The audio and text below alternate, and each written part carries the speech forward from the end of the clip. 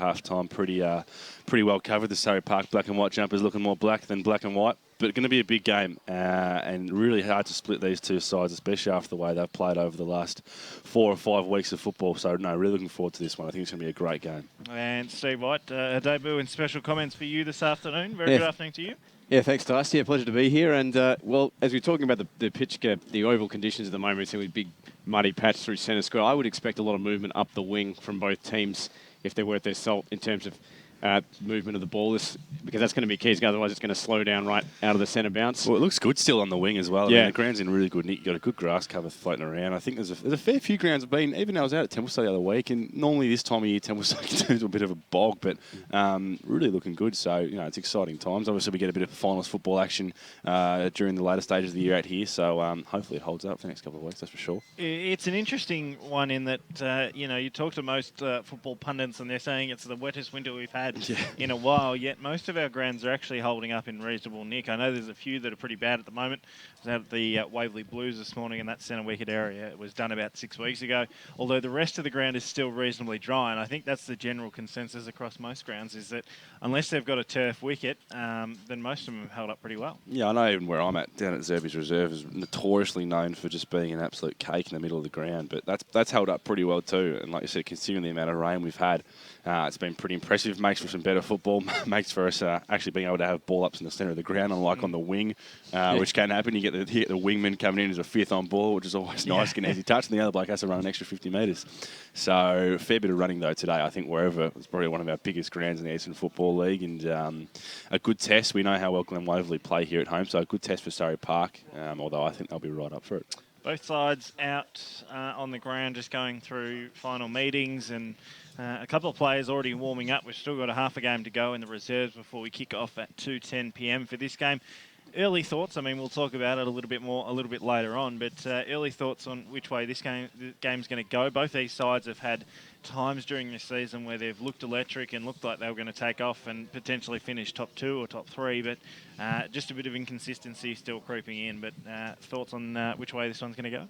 Well, look, I mean, I've been really impressed last week with Glen Waverley. I thought that performance was a really good one. They started really slow against Kilsyth, down by a couple of goals, and had to really find some spirit, but really worked hard, and it came a lot from that midfield core, really driving them through. Paul Sindon's been in a really good touch for the Hawks, and obviously Mitch Potts, and there's a few other guys that we'll be looking for today for them to really lift. It was very good insight, I guess, into Glen Waverley. They had a couple of videos with their coach, Ryan Flack, after that game, and speaking about how impressed he was with their performance, and he still reckons that at their best they can challenge any side in this division. I think they need to keep that going into today, and I think it's going to suit them being at home. I think that's going to play well to their advantage. On the other hand, though, Surrey Park, they're going to play without fear, I guess. Their season, regardless of how this game ends up, is going to be a fantastic success.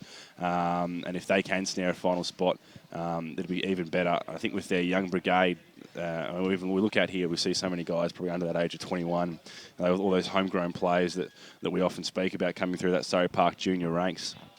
So they'll be up for the challenge. If there's ever going to be a team that's going to be ability to run and take on Glen Waverley, it's going to be these guys. I think Glen Waverley at the moment probably still have a bit more experience and a few more bigger bodies that will test Surrey Park, but they're so tight. You can't split them on the ladder. You haven't been able to split them over the last couple of weeks. So, no, it should be a belter, that's for sure. Steve, a tight one the first time these two teams played. There was only 10 points separating them, with the Glen Waverley Hawks getting the chocolates out at Surrey Park Reserve. You think the form's going to continue, or do you reckon Surrey Park are going to come here and take the points this afternoon? Well, if you actually look at the last 5 games for both of them, they're almost identical. 2 wins, 3 losses, and then prior to that, a thumping of Nunawading. So you almost, as I said, they're both sitting on 40 points. Splitting hairs really coming into today's game. So, and as we talked about just before the broadcast, you could have a situation for both teams where they win and still miss out.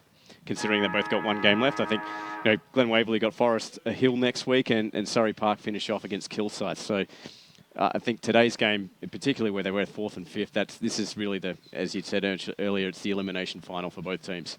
Well, I mean, Glen Waverley Hawks is obviously still in the box seat, given they potentially win. They go a game and percentage ahead with 1 game to go, knowing that they're probably a mathematical chance, I'd say, to lose next week to Forest Hill, and you'd say that the way that Kilsyth are going at the moment, that Surrey Park would get the win. So based on that, Surrey Park would like to win this one, continue that form, win another one, and go straight into finals. But there is a potential that Surrey Park could lose today and still make it. I think they'll be really looking. Got to make up a fair chunk of percentage. Yeah, and it wouldn't be the way. It wouldn't be the way that Scott Hamill will be wanting them to head into this team. They need to take a win and take it at all costs. I reckon we could see a real sort of a bit of a slog from Surrey Park. I mean, last week's encounter worked really well for them. Managed to scrape over the line. And I think that's probably going to suit them best today. They really got to try and restrict a lot of the outside run from Glen Waverley and make sure that they're not getting easy entries inside 50. Their backline's really got to step up, and they have in the last couple of weeks. Got a couple of young kids. I guess it'll be good to speak to Scott Hamill later in pre-game about how their form's been down back. And that's been a big test for those guys. But from all reports, they've stood up strong. So I don't know if they can just sort of shut down Glen Waverley's certain areas of strengths, start to win back the ball on their terms. It'll be all up for them. But I think it's really going to come down to that first quarter. I think if one team can make an early breakaway, they'll be looking to really stable that, especially on a big ground like this. So I'm really expecting a really tight tussle for most of the game, but the first quarter in particular, I think that's going to be really important. I think both coaches are going to be focusing on getting out of the blocks nice and early. In particular, if you're out at this ground this afternoon, make sure you turn to page 10 and 11 in the Eastern Footballer. A great article by David McPherson on the battles that both these clubs have gone through in the past 10 or 15 years. We know that when Glen Waverley Hawks first came into this competition, they went 49 games without a win. I think they won 1 out of their first 50 games. So Steve Potts has obviously been the president that whole time, and he went through that journey, and Dave talked to him as well as Bernard Tanner, who's now the current president at Surrey Park, who also had their own story written over the past 5 or 6 years, losing 67 games in a row. But he obviously notes back to Rod Bunkle and also Andrew Toop, who were the president and coach at the time, and how well they fought through, and to have one of these sides after what they've been through in the last few years, to particularly Surrey Park, I think more currently, now knowing that what Nunawading's going through, to see them potentially in the box seat to play their first final series in a decade is a pretty good sign. Oh, it's fantastic. I remember a few years ago when I was going around following Templestowe, I headed down to Surrey Park and watched them, both their reserves and seniors, struggling. I remember one bloke in particular in the reserves, had a few guys obviously filling in. One guy played with a pair of Blundstones. Yeah. And I think that was just a running theme throughout the year. It wasn't that he could, I don't know if maybe at the start he couldn't afford boots, but just thought the Blundstones might have been working. The Timberlands would have been more ergonomic. From memory, he was in his 50s as well. Was certainly one of the older blokes out there. But no, they've come a long way. And I mentioned earlier the young guys that will get a chance to see today. A few of the names, Kane Hendons, Darcy Sketches, Nat Briscombe. There's a few really good young players that have come through. Most of them, at least, have come through that Surrey Park, I guess, juniors and under-19 system. And that's what it's all about. And it's great to see now that they're reaping the rewards. And like you said, Nunawading going through the tough time and lost their coach during the week. But if this is, I guess, a sign of where sides can bounce back to and playing off for final spots, be it a few years down the track, then it's definitely a positive sign for football and for our league, of course. I think both coaches have just gone into their pre-game meeting, so hopefully we'll have both Ryan Flack and also Scott Hamill up here shortly. Good to see that Scott Hamill was re-signed by the Surrey Park Football Club in the last fortnight as well. So really, and I think that's one thing that Surrey Park's been looking for over the last 5 or 6 years. Obviously, they had consistency in Andrew Toop, but to bring a coach who is a little bit fresh in his thinking. First senior coaching role, brought a couple of players to the club, as well as the players that have been brought with the former coach Brett Davidson. It just all starts to look a bit better on paper from the Surrey Park Football Club. We might start having a look at a few of the other games going on around the Eastern Football League this afternoon. Of course, 22 great games every Saturday afternoon as you go local for your football. We'll start in Division 4, and there's of course, this one's probably the pick of the games, or certainly the pick of the games this afternoon, but Coldstream take on Forest Hill out at Arctic Park. Yeah, and Forest Hill should do this one pretty comfortably. Been happy with how they've really worked hard over the last couple of weeks. The last week's game against Whitehorse, from the sounds of it, like we were speaking last night in the huddle, it had to be a bit of a grind. And even though Cohen only kicked a bag, Whitehorse I thought played a lot better than probably most expected them to. Coldstream though, they've struggled pretty much most of this year, and going to take a bit for them to bounce back. A disappointing season on the whole for Coldstream, considering where they finished up last year. We know that they lost a fair chunk of players, so a lot of it was out of their control. But it's just unfortunate for them. They have to bounce back, but Forest still need to keep winning and keep winning strong, heading into another final series that hopefully this time for them that they can go all the way. Positive shining light, as we did mention last night, is Darcy Carrigan, who is been absolutely electric this year. I think the stat was out of the 15 games he's played, he's been named in the best 14 Correct, times. yeah. It's a pretty phenomenal stat, and it's sort of a bit Hayden de Graaf, who was the young gun last year, who I think out of the 16 games he played in the ones, he was named best on ground in about 14 of them. So certainly some talent coming through the junior ranks, and these are guys that have Hayden de Graaf's another one, and I harp back to him because he was one who was playing senior football at 16, 17 and coming through. That these guys, if they were at a better club, they may not get the same opportunities, but they're certainly giving plenty of Darcy Carrigan plenty of opportunities to play senior football, and I mean he's taken all before him, and theoretically he's probably going to win their best and fairest, etc. Yeah. So.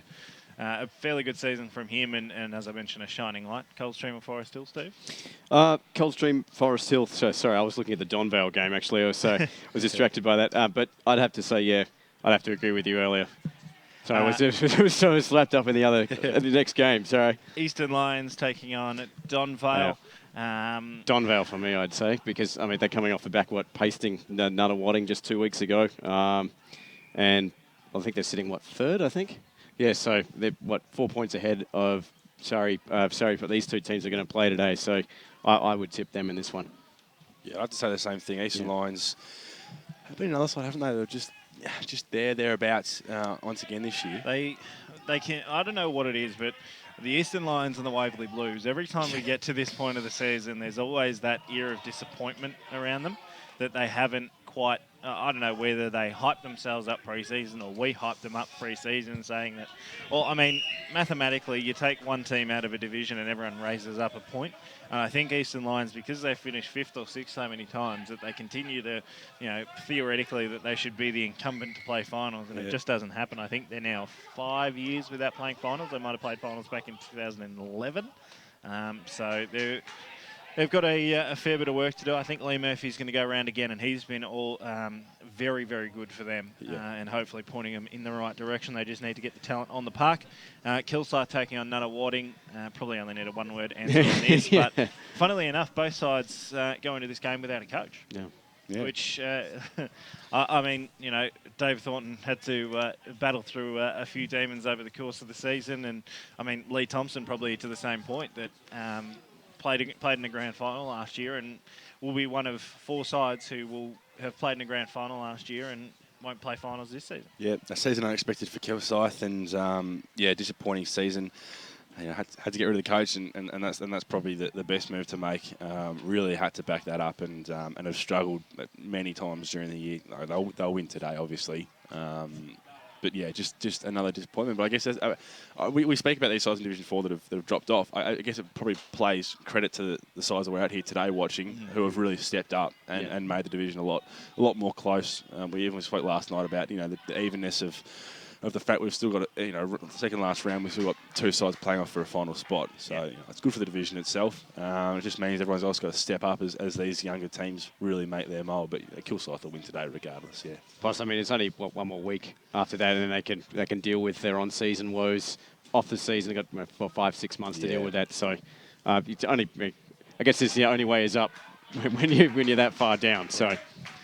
Whitehorse Pioneers taking on Ferntree Gully. Whitehorse Pioneers are a chance to be a bit of a big name killer late in the season, but I don't think this one's going to happen today. Yeah, they've been good. They've been good over the last couple of weeks, Whitehorse. Finished the season well, and they'd be happy with that. But yeah, Ferntree Gully are going to run undefeated into finals, and it's going to be very hard for anyone to beat them. They're a very strong side. They get back Billy Morrison today, who kicked a big bag last week against Forest Hill. So, no, easy win for the Eagles there. And that's all the other games in Division 4. We might have a chat about the Surrey Park Glen Waverley Hawks game with, of course, the senior coach of the Surrey Park Football Club, Scott Hamill. First of all, congratulations on the re-signing. Thanks, mate. It's obviously a first senior coaching role coming in this season. Has it been a bit of a baptism of fire? Have you really enjoyed it? Look, yeah, it's definitely been a roller coaster of emotions up and down throughout the year, but no, I thoroughly enjoyed the position we're in, and coaching senior footy's been fantastic. If you looked on paper and, talking to the committee, obviously when you first took the role, would you have expected to still be in finals contention at round 17? Or is that not in your build that you might have been a couple of tiers down from where you are now? Look, it's always good to say yes, we'd be in this position, but no, definitely not. I think the improvement we've had this year has been fantastic, and if you had told me at the start of the year, you'll win 10 games this year, I would have taken the drop of that. Couple of big ins for you today, Scott, with Richard Scott and Ryan Kennedy coming back in. He's probably the big one. Must be a really exciting time, regardless of the importance of today. But the boys are just playing really good football, got a very good, strong side on the park. It must be a really big game. Boys, I guess, must be pretty excited. Yeah, look, with Kenner's back in, he's probably been, over the last 6 weeks, probably one of our best players. He's a kid who's probably come out of his shell this year, always, Surrey local. But yeah, we've got a fit list. We've only got 2 injuries on our list at the moment. So to be in this position, we've pretty much today, we've got no excuses today. You spoke about some of those kids, and it's been a really important, I guess, the factor of the homegrown junior players that have come through. Had Colopy last week come in just his second game and play a really important role late stages. And the Tempany brothers have been really strong down back. It's not just, I guess, giving these guys a crack. They're actually playing full-on senior roles in your side, and it might have been really impressive, of course. Yeah, look, and there's young Kane Hennon as well, playing his first year of senior footy. He won the under-19s league medal last year. He's definitely strong and played very consistent footy all year this year. So, yeah, no, the kids have definitely stepped up, but probably our biggest kid in Graham Johns is playing really good footy as well up forward. So just if we look out into the grounds today, going into the conditions, quite a mud patch out, would you expect to play a lot more movement up the wing today or go long? Look, I think both sides play a very good free-flowing game of footy, so we'll be definitely looking at that, but without giving too much away, we're also looking forward to winning our contested footy as well. Adam Amin has been one of those guys that once he gets off the leash early for the Glen Waverley Hawks, it can be damaging. Is there anything put in place particularly to throw one back or and try and make amends that if he does get off the leash, you can control him pretty early? Look, Darcy Sketchy will go to him today, so we're confident in the matchup Darcy will do on him. He's done it in the previous weeks. He's matched up really well against a lot of forwards. So, no, we'll back Darcy in early on, and we'll be anticipating to win our one-on-ones. And looking through the crystal ball, if you do happen to take the 4 points this week, you've got Kilsyth at home next week. Is there start of an air of confidence that builds if you can get these 2 wins that maybe you can shake things up come September? Look, I honestly don't think, you see, listen to you guys on a Friday night and Sunday, how you're saying, like, Ferntree Gully are home and hosed. I don't think that's the case. I think whoever makes it, whether it's, hopefully it's Surrey Park, but if it's Glen Waverley Hawks, I think whoever takes that 4th spot is in probably the best position to give it a good shake. We come in, we'll have nothing to lose. Probably look at the top sides there. Ferntree Gully go through undefeated through the year. They're going to be expected to win it, so they're going to have a lot to lose. Whereas we come in as a side that probably no one expected to be there. You probably look back for your previews at the start of the year, no one expected Surrey Park to be in the position they're in right now. And from your point of view, we mentioned the article that David wrote this week about the fact that, a club like Surrey Park, who went through a pretty tumultuous period. You obviously played against Surrey Park when you were at Churnside Park, and probably had a few big wins over the journey. Is it sort of put a smile on your face to know that it's not only that you're getting wins on the board, but all these blokes that have hung around through those 67 losses are finally getting reward for effort? Yeah, definitely. It's great to see, even around the club, the committee and all the old guys who come Thursday night. You look at Surrey Park. There's no pubs in the area, so Thursday night's probably a local hangout for a lot of guys. And to see the look on their faces, not only to win the games, be in the positions, it's fantastic to see for Surrey Park as a whole, I guess.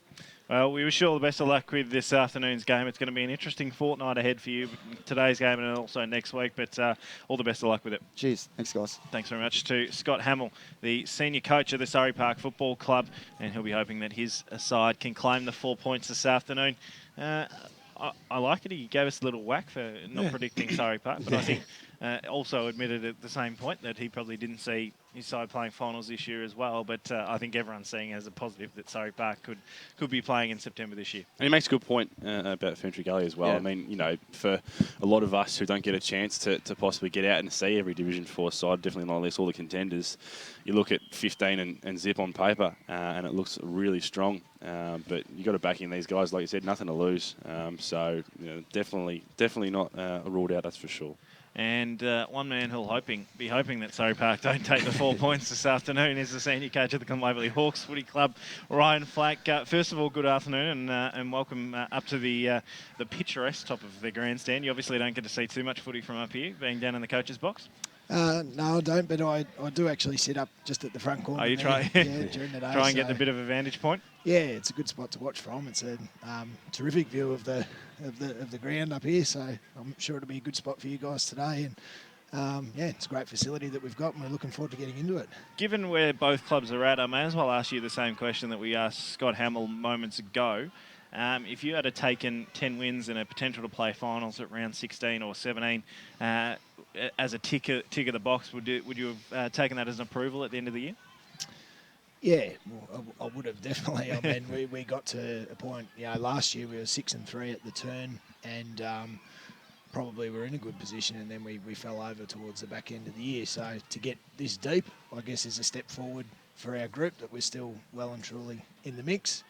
You know, as a coach, you'd still love to have had an extra couple of wins during the year and not be sort of playing for your spot, but that's where we are, and that's footy, and that's the result of a pretty even division. So, yeah, but I mean, we just wanted to take another step forward this year. We've won more games than last year, so that's a good result.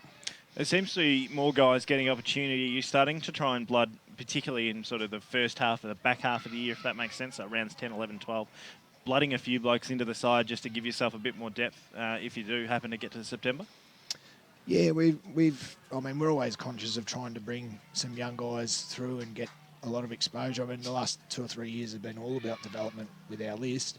You know, you could see during the week that our average points that we use is as low as anyone. So for us, it's all about getting guys that are here and helping them develop and become senior players. So yeah, there have been a few selections we've made along the way, which are in the interest of trying to expose some guys to senior footy, and you know, you see if they step up or not. And you know, a few times we've had some fairly pleasant surprises. So if you think back to round 4 last year, Adam Amin had played 3 games in the twos and halfback flank, and here he is 15 or 20 games later, having kicked 100 goals in the meantime between. So, you know, you do find kids like that if you're prepared to give them a go.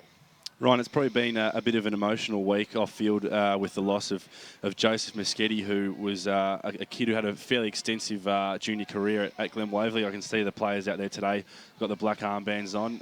Maybe not someone that you knew or had much to deal with, but have you felt the effect, I guess, through the senior club of his unfortunate passing? Yeah, we have. It's something we've spoken about. So, you know, I think I might have met Joe once, so I can't talk about having known the kid, but... Yep. But when you hear other people that have come through the junior, you know, process, and he's been involved in it, and Ryan Newey, one of our young guys who unfortunately got injured in the warm-up out here today, so he hasn't taken his place, which he was a bit disappointed about, but he was one of the guys that had played junior footy with Joe. So, you know, the footy community does rally together like that, and, yeah, we certainly extend our sympathies to the people nearest and dearest to him. It's just an awful circumstance, and you know, with kids of my own, you just can't imagine being in that position, and taken way too early. But we've spoken a little bit about it just at club level, and we pay the utmost respect to a really good kid, and we wish his family and friends all the best. No, it's fantastic. Back on the field, of course, last week, a really important win against Kilsyth after a pretty slow start. But listening to you after the game, you said that you thought your side was really strong and across the ground on a whole level a lot better than what Kilsyth offered. Scott Hamill just before said that he doesn't think either that it's a one-and-done race with Ferntree Gully. There's obviously still a lot of confidence with sides that are coming in that 3rd, 4th, 5th position that anyone can take it, whoever makes it. Yeah, it's been really open. I mean, you just see Donvale, you know, they fell over the line in a few games earlier in the year and got to 8-1. And then in the second half of the year, they've probably just dropped a couple of those games and they come back to the pack. And us and Surrey Park have probably been the opposite a little bit. So, you know, we did play pretty well against Kilsyth last week. And obviously, you know, they had a lot on the line as well. They were still playing with their season very much alive. So, yeah, early on it was a strong breeze and they really made the most of their opportunities with the breeze, but I was pretty happy with how we were going against it anyway, just in the way we were playing. So I guess even though we were down a bit, you had that feeling that we don't need to change too much about what we're doing. We just, you know, hopefully we'll take a few opportunities and there'll be more with the breeze. And we did that in the second quarter and we probably carried that form right through. I mean, I was pretty comfortable. It was a good full quarter performance. So hopefully we can bring that again today. I was going to ask you the same question, but without giving too much away, going into today's game, what do you think the keys to success for you are over against Surrey Park today? I think at the moment the ground, I don't know if you guys have had a chance to walk out there, but I'd say 70% of it's in beautiful nick, and there are little pockets that have just copped a bit of water and held the water, and it's pretty soft. So I'm hoping that us understanding the ground and the good parts and the way to play it will help us a little bit. But I know that they've been playing in some rough conditions at their own home ground, so that in its own is not going to win or lose the game. They've got some pretty good, you know, a lot of their main players are sort of their bigger, stronger, contested ball-winning players. Probably some of our prime movers are more of our running team. So it's a slight contrast in styles a little bit, and it'll be about how clean we can be around the stoppages, and if we can get the ball into a space where we can play our running game, that might suit us a bit. It was a bit the same with Kilsyth last week.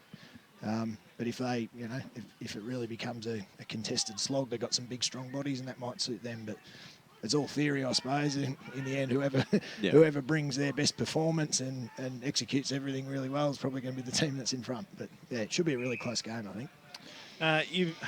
Win today and you're in the box seat. I mean, Surrey Park's got to make up a fair chunk of percentage in that last round, depending on the result against Forest Hill. But taking all those equations out of it, to having beaten, you know, Kilsyth, Surrey Park and Forest Hill on the run into finals is a pretty good run. Is that something that you're sort of forecasting too? I haven't spent a lot of time thinking about it.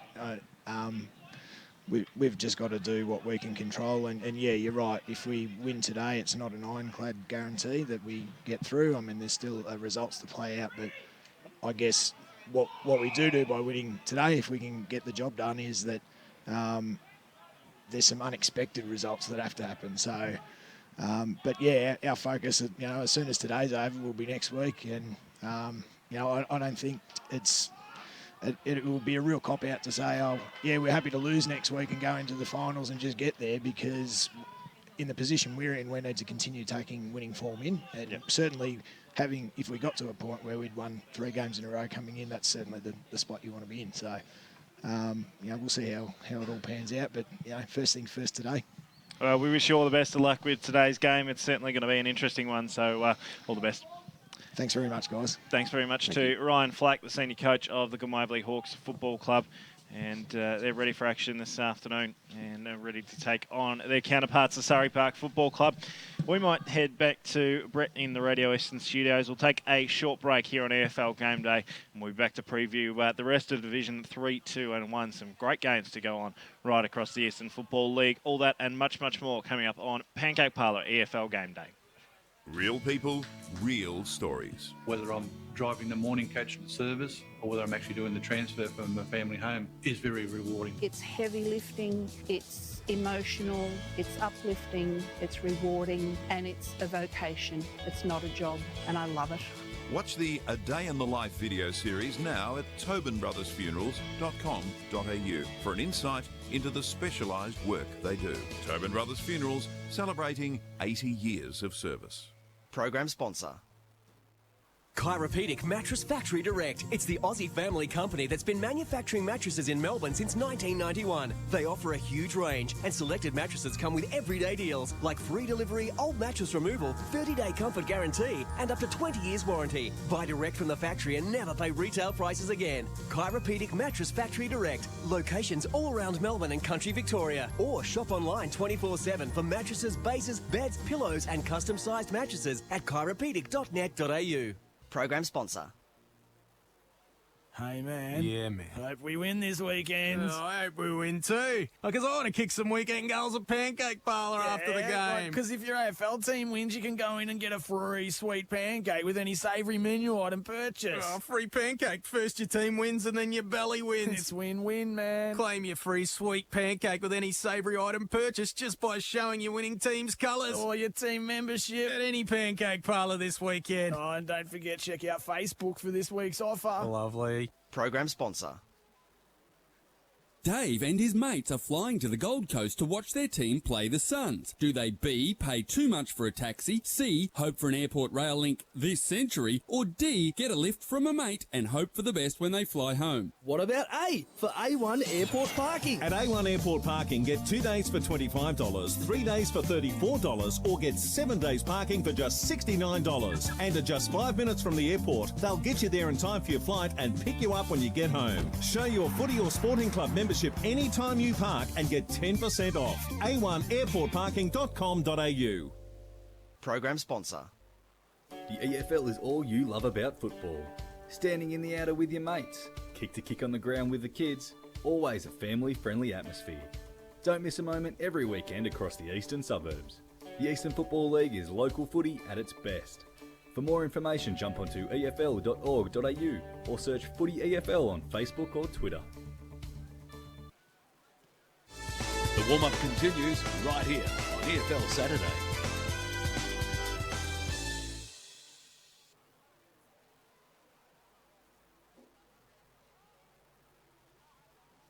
Welcome back to the A1 Airport Parking warm-up here on the Pancake Parlour EFL Game Day. We are, of course, out at Central Reserve for the big game. Glen Waverley Hawks taking on Surrey Park.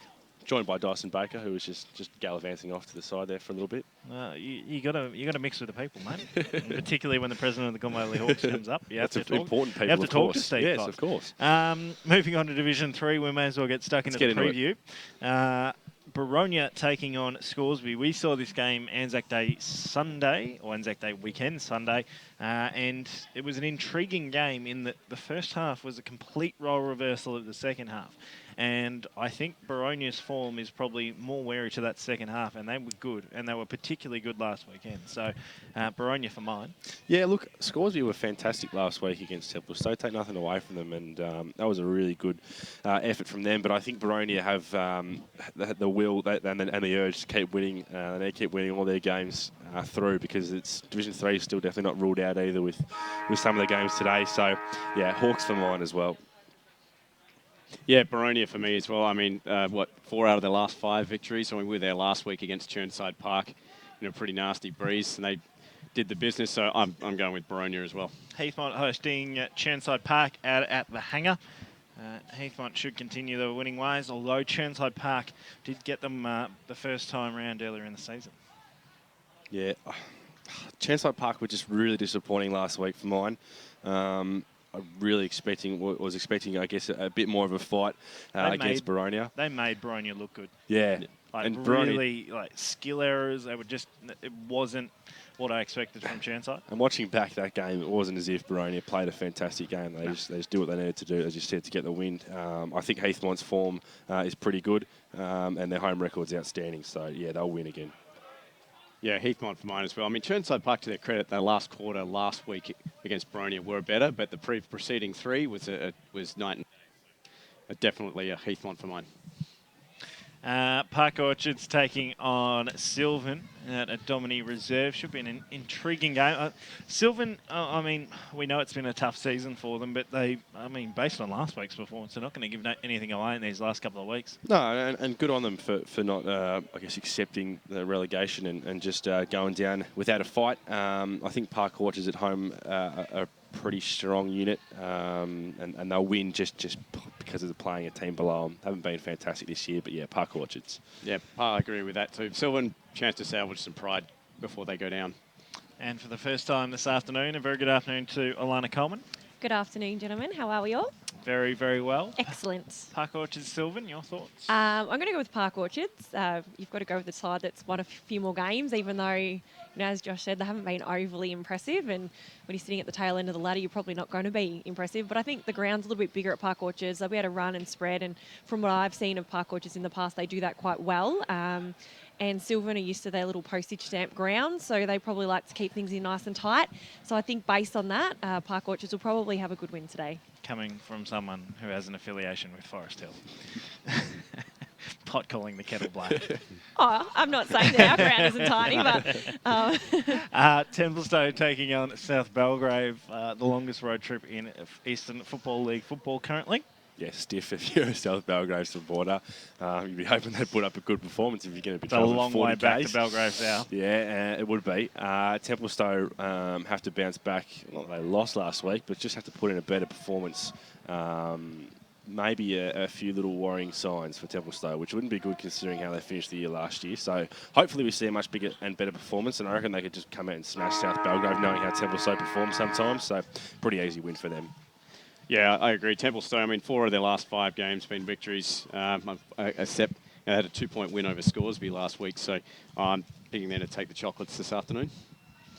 Yeah, look, I think Templestowe are going to win as well, but there are some early warning signs, or I suppose some signs of a little bit of uncertainty for Templestowe. I mean, they haven't had great form coming into finals. We all know how, you know, poorly they performed last season when they were probably the, you know, the likely team to take out that premiership. So, I mean, again, you don't want to do that 2 years in a row or you start to get a bit of a reputation come finals time, but hopefully they can rectify it and some players that can come in and balance that side back out. But definitely today, Templestowe should do the job. That's a really good point. I'm not as confident of Templestowe as I was 6 weeks ago.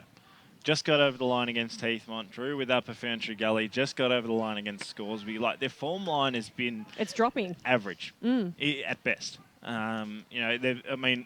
You'd use the old adage, and Ray, if he was here, would do the whole, well, you know, good sides find a way to win.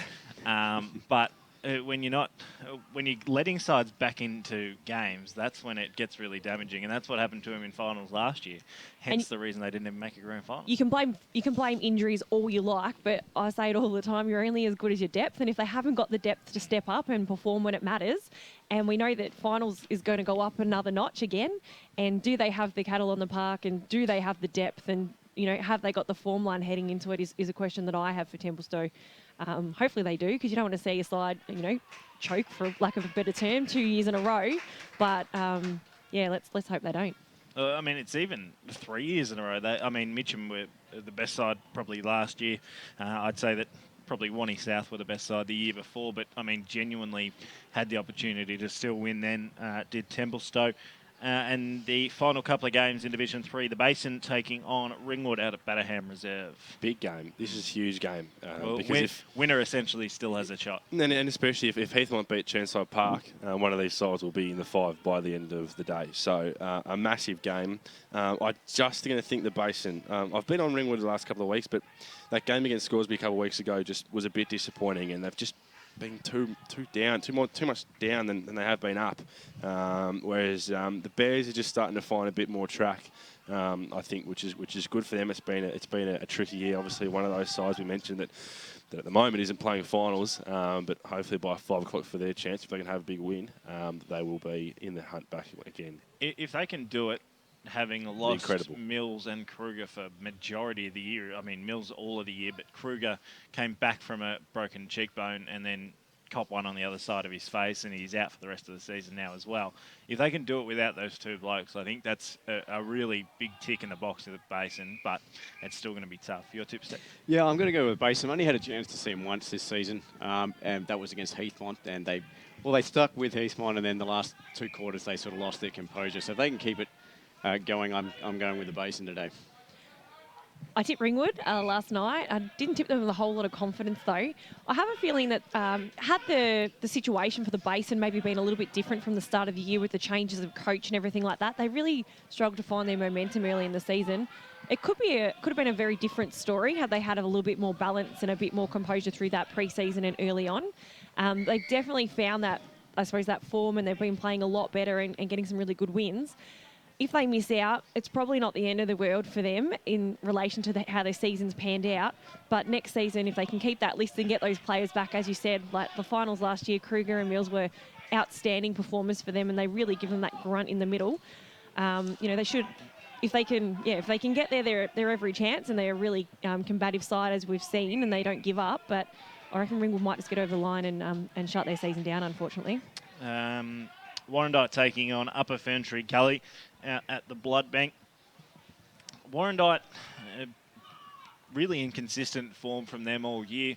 I mean, we probably saw a bit more positive at this time last year that they'd go up and they'd annihilate sides in Division 3, but they seem to have waned a little bit towards the back half of the year. I think Upper Ferntree Gully should get it done pretty comfortably today. Yeah, lost their coach and had to probably play a few more juniors, a few more younger guys in their scenes than they expected. Unfortunately for them, it probably hasn't really worked. We see a lot of sides that it can pay off, whereas I think for Warrandyte it struggled. They probably haven't had the same goal-kicking ability from your done this year. Upper Gully will win this one pretty easily. Yeah, I've got to agree with that. Warrandyte, I think it's only 2 wins in their last 5. Got thumped last week by Ringwood, so I think it's pretty much a foregone conclusion. Yeah, I agree. I think Warrandyte, from what I can remember, probably coming up into 3rd division, needed to inject a little bit of pace into their side. They had the big bodies, they had the strong bodies, but they're probably not moving the ball fast enough to be competitive in 3rd division. So that's probably something that they need to look towards to get that mix of strong bodies and, I suppose, a bit more pace in there just to be a bit more of a threat. But definitely for me, Upper Gully are going to easily win this game. And actually lost most of the blokes that were that pace injection that they got from Airport West the year before this year. So not only did they have it, not only did they not have it, they then couldn't go and get it this year as well. Yeah, so it makes a massive difference when you can have all the big strong bodies crashing and bashing around, and you can have a great forward setup that are there to take the marks. But if no one's getting that ball to them and no one's getting in and under, then it certainly makes life challenging for any team. Danger game for Bayswater in Division 2. They host Lilydale now. If this game's at home, you're probably at home for Lilydale. You probably tip Lilydale in a canter, but they're certainly going to shake things up this afternoon. Whether they get the points or not's a different story, but it's going to be a bit of a tough contest for Bayswater, I think. Imagine the scenes if Lilydale knock off Bayswater. I mean, Division 2's been crazy enough all year. If the Dales could go to Bayswater and take home 4 points. And if Waverley Blues beat Doncaster, with 2 rounds to go, there's still a mathematical chance of making it. I mean, in a way they did against Doncaster East, they went away from home. They put so much pressure on the lines. It was a tough slog. It was low scoring.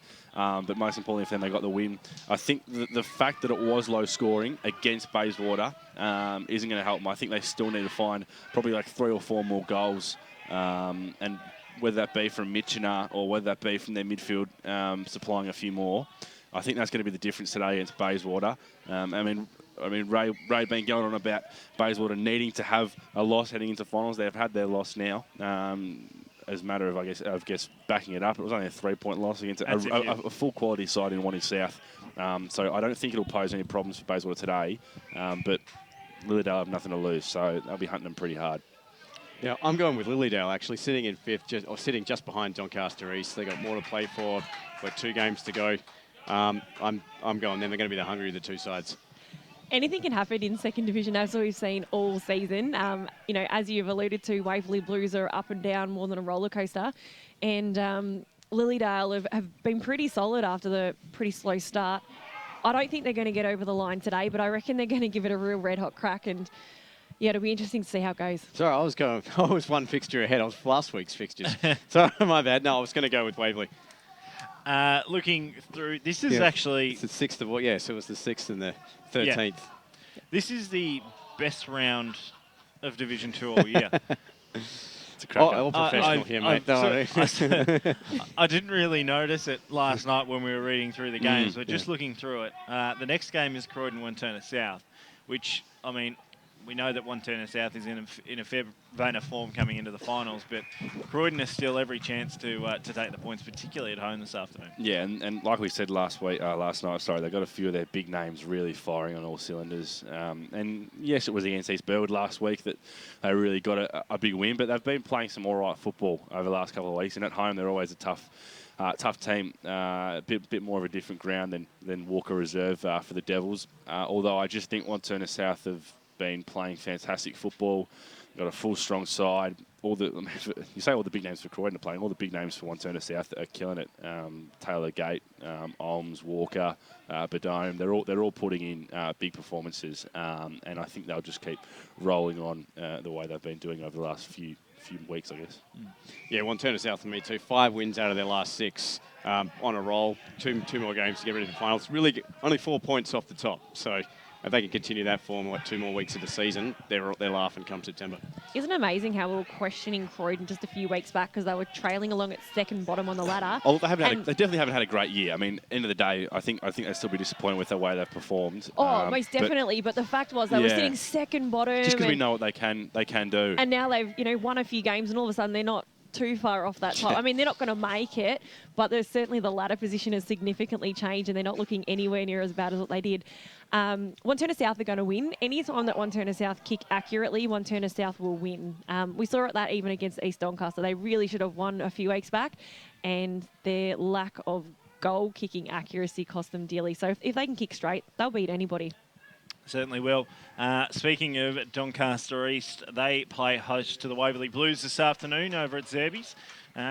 Always a tight affair when these two sides meet, particularly in the last 18 months or so. I think in seniors they've probably been decided by a total of about 10 points or something over the last 5 or 6 games that they've played against each other. So it's certainly going to be a pretty even contest. And this is one that usually the away side struggles. I know that Doncaster East won at home last year. Waverley Blues won at home last year, and I think Waverley got the points earlier this year. No, I think it was Doncaster East by a point. But yeah, like you said, either way, it's going to be tight. I think Doncaster East will have it in the midfield today. Just a little bit more experience and probably class than Waverley Blues. But as we said last night, there's still. I mean, Steve Buckler's not afraid to swing the axe. James Papa can stand now. I don't think will be playing today. Was in the emergencies. So whether or not he's been cut just a couple of weeks after his 150th just shows that if their players aren't playing their role, he's not afraid to swing the axe. And there's a few guys coming up from the reserves today that'll get a chance to consolidate their spot 2 weeks out from finals. It's a must-win game, and I think they'll just be a little bit too strong for Waverley at home. Yeah, I think Doncaster, they lost their last 2. Waverley beat Mulgrave last week, but I think going into finals now with Lilydale 8 points behind, but really like 10% behind, really no chance of catching them. I think Doncaster is going to turn it on here tonight. It'll depend which Waverley Blues turns up to play, of course. The good Waverley Blues or the not-so-good Waverley Blues, as we've seen all season. I do think just with the fact that East Doncaster have so much more to play for, they really need to win this game, and I think that they will. They'll find a way, and they'll win this game. The last month of the season really sums up the whole season for the Waverley Blues. Beat Mooroolbark away by 5 points, went down to East Burwood, and East Burwood's first win in 2 seasons by 20 points, and never looked in the contest. Then lost by 10 goals to Croydon, and then came out last week and beat Mulgrave by a goal. It's a genuine rollercoaster season for them. And but the problem is it's the same thing that's happened 3 years in a row. Yeah. They've got themselves into a position, you're an Arsenal supporter, you know exactly what I'm talking about. They've got themselves into a position where they're either playing finals or they're up the top half of the ladder, and then all of a sudden form drops off, usually around Christmas time. If you were on that roller coaster, you would want to be sick, wouldn't you? Yeah. It's one of those rides where you want to throw up. Yeah, it would be fun. Mitcham taking on East Burwood. 2 former Division 1 powerhouses meet in Division 2. And Mitcham will win this game. Came decently close to Mooroolbark last week, I believe. Yes, it was. And almost got him at the end. Like I said I think they were within 3 points with sort of 30 seconds to spare. Yeah, like I said last night, I think there's a few names that have had a quietish season or probably not matched the levels that they play in Division 3, which is always the challenge coming up. So it should be a pretty comfortable win for them today. Yeah, I think Mooroolbark got spanked. Burwood got spanked by, 120 points last week by Croydon. So I think it's a pretty comfortable decision for Mitcham. Yeah, I think Mitcham will win. Josh, I agree. There's been a few players that probably didn't have the same season this year to last year, but, you jump up a division. They lost a few players too, like some of the real key integral parts of that premiership side, and that would have been like a massive stab in the guts, that. Even a bloke like Braden Cross, who was so good last year, I think he ended up going, top couple in their best and fairest, and on the wing, he went from a dislocated shoulder to a triple A in Europe, so I think he only played 2 games this season. Yeah. Yeah. And Whitnish leaves in the off season. You lose your skipper. Higginson. Yeah. Genuine ruckman. And they picked up Zach McCullum was a good pick-up mid-year. He's been playing all right, but... I mean, for what they picked up, they've probably been disappointing in the form of Jared Alton, Tom Miles. Yeah, Alton started the season really well, but he's dropped off, and I think been exposed when you pick a across the ground. 202-centimetre ruckman, you usually do okay. They probably needed to keep what they already had and added to it with what they've got, and then you probably would have seen them genuine finals contenders, but the fact that they didn't means that they're sitting probably whereabouts they should be based on how they performed. And they've been a bit up and down too and really inconsistent as well. So we've talked about Waverley Blues roller coaster ride. Mitcham aren't too far behind. Mulgrave take on Murrelbach out at Mulgrave Reserve. Both these sides having a close win or a close loss last week. Yeah, Murrelbach for me. Finding their touch again, and youngsters playing really well and almost full strength, just waiting on James Cutting to come back into that side. And that's a dangerous prospect when you got Linford, Cutting, and we saw a couple of weeks ago Smith, Bermuda, these sort of guys. Really good senior players to have. He'd be the most talked about bloke at Heights Reserve. Every time you talk about Murrelbach, oh yeah, Cutting will be back in a couple of weeks. Yeah, we can't wait until we get him back. Oh, good to see they'd love we him could back. get a win without him in the side. And, but I mean, he does make that difference. It just straightens them up a little bit. And they've got a quality ruckman now who's been in some really good form. So the midfield's ticking all the boxes. Goal kicking's being spread. Things looking good for the Mustangs. Yeah, Murrelbach for me. I mean, 4 points in front of Wani South and literally on split neck and neck with Basie for top spot. So if they can take this one and keep pace with Basie for the first spot coming 2 weeks' time, I think they've got more to play for tonight. Yeah, I agree with you guys. Definitely Murrelbach. It's interesting, though. They dropped off a little bit. I don't know if it's been kind of a planned thing that they had going on with their workload and maybe how they're going and heading into finals, but they certainly seem to be on the up at the very right time. This gives you an idea of how close Division 2 is. Before we get to Division 1, the Club Champion Award, which is ranked 3 points for a senior win, 2 points for a reserves win, 1 point for an under-19s win. Was that how that works? I've always wondered about that. The top of Division 2 is Bayswater and Murrelbach, 59 points. Lilydale 56 and Wanturna South 54. Now, to give you an idea of how close that is compared to the other ones, Vermont's 27 points ahead of Noble Park. Upper Ferntree Gully 17 points ahead of Templestowe. And Ferntree Gully is about 20 points ahead of Forest Hill. So any one of those 4 sides could still take home the Club Champion Award in Division 2. Speaking of Division 1 and the Vermont Football Club, they travel to Shram's Reserve and take on Doncaster. This one's going to be an absolute corker, Josh Dawe. Absolute corker. And things going well for Doncaster on and off the field. They've got Billy Brownless down there at their coterie lunch. We get every big name down at Doncaster. You'd be pretty happy if you're a member down there. Going pretty strong, getting some good service for your membership. On field going really well too, and that's been the most impressive thing we've seen with Doncaster this year. Although they come up against the red hot Vermont side that will win pretty comfortably. I think it'll be a couple goals. I think Doncaster are just struggling to match up with a few of these bigger sides. They came close with Baldwin, but just dropped off late. But I think Vermont, as we saw when they matched up about 8 weeks ago or whatever, really put them to the sword. I think they'll win again, 3 or 4 goals maybe. Yeah, I think Vermont too. I mean, I was out at the Doncaster-Baldwin game, 2 weeks ago, and look, Doncaster controlled that game for the first 2 quarters, and then their veterans as well, Heath Scotland, Tarkin Lockyer, real big contributors, but just the inability at the end to close the game out and allow Baldwin straight back in. So, yeah, for mine, Vermont, they're going to take that pretty comfortably. Yeah, I agree with you guys. I think Vermont will do this one easily. And again, it's interesting because last season, Doncaster had Nathan Thompson up at full forward and they lost him, so they definitely lost a massive linchpin in the forward line. And no Stevie Muller either at centre half forward this week. So yeah, it's really hard to replace, I suppose, guys that are talented and also of that size and I suppose, experience. And I think, potentially if they had that, then we'd be looking at maybe Doncaster being a bit more of a threat into the final series. Not that they're not going to be, but I just think that Vermont will be too strong and Doncaster will struggle, particularly in that area, to finish. Parallel seasons, a little bit. Montrose and Blackburn, somewhat disappointing, somewhat... it's a strange one, particularly for Blackburn, the way they came alive last year. sort of went into the back half of the season with a blistering pace and then all of a sudden have dropped off in season 2016. Montrose probably a bit the same, more so over the last 12 months, but this one should be an interesting one up at Montrose Recreation Reserve. Yeah, I think like you said, it's been a up and down season. Blackburn had a bit of a period there where you thought that they might be up for another finals crack, but just dropped away a bit.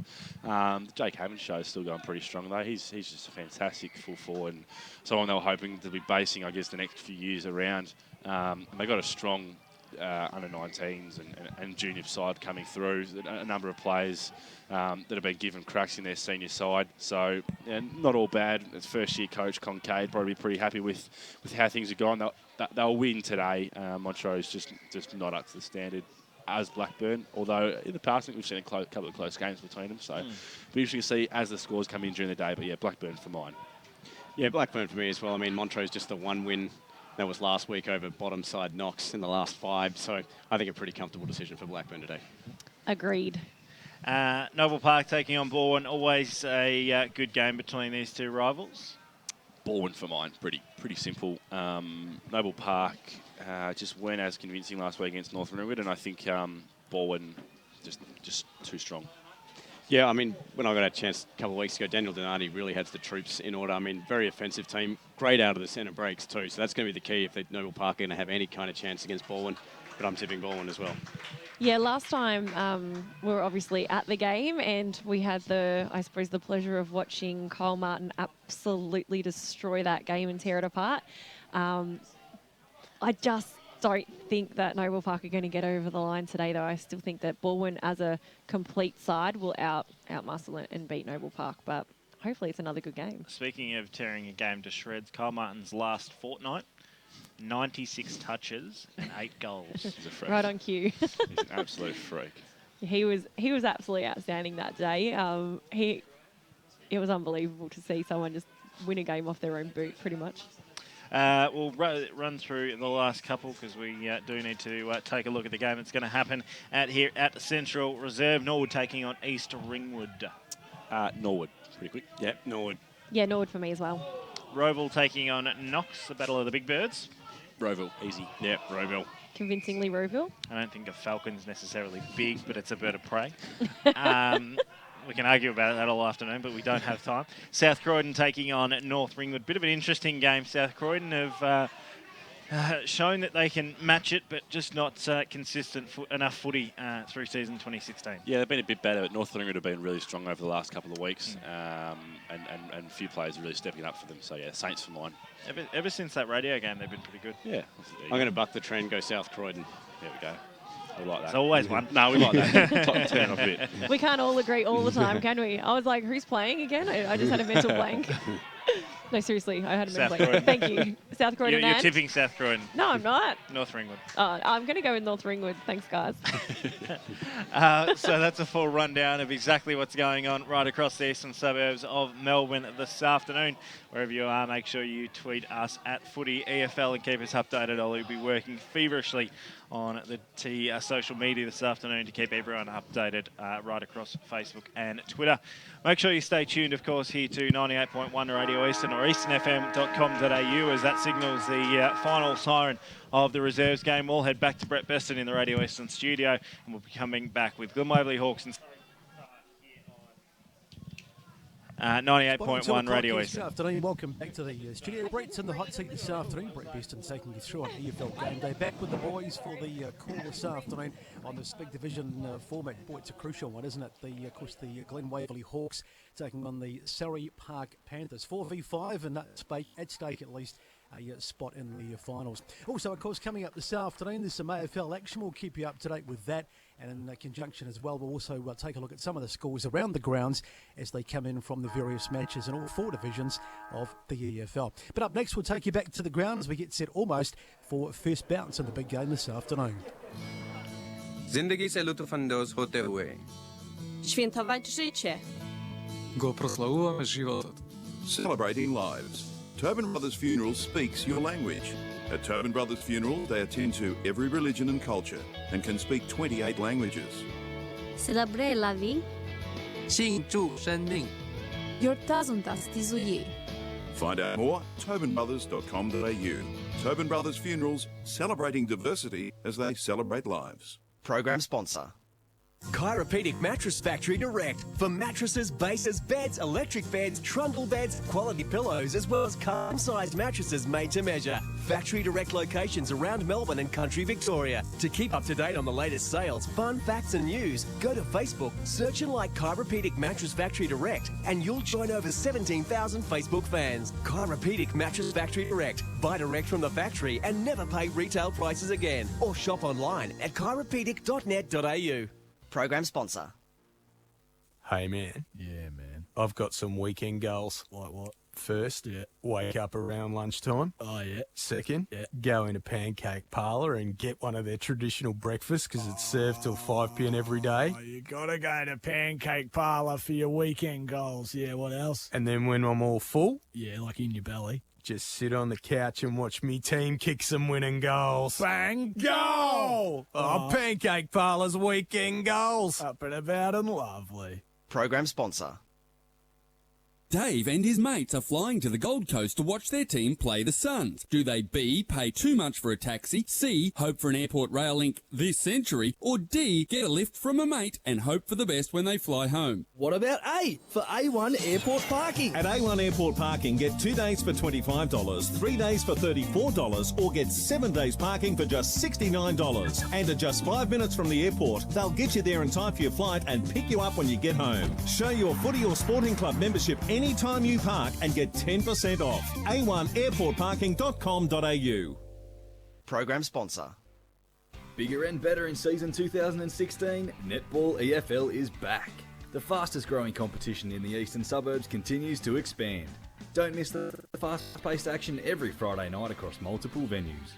For more information or to get involved, head to efl.org.au. On EFL Saturday, it's time for the match of the round. Let's cross to our team and go local for your footy.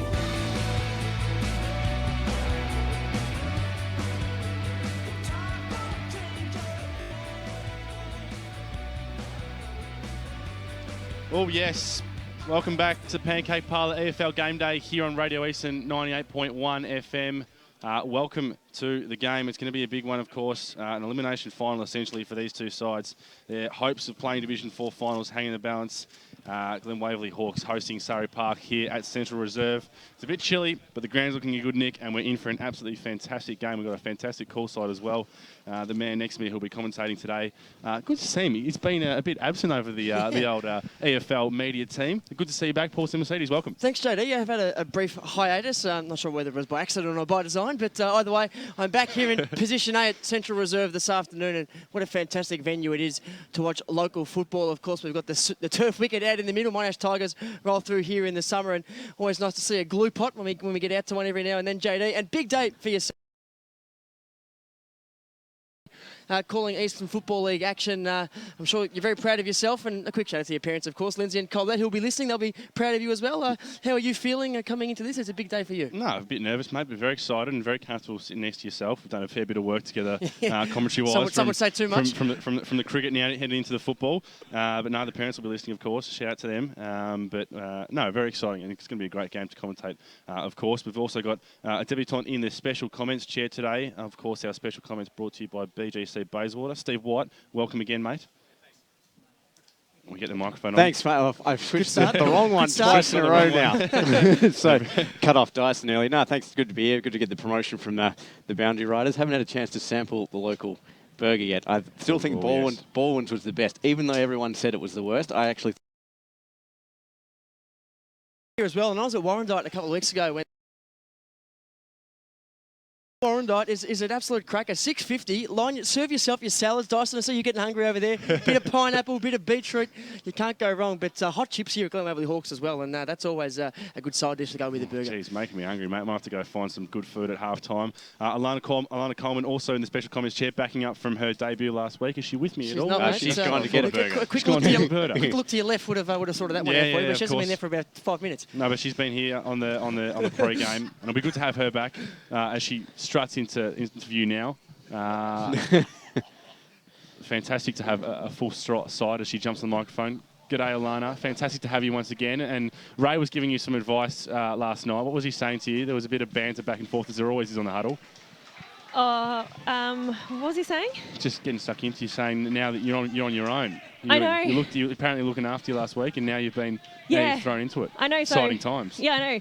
I'll probably perform a lot better without his help, to be honest. As the mighty Glen Waverley Hawks run onto Central Reserve, a pretty strong side Seymour, and they've been in good touch over the last month of football. And always play this home patch pretty well. Yeah, they certainly do. And this time of year, it's kind of rare we get out to a Division 4 game, JD, because Division 1 and 2, they do tend to throw up great contests at the back end of the season. But today we've got 4th versus 5th, and in Division 4 it is a top 4, of course, and both sides sitting on 10 wins and 40 points. So that's what I'm excited to see today, is the hunt and the determination of either of these two sides, because it is what we call in the business a good old-fashioned 8-point game. The winner goes a game clear of the loser and looks more likely to stop his final spot. So the Glen Waverley Hawks side, who I suppose from the outside looking in on paper, you'd probably think they were a better side, but they've had guys like Butner and Amin. They've beaten up on some really poor sides. Surrey Park have played some good games against some contenders. So it's a little bit of a meeting of the minds this afternoon. I don't know where you're leaning, but I like the away side. I think the Panthers away from home can cause a little bit of a stir today. I'm not sure how you're thinking. Yeah, I mean, I'm liking the home side. I think they've got a really good game style, and I think they'll do really well today. Their running style suits this ground really well. But in saying that, and we were speaking to Stephen pre-game, listening to Scott Hamill as well, who's really talking up his troops. Surrey Park are going into this very confident, and like he said, Steve, they're going to win the contested ball. They're half a chance today. Yeah, well, my interest is that I've got Paolini playing down at half forward, and I thought he'd go back down on Butner at full forward. So yeah, maybe if that's gamesmanship, we'll see at the centre bounce, or if it's an actual matchup, that'll be crucial. Well, what was confirmed was that Darcy Sketch is going to take the big task of Adam Amin today. Yeah. He's only 19 years old. I used to play junior football with him at Doncaster Heights. Yeah. A real big kid, and has been playing well on reports on some of the big key forwards. And there's none better than Adam Amin. He's had another good year after last year's successful second half of the season. So it'll be a tough test for him. Yeah, he's a strange sort of footballer. I mean, I kind of would liken him to remember Mark Williams, little fellow who used to play for Hawthorn. I'm sure you'd remember him, JD. He's a small forward that plays incredibly tall. He's quick the first 10, 15 metres off the lead. He's got a nice set of hands, and his set shot is deadly accurate. So if they get the ball inside, quick, and a bit of fluent movement going inside 50, well, Amin is going to be a tough ask for anyone, and Sketcher, like you said, he's going to get first crack, so I'm looking forward to seeing that as well. There's a young guy by the name of Paul Colopy. He's playing his 3rd senior game for the Surrey Park Panthers this afternoon. I think they gave him a baptism of fire against Nunawading a few weeks ago, so he might got a few easy kicks in that game, but he's going to get roasted this afternoon, the young guy, in just his 3rd game. He'll know what senior footy is all about in a couple of hours' time. Both teams now in their final huddle, so make that time we introduce, of course, the most important man on the broadcast today, and that is our stats man, Grant Campbell, Yes. brought to you by Yovo Water Choose Tap. Grant, we've spoken about our thoughts on the game. Having a look at inside the stats of these last couple of weeks, how do you see this one playing out? Well, I think the stats suggest it'll be a really close game, which is exactly what we want. Glen Waverley Hawks have won 41 quarters this year and Surrey Park 40, so not much in it. And you look at each quarter individually, not a huge difference between them. I'm tipping Glen Waverley, because they're playing at home, by about 15 points. Alana, your thoughts? Do you want my honest opinion, or would you like my diplomatic opinion? That's what we're paying you for, Alana. Well, which one do you want? The honest one or the give us your diplomatic own one? opinion. Come on, you ruffle some feathers. Okay, sure. A lot of it will come down to the umpiring today. If they're going to protect, if they're going to protect the player that's first in for the footy and that plays the cleaner football, then Glen Waverley will win the game. And Stephen White, our 2 umpires today. Recent Football League umpires always do a fantastic job. I didn't say they protecting didn't. the player that gets to the ball first. They'll protect the head, and it's a big day for them, of course, as well. Unfortunately, during the week, a young fella, Joseph Moschetti, last Saturday, black armbands out there, passed away in his sleep. A young fella from the Vermont Footy Club, was also involved with the Vermont South Korea Club, and was an EFL umpire as well. So there's a black armbands going around for him this afternoon, and our thoughts and condolences are with him and his family, and of course everybody involved in the Eastern Football League Umpires Association. Definitely. Well said. Players just making their way into position at the moment. Graham Johns down in the goal square for the Surrey Park Footy Club. Glen Waverley kicking left to right of screen. Absolutely. Here we are up and about in the middle. It's an absolute glue pot in there. And we're going to have a couple of stoppages. And that's the way we'll start this game. It's always the way out here at Central Reserve, especially this time of year. All that sticky mud, it's already ankle deep for some of those boys. Of course, it did mean to say Graham Johns is in the defensive goal square, not the offensive goal square. There's Michael Paolini, the ex-Doncaster Shark. He's put on a few kegs, Michael. He's given away a free kick there. It's going away to the Hawks. Don't you worry about that few kegs. He's been on fire this season. There's Lukey Broad at half-back. He's got the fluoro boots on. Sells a little bit of candy on the mark. Gets it to Billy Huxtable. Right football inside the forward 50. Amin's got the space. And they got first hands to the ball, just couldn't bring it to ground. The Surrey Park boys at ground level now through Tempany. Cuts his way through. Kick smothered off the boot. Mark taken by Broad. Pumps the floater back inside forward 50 to the advantage of a teammate. And it's a strong mark taken there by, I think it's Timmy Pape, or is it Ryan Butner? It is Butner. It's where you expect him to be. He's kicked 51 goals in season 2016, including a big bag of 20 against the boys from Nunawading not too long ago. And he's taken a nice mark early on. He'll have a shot from goal, 35 metres out. Slight angle, but for a full forward with a bit of talent, JD, there shouldn't be too much trouble. Should slot this one through, and there'll be a big start here for the Hawks if he can. In comes Butner. Kick on the way, coming in left to right. A beautiful set shot, straight through the middle. And the first goal of the day goes the way of the home side. Glen Waverley Hawks, 1 straight 6 on the Bendigo Bank scoreboard. And gee, that was some tricky defending, and that's what Surrey Park can have to contend with. There's a few dangerous live wire forwards down there in that forward line for the Hawks. We saw 2 entries already. The first entry, Amin, he was forward. He was in front of his defender. He got first hands on the ball. And a quick kick from Broad. It was one of those mongrel finger breaker type jobs, but Butner in the right spot at the right time, and if he does that for most of the afternoon, he's going to have a very fruitful day. Well, sorry, you go. I was going to say, Butner is a super impressive forward. I saw him play against Forest Hill a few weeks back, and he's just a genuine superstar. Missed last year with a knee injury. So, yeah, really, really good footballer. Speaking of Forest Hill, Alana, big MC Hammer topped the ton last week. He's kicked 100 now, 43 goals shy of the next best. He did. Yes, safe to say he might have locked the goal kicking away for 2016. I reckon it might be all his. Back in the middle here. Looks like Briscombe there wins a tap for Surrey Park. You know, a bit of congestion. Glen Waverley will get the clearance moving forward. Here's that man again. Went for the fly. Couldn't quite bring it down. Amin right in the pack. A few hard tackles applied. Umpire lets that one go. Says play on. Good movement out of the midfield there by Glen Waverley Hawks. Looking dangerous early stages in these first couple of minutes. I think people are talking about to sketcher on him. I think Tempany on Butner is just as crucial matchup start of this game. Briscombe there with the tap. Well done there to Myers. Couldn't quite get clean disposal. It's going to get locked up again here for another ball up. Good pressure there applied on the tackle by Toby McMillan for the Hawks. Up again, Briscombe with the tap. He started well on the ruck. Quick handball out there by Glen Waverley. And once again, that ball's going to get locked up. Like we said pre-game, bit of a clash of sides with the more congested Surrey Park against the running Glen Waverley. At the moment, looking like Surrey Park are under the pump, and Amin's got the ball again. Good tackle applied though, got the handball out. Pressure here, Myers tries fighting through a couple, sketches there. Surrey Park urge the way forward. It's going to come to Cruz. He overstepped the ball, probably should have got down and picked it up. It's a real hot ball out here on the wing. No one can really pick it up. A few tackles applied. Well done by Dawe. He's just grabbed in there and tried to pick it up. Wrapped up in a nice tackle though by McMillan once again. He's a hot ball, Seamers. Yeah, tackling pressure's been excellent so far from both sides. Haven't seen too many possessions of the ball from a Surrey Park point of view, so hopefully they can get that going. It's a push in the back. It'll be a free kick. It'll go the way of the Panthers. Umpire calls play on advantage. The football to half forward. Strong mark out in front. And that's taken by Kane Hendon. Wastes no time. Plays on a centre half forward. Numbers with the Hawks if this hits the deck. That's exactly what it does. Bouncing Sharon. Pretty easily done there by Dylan Westaway. He just goes short into the pocket. It's too easy with that ground level. The Hawks did have the numbers, but Westaway with that blonde ponytail got the short kick inside to Graham Johns, who made his way from fullback to full forward already in the early stages of this game.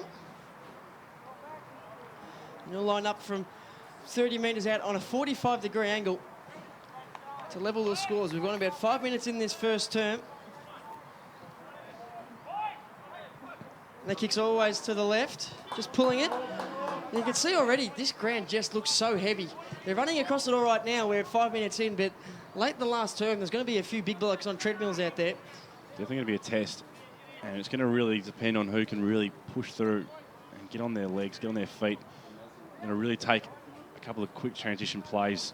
Surrey Park move the ball well. Let's see if they can lock it in now. It'll be Dunn who'll take the kick out for Glen Waverley. Got a few options, most of them going to be outside the 50, so expect this one to go long. Tries to pick the eyes out of one. It's a nice kick there into Potts. Umpire almost calling a penalty there. Potts looking for the switch. Surrey Park's wall's real pressed up here. Goes for a little chick to Steinfort. His kick smothered though.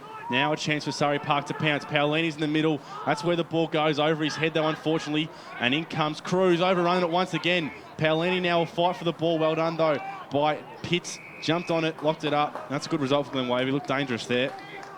Yeah, it was sharp by Deutsch. And you just see on this big ground, Division 4 footy, we're not going to see too many 40-metre balls hit the target, are we? So both sides are going to need to lower the eyes and just methodically transportate that footy from one end of the ground to the other. That's some sharp work on the clearance there by Ryan Kennedy. Long ball to the goal square. Kane Hendon at ground level, but he overruns the ball. Now the Glen Waverley Hawks are going to propel. Here's Mitchell Potts. He had the ball on the other flank just a moment ago. He's got Andrew Murray short. Ignores that. A few blokes running in the middle. Eventually just goes down the line. It was the percentages in the end. Mark not taken there by Eggington, but he's held without the footy, so he'll take the free kick. A bit overzealous there from Briscombe. Here's Eggington. Doesn't have a lot of movement up forward. Kicked it straight into the man on the mark, and good set of jukes by the boundary umpire, who takes the ball and with a wry smile will send this one back into play. Short throwing Flat as attack too. Needs to work on that one. Got hands to the front. Eggington's there once again. Handball might actually work here for Glen Waverley. Good spinning kick by McMillan. Will hug the boundary line. This might work well for here. It's Johns. Gets a quick handball out. Well done there by Murray. Dribbling kick in towards Butner. Isn't the best, but he's got a number right there. And that's Sinden. The man in form. Goes for the short kick. A good mark there taken by Jack Dunn. And I reckon he's going to look like for a lineup for a shot here. That's good use of the footy. They didn't panic. There was a lot of short kicking. Could have very easily taken it out of bounds as well there. Decided to keep it alive. And one thing they're doing well is using the space. So if you saw a moment ago when Surrey Park going inside 50, there was a quick kick to a big 3-on-3 in the forward pocket. On the ground like this, you're not going to manufacture too many shots on goal, kicking to packs. So one of their stars here, Jack Dunn, will have this shot from about 40 out. Slight angle. Should favour himself though. Numbers in. Kick's going to travel the distance, and the goal umpire likes it. So it's another great goal for Glen Waverley, making the most of their opportunities going inside 50. And Dunn gets his first, and they skip away to a 12-point lead, or sorry, 11-point lead. It's 2 straight 12. Glen Waverley, Surrey Park on 1 behind. 14th goal on the season there for Jesse Dunn, but as I said earlier at the start of the show, both teams taking it down the wing as predicted, trying to avoid that centre square area, which is, dog's breakfast at the moment. Yeah, and Glen Waverley at this stage using their pace and keeping out in front, which is going to go a long way to winning this game today. Back in the middle, Briscombe. Pretty good tap ruckman in this Division 4 competition has beat Briscombe. Let's take this opportunity to cross down boundary side for the first time this afternoon. Thanks to Chiropedic betting. Gussie McLeod's down there, position A. What are the conditions like down there, mate? Boys, there's not too much wind going around, but you are right with the conditions on the ground. It is very muddy in the centre square, but out on the flanks and the boundary, it's not too bad. So I'm thinking both teams will be using the boundary and the wings as the day goes on. Yeah, it's a good point he makes. And it's out here at Central Reserve, luckily for us, JD, that the broadcast wing is the one that gets used more often than that one on the side of Springvale Road. Isn't traffic just flowing nicely? 3 lanes, 80 Ks. It's one of the greatest stretches of bitumen in the eastern suburbs of Melbourne. Oh, there's a game going on as well. I didn't realise that. Ball's at half forward for Surrey Park. Just outside the centre square. 11-point lead to Glen Waverley Hawks early in this game. We've gone about 10 minutes in the first term. There's a tap over the back, picked up by McMillan. Can't shrug the first tackle. Gets hands to the feet of a teammate. In there is Briscombe for Surrey Park, who does the mopping up. Alex Hocking as well. Been busy early, McMillan too. He has. He's a big body. It stands out in this competition. His big biceps. He'll burst his way through a few packs this afternoon. That's the free kick out of the ruck contest. It's going to go the way of the Glen Waverley Hawks. It's against Alex Hocking. Hands at half back. Kick to centre half forward. Looking for a min, but Tempany just drifting back into the space. Wasn't able to take the mark. A min at ground level. He's the first one to recover. That's some good work by him. Johns receives the handball and goes inside forward 50, but there's one spare, and that's that man again, Riley Tempany. He's going to play that spare man in defence for most of the day. Surrey Park do that often, so expect that. They'll come in handy on the ground like this. Christopher Allen in the back pocket. looking for Colopy, who just watches as the fist is in. Briscombe at ground level. Paolini, the big body of Paolini, just goes to ground. There's McMillan. Right foot ball to half forward. Over the head of a teammate there. And Luke Broad, and we'll have a boundary throw-in this time in half forward for the Glen Waverley Hawks. 2 straight 12. Plays 1 behind. 12 minutes gone here on the Bendigo Bank scoreboard. Ball comes in. Well done there by Steinfort with the tap. He'll come at the back. There's that man McMillan again. This time of the Toby variety. Well done though by Glen Waverley, moving the ball forward. Great tackle applied. It's a fantastic effort there by the Surrey Park player. And I think that was Kane Hendon. No, it was that man who's been playing loose once again in Tempany. So Riley Tempany starting well for Surrey Park, holding them in, done. Out of the clearance, trying to get the quick kick. It's going to be rebounded through Toma. And now Surrey Park are away through Richard Scott. Got to be smart with this kick to an open wing. Ball's going to bounce, runner's going to come at it. It's Hughes there, bundled into it, probably got head high. Umpire said play on, and is now going to ball it up. Good result for Surrey Park. Just trying to force their way forward. Just got to be a bit cleaner by foot, you feel. Comes up now. Well done there by Briscombe in the ruck. And this time, ball's locked up once again. Here's Hendon. Quick hands out the back. Tempany with the kick forward. Good work by Mize. Paid the mark. Fair way from home. Going to look for the big fella Johns. He's one-on-one. That kick's going to work beautifully for him. He just read that really well. Was going over his head. And unfortunately for his opponent in Jack Steinfort, didn't go with him. And we'll have a set shot as we cross down boundary side thanks to Chiropedic betting. Boys, I'm overhearing the Glen Waverley coaching staff furious that they had Graham Johns free in space there. They're demanding that they have touch on. Graham Johns could be the difference in today's game if they let him get away. That was just smart. So I think the defender was in the right spot. He was goal side and just had the front position. But off the boot, Johns knew where that was going and just put himself in the space. Graham Johns is an excellent reader of the play, excellent reader of the ball, and he's got really strong hands overhead. So back that up with a fantastic goal. Distance was never the problem. It was a tight angle, but not a problem for the big fella Graham Johns. Surrey Park get there first on the board today, and it's 2 straight 12 to 117 on the Bendigo Bank scoreboard, and a 5-minute margin as we tick into 10 minutes gone in this first term. Bit of a family affair out there. Michael Paolini, of course, playing for Surrey Park, but his brother Luke, who's had more clubs than, I don't know what sort of analogy I'm thinking of there, but he's had a lot of clubs in the last 5 or 6 years. He's landed at Doncaster, Templestowe. He's landed at the Glen Waverley Hawks this year. He's not playing this afternoon. He's standing boundary side with a jacket and a beanie on, just getting stuck into one of these fantastic burgers. But not sure who he's barracking for, his brother or his club. There's a few Tempanys and a few Briscombes out there as well for Surrey Park. Yeah, I think so. Blood is thicker than water, right? Best wrestling when you're talking Division 4 Eastern Football League. Here comes, there's Nat Briscombe, who's replaced his brother Bede in the ruck. He gets a nice fist forward, sliding in there on hands and knees and getting the ball to Zachary Moore. And Surrey Park inching the ball forward, just wanting it a little bit more in on that occasion. Colopy, he stands underneath that. Have a look at Graham Johns just carve his way through and sink a right boot into that. And watch it sail about out of bounds on the full. Nearly a premature celebration there. It was some sharp work, and Surrey Park again at ground level. They're the ones who just seem to be making straight lines for that ball. He's very dangerous in that forward line, Johns, definitely. And I think at this stage, the Surrey Park forward line, if they can get it in quick and high, I think they're actually at an advantage over the Glen Waverley defence. Yeah, for sure. And Johns himself is just as good at ground level as he is in the air. That kick from Dunn finds Caprara. He goes to centre half back. Good work there by Pape. Handball across to Broad. His kick smothered. Bouncing ball towards the line. And out of bounds it goes, right out in front of our Chiropedic betting boundary riders. Boys, Kane Hendon has been thrown for Surrey Park. They want a bit more from him. So keep an eye out for Kane Hendon across the next 5 minutes. He's just come off for a breather, so hopefully he comes back on with a new lease on life. Thanks very much, Gus McLeod down there. Beelining that footy there is Andrew Murray. Umpire says my ball. Tackle there by Dylan Westaway. Briscombe and Pickering. Tap was to Briscombe. Picked up there by Deutsch. And balls across, I think that was to Tempany, our man at half back. Westaway leaves it for a teammate. That there was Josh Hughes. Michael Paolini sells a bit of candy. Up and under ball to half forward. They've got the numbers here, the Panthers. No mark taken. There's Deutsch. Handball on hands and knees to Crabtree. Joseph Crabtree, who should have got boot to ball, and instead just accepted the tackle, and it results in a stoppage. Panthers controlling that half-forward line. Really have it. Glen Waverley really struggling to clear their half-back line at the moment for the last 10 minutes. They certainly are. They're really struggling to move that ball from one end of the ground to the other, which on a ground like this in Division 4 is probably not too uncommon. Westaway, wrapped up there by Pitts.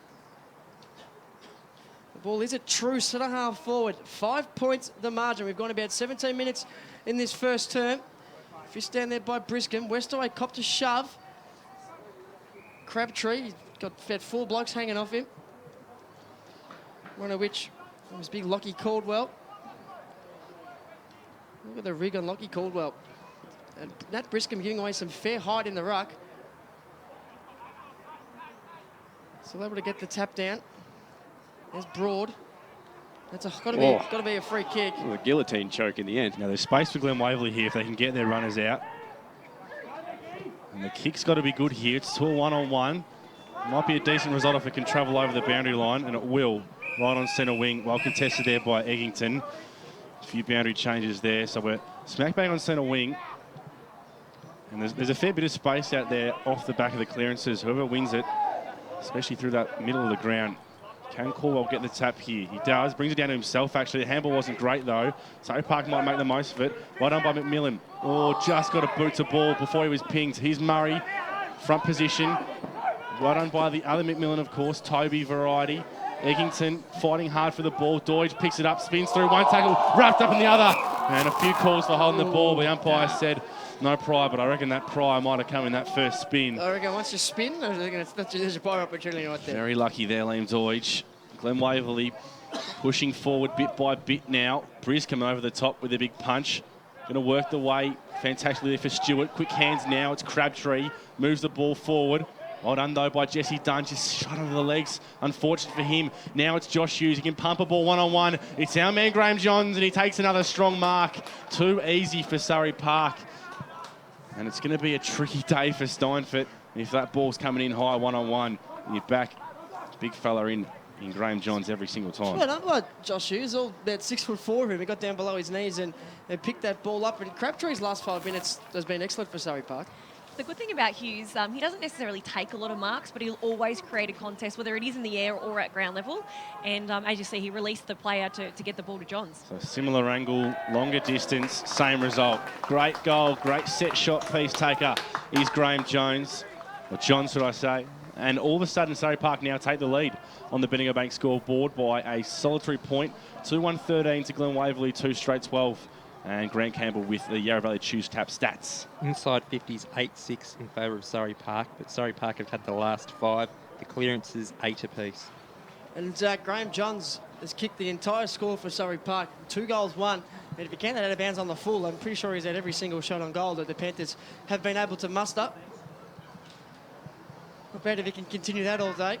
Mind you, Paul Salmon kicked 2-2-14 in the first quarter of the 1990 grand final. That didn't work out too well for him. At that stage, it was Essendon's entire score. There's Crabtree in and amongst it again. Wrapped up by McMillan. Back in the middle here at Central Reserve. Superb ground that it is, and an Eastern Football League finals venue in just a few weeks' time. And there's Deutsch.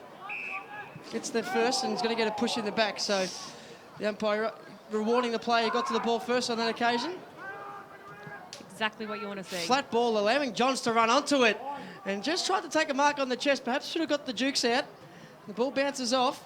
Opens the door for the Glen Waverley Hawks defenders. There's Sinden. Wrapped up in a tackle there by Richard Scott.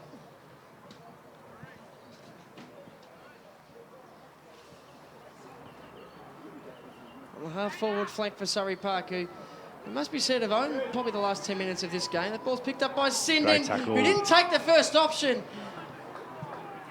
And it came back to haunt in that decision. He gets a free kick and 25. Giving away 25. And it's going to go the way of Graham Johns, who's taking mark, kicking goals and laying tackles.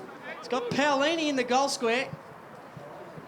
He doesn't have a lot of space on the lead, but he knows how to read the ball in the air. Great hands. Have a look at that. That was his from way out. Great footy there by the Panthers. And Paolini's going to go back and try and extend this 1-point margin to 7. Brilliant hands there, and I'm just a bit concerned now. I don't know if Glen Waverley have the tools to match up on a few of these bigger bodies from Surrey Park. It's interesting. I haven't seen Paolini line up in the forward line any time this season myself, but he's certainly causing a fair bit of damage, and the tools are really creating havoc for the smaller Glen Waverley backline at the moment. Certainly are. He pushes that one to the right-hand side, so margin out to 2 points. Michael Paolini, of course, a Division 3 premiership player with Doncaster 5 or 6 years ago, and he had a good afternoon that day out at Walker Park against North Ringwood. He's certainly a different figure than what he was back then, but I'm sure he's the same footballer. So done with the kick-out duties here. It's more economical these days. Goes long to the target in Walsh. Off hands though. Well done by Hendon to keep the ball alive. West away, wrapped up in a tackle and slung over the boundary line. But this half forward line here for the Surrey Park is going to be the theme for the rest of the day. Glen Waverley are going to have to get Donald Trump in there at the first quarter huddle and get a wall going up across the half forward line, because there's no way that Glen Waverley are containing that at the moment. Well rode by Josh McMillan. The kick went up to Dunn. He couldn't quite pick it up, but there's Broad here. He's got space and time. He's got an option in Walsh. Lots of time for Walsh to go inside 50. Goes with the low drilling ball. Mark not paid there. Off hands, and Surrey Park going to work away with it. Sketcher on hands and knees. One done by Stewart. Got the kick out to Riley Tempany. No, in fact, it's Richard Scott. Bit of a scuffle going on off the ball. Turned over, though, that kick by Scott. Glen Waverley will now go forward. Probably over the shoulder there, and an easy free kick going to Paul Sinden. That was an excellent chase and tackle that turned that, created that turnover as well. Got Broad running through the middle by himself. If he can find him, the kick was heading towards Broad. It just didn't come off. Butner as well, he just slipped over at the wrong moment. Cut off by Chris Allen, and a chance for Surrey Park to replenish. Whoa, Hendon went for the hanger. Although not a correct attempt. Unrealistic, of course. And immediately back again on the wing. The free kick's gone to Glen Waverley. It wasn't a great option by Allen. Went to a 2-on-1 on the wing, which forced the turnover. There's Butler through his hands and Min through his legs. So the Glen Waverley Hawks boys just not able to get a handle on the footy at the moment. There's a bit of fumbling at half-back for Surrey Park as well. Westaway fires one out, and it's in the hands of Beat Briscombe. It goes back up to the 2-on-1 again. This time Hendon from 3 deep. Couldn't quite bring it to ground. Now Deutsch is in there. He's had a pretty good game so far, Liam Deutsch. Let's cross down boundary side. Thanks to Chiropedic betting. Gussie McLeod. Boys, the Surrey Park teammates are giving a bit of stick to Kane Hendon there. They probably want him to go the punch as opposed to the big juke and give away a free kick. So maybe a bit more team play from Surrey Park in the next 5 minutes of this quarter. Benjamin Myers at the centre half forward. The Hawks are doing okay at ground level. It's just their ball use. Their little Darren Jarman style pin in the ears back and trying to nail blokes chest height. It's not quite working for him at the moment. Potts in the middle. Up to centre half forward. Broad just stopped and looked, and then he realised it was his ball. At ground level, did the hard work. Handballs across. Sinden to him in. Good footy. Walsh it was, rather. Was involved in a bit of a scuffle, should I say, with the Surrey Park boys just before, but he's been the one along that wing that's been really dominating the run, and a bit lucky of a ball inside, a bit of a throw on your boot and hope. You can see a theme with the way they're going inside 50, though. Every single ball is a chiselling, eye height sort of job, and the men in the right spot at the right time there. They've got to get him up in the guts, I reckon. He's far too talented to be stuck in the forward pocket, not touching the footy. They've kicked 2 straight. The min makes it 3. 3 straight, 18. Plays 2-2-14. We've got about 25 minutes here in the first term. Can't be too far away from the quarter time siren out here at Central Reserve. This is EFL Game Day, of course, brought to you by Pancake Parlour. Lovely. That was much better from Glen Waverley. Better ball movement.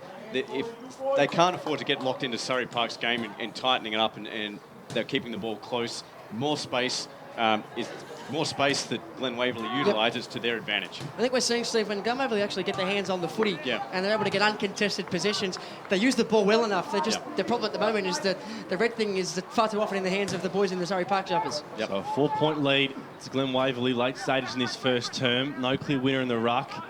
It looks like Glen Waverley will get the clearance. Good handball out. McMillan out of traffic, gets the kick forward. Not going to work to anyone.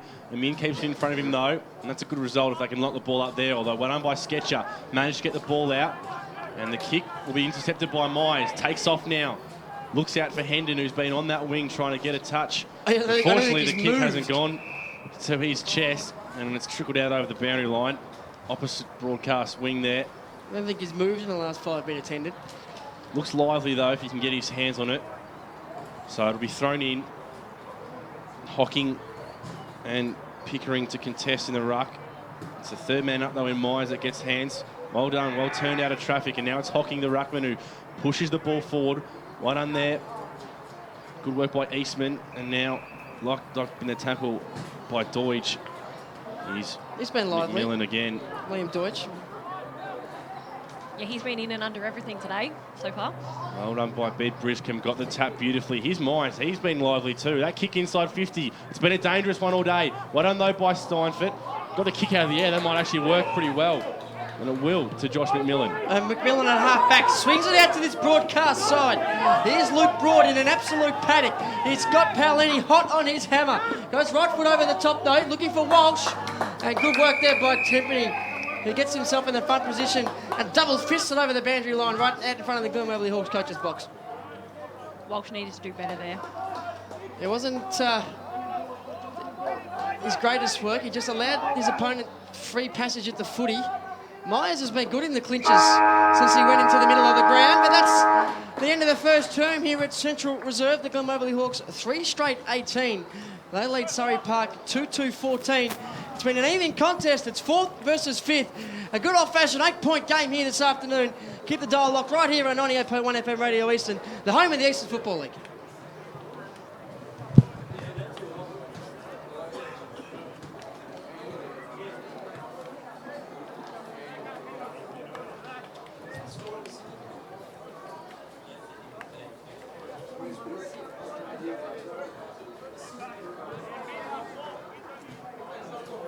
I've also planned for the future.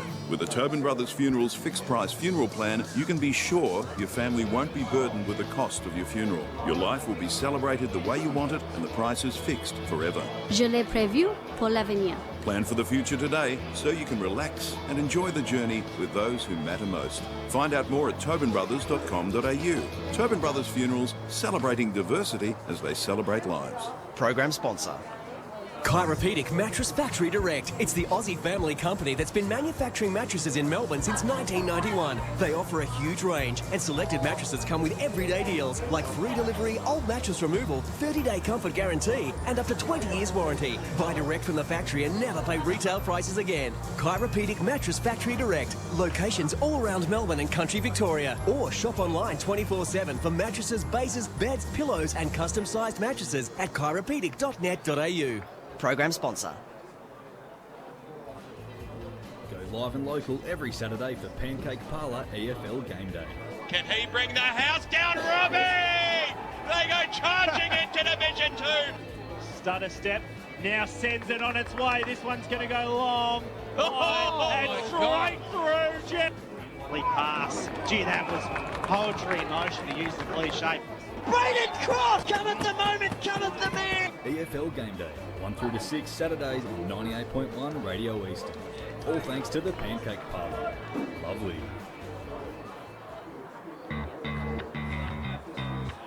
Nothing better than a companion to keep you up to date with all the latest when you're at the footy. Better still, one that fits in your back pocket.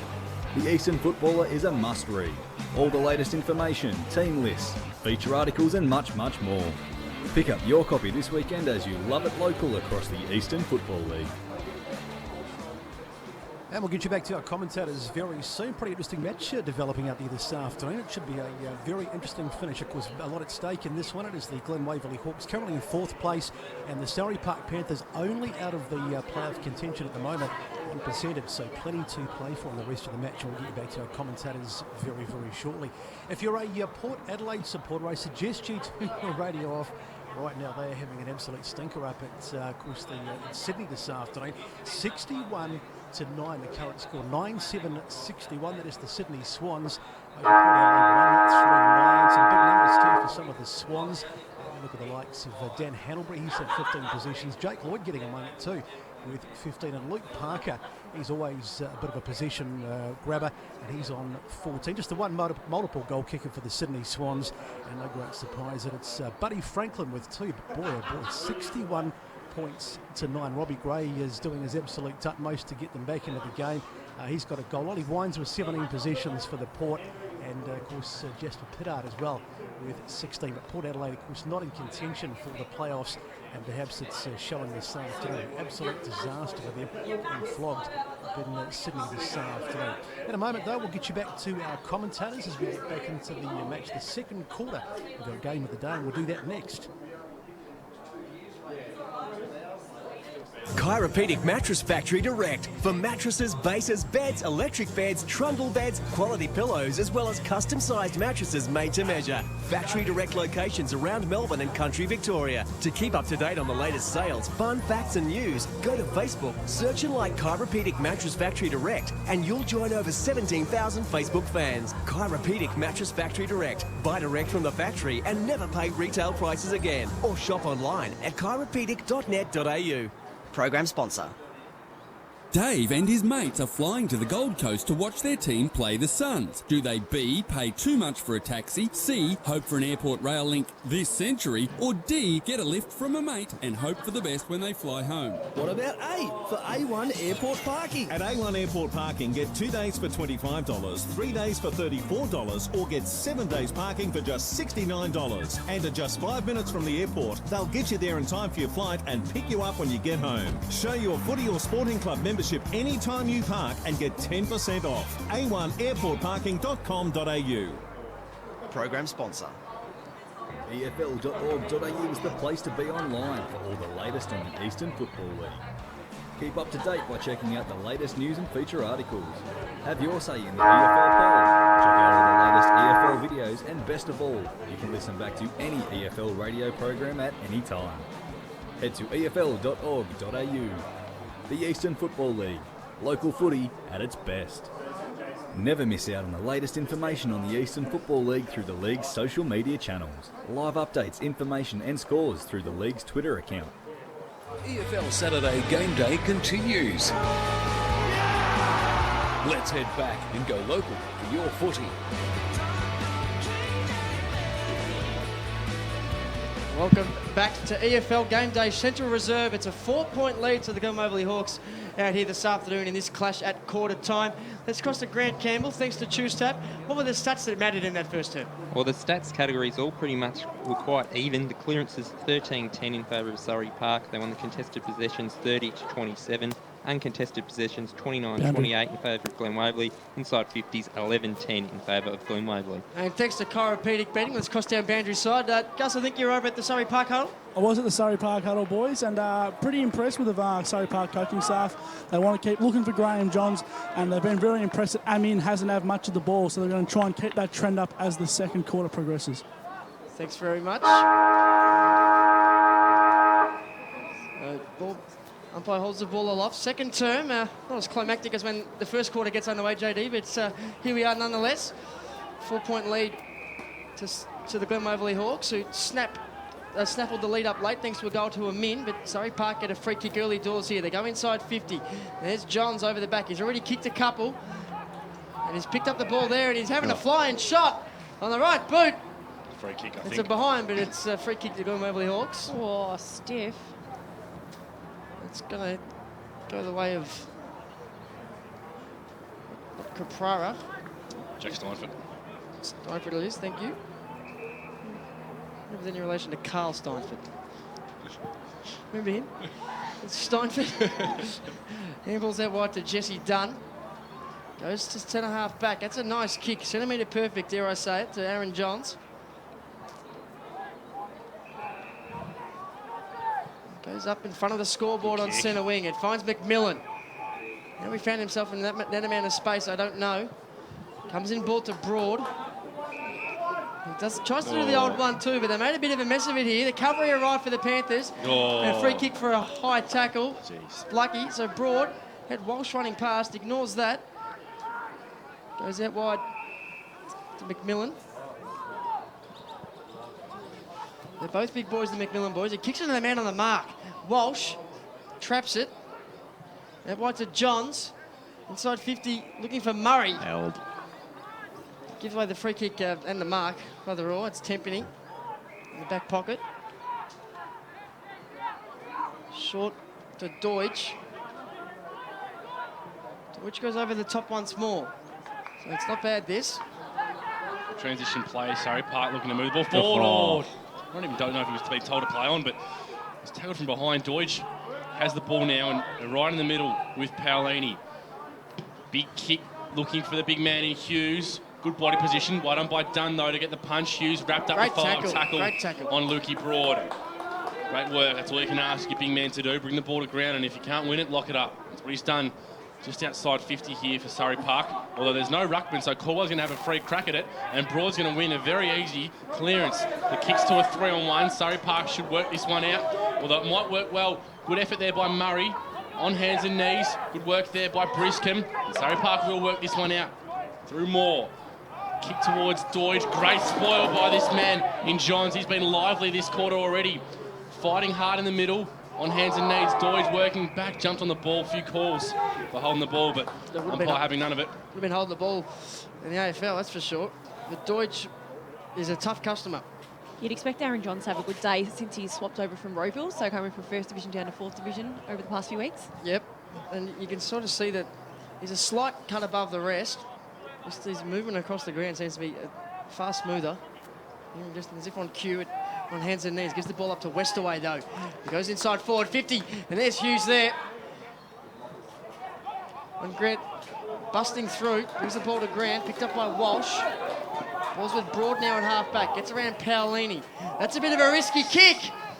Didn't quite come off. Deutsch overran it. Glen Waverley Hawks working hard at half-back. Plenty of players leaving the ball behind. Huxtable was one of them. Tackle laid by Deutsch. Colopy has to barge his way through. Almost some head-high contact. But have a stoppage instead. If you were the coach of Glen Waverley at the moment, you'd probably be a bit frustrated with Broad. He's trying to take on a little bit too much. Overestimating his capabilities, potentially. Just play the percentages a little bit more. There's Hocking in there for Surrey Park. Westaway, handballs back to Toma, who almost slips, just regathers his footing, kicks up to half forward. How's it going to bounce? Hendon. He's got 3 Glen Waverley Hawks hot on his hammer, and they drag him and the ball over the boundary line. Surrey Park seem to have more numbers at the crumbs when at the breakdown when the ball's on the deck.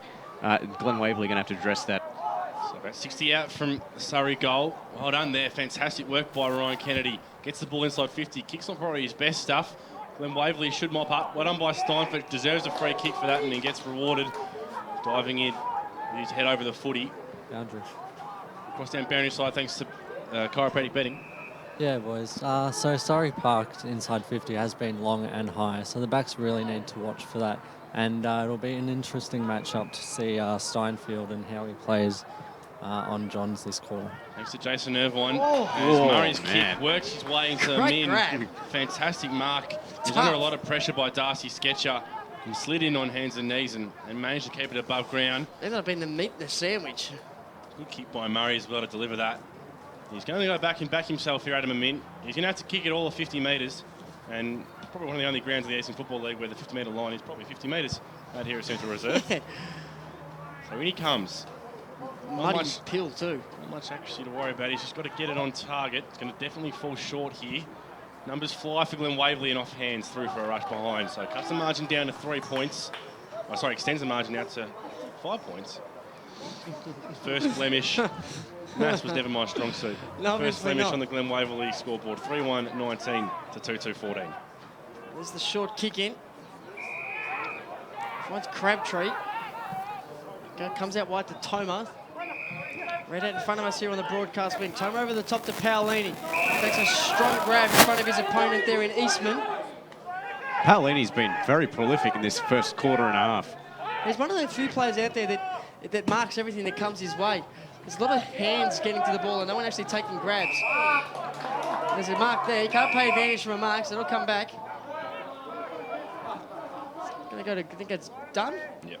Jesse Dunn. Every time I've seen Paolini this season, he's been one of the most influential players on the ground, so I don't doubt that he'll be that again today. Nice ball to Huxtable. Wasn't able to take the mark. Nat Briscombe's in there. Free kick for legging.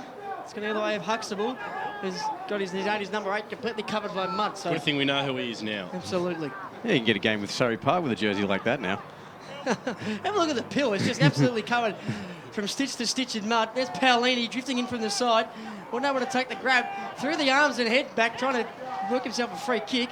Umpire very wise to that. Quick kick goes straight back to the middle of the ground. Huxtable, almost a bloody replay of exactly what's just happened. Up to half forward. Mark not taken by Butner. There's Westaway. McMillan. Free kick to Westaway though. Held without the ball. Butner stiff not to be paid that mark. Yeah, very stiff indeed. He's got Toma. Tries to grab inches in from the line. He's got Hendon further on. Long down the line. Mark not taken there by Eastman. McMillan doesn't have much support. He's trying to do it all himself. Throws it in the end. Free kick to Hendon. Fair bit of tension here around Central Reserve. Oh, solid. With the kick. Bump applied by McMillan. No hands on it. Dunn and Hughes. It's been a good battle. It's going to work out, though, well for Pitts. Shovels out a handball out wide. Oh, geez, I'm not sure about that one. High tackle free kick going the way of Huxtable, who's been in it the last few minutes. He's kicked towards Dunn. Sorry, that's Eastman. Marked strongly. And a switch out wide. Johns is there. He's the one that will take it away. And he's kicked towards Jack Dunn now in the one-on-one. Brought it to the back. Might work well for him. Couldn't quite pick it up. And great defensive work out there by Stewart. Gets to Johns, who's been pushed up the ground now. Nice ball, Tries nice ball. to find a kick. It's a beautiful kick. Turning on the back was Crabtree. Kick towards Paolini. In comes Josh McMillan with the spoil. Done at the back now. It's time to mop it up. Although the kick's a shocking one. Not sure who to. And Eastman was run down there by Johns. He's going to get a free kick. And he's going to get a free kick for that push off afterwards. So there's a real bit of tension in the air at the moment. Neither side really looking like the ability to score. Ball's kind of going back and forth with turnovers. In fact, there's been a 25-metre penalty applied here. Free kicks with Eastman at half back. He goes up to centre wing. Nice kick. Oh. A nice lead. No mark taken there. Big crunch of bodies though. Hendon receive the handball at half back. Give the old 1-2. A lot of stopping and propping going on out there. Good work there by Myers to bring the ball to ground. 2 and 1.5 forward though. Oh, look at Paolini just picked his pocket and drops one to the goal square. John's running back with the fly to the ball. Good work there by Steinfeld to get the fist in. There's Hughes. Johns is caught at the back napping. Kick off the ground looking for Broad. Goes and gets it. Gets around the tackle of Crabtree. Handball out wide to Mitchell Potts. He's looking for his teammate here in Jack Dunn, who's in a one-on-one with Zach Tempany. Great tackle. And I reckon Tempany might have done enough. Kennedy, though, grabs the ball off hands and he's tackled into the turf. I thought Tempany was going to take that mark. Ball to ground, Hendon. Quick hands, nice hands. Over the top, only as far as Cruz. Oh, good kick. Good position being made too there. Great work there by Sinden. Deutsch overcommitted. The football by Sinden looking for a min. He's held off nicely. Kick out wide there by Darcy Sketcher. Crabtree outside of the right boot. Bouncing ball. Hughes and Dunn. Hughes overran the ball. Dunn says thanks very much. Looking in a telephone booth here, the Mobley Hawks. Huxtable. Short ball over the top. Finds Sinden. He goes over the top again to Pape. Not the quickest movement of the ball. Pape up to half forward. 2 and 1 in favour of the Panthers. And a strong grab taken there by Beat Briscombe. So another turnover. Both sides unable to get a mark inside 50. Briscoe's kick bit off a bit more than he could chew. McMillan's there. Good tackle there applied by Colopy. And they're all going to jump on top of the pill here. It's going to be a ball up. Glenn Waverley, as I said before, just got to keep creating space. Every time they've created space, on both wings, they've looked really good. But when it's on the deck and when it's scrappy, Surrey Park just have the numbers. So it's a 5-point Glen Waverley lead. Out the back there was Dishot. His kick's going to be cut off though by Cruz. He's trying to slow some things down now. Try and get some possession. Moves it on to Johns on the wing. In a bit of space. That's a good kick. Murray's going to get first to it. Well spoiled though at the back by Riley Tempany. He's been really good for Surrey Park. I just feel in the start of this quarter that Glen Waverley have really started to control the ball across the half-back line, and when the ball is hitting the deck in the Surrey Park forward line, that they are clearing it out nicely, and I think that's going to help them if they can get the ball forward a bit more though. So another boundary throw is going to go out the back, and Surrey Park going to get a chance to win this ball out. Well done by that man Riley Tempany we've spoken about, although his kick's cut off unfortunately by Pickering. Told to play on, looking in board for Butner. Had a good crack at it. The Min's there as well. Manages to pick it up. Manages to get a bit of it. This might travel all the way through. Came close. Snuck in next to the right-hand goalpost for a minor score. That lead is now 6 points on the Bendigo Bank scoreboard. Grant Campbell, thanks to Choose Tap. Clearances 7-1 in favour of Surrey Park this quarter. The inside 56 apiece. Oh, we got a free kick. There's been a free kick pulled out here for something behind the ball. Once that goal was kicked, it's going to go the way of Glen Waverley. I don't think that behind. I think that behind's still going to count. They're updating it on the scoreboard as far as I can tell. The free kick anyway. Looks like it's going to go the way of Mitch Potts. I'm not sure what it was for. A little bit of nonsense behind the plate. There has been a bit of push and shove off the ball over the last 5 minutes. Anyway, Potts is here with a beautiful chance to kick away a little bit for Glen Waverley. 45 out, directly in front, kicks going to fade to the right. It's a bad miss. So we've seen 3 shots on goal so far this term. They've all been to the left of screen. They've all been behinds to the Glen Waverley Hawks. So we haven't seen a goal. 8 points, 7 points of margin out to now. It's a bit of an arm wrestle out there. Real arm wrestle. Just like to point out what I said before the game about the umpiring. No, well, So if they're looking for it, if they're looking for that kind of stuff, then it will favour Glen Waverley. I haven't noticed the umpiring. It means they're doing a great job. That ball was looking for Nat Briscombe. Wasn't able to take the mark. Some sharp tackling pressure at half back for Surrey Park. Results in a stoppage. I think I was referring more to the way that Surrey Park might play off the ball than the actual umpiring themselves. That game, of course, been played in very good spirits, as you'd expect for Division 4 Eastern Football League footy. Paolini pinches that one. Goes high up to Hughes, who has to sit. Couldn't get off the ground, though, the big fella. Got a couple of hands to the ball, but couldn't bring the mark to Grant. There's Richard Scott. Handballs to Crabtree, who's beset upon by the McMillan brothers. And brought to ground in a strong tackle. I reckon Joshy Hughes got 5 centimetres off the ground. You reckon 5 centimetres? I don't reckon he got that high. It's on the wing, thrown up now.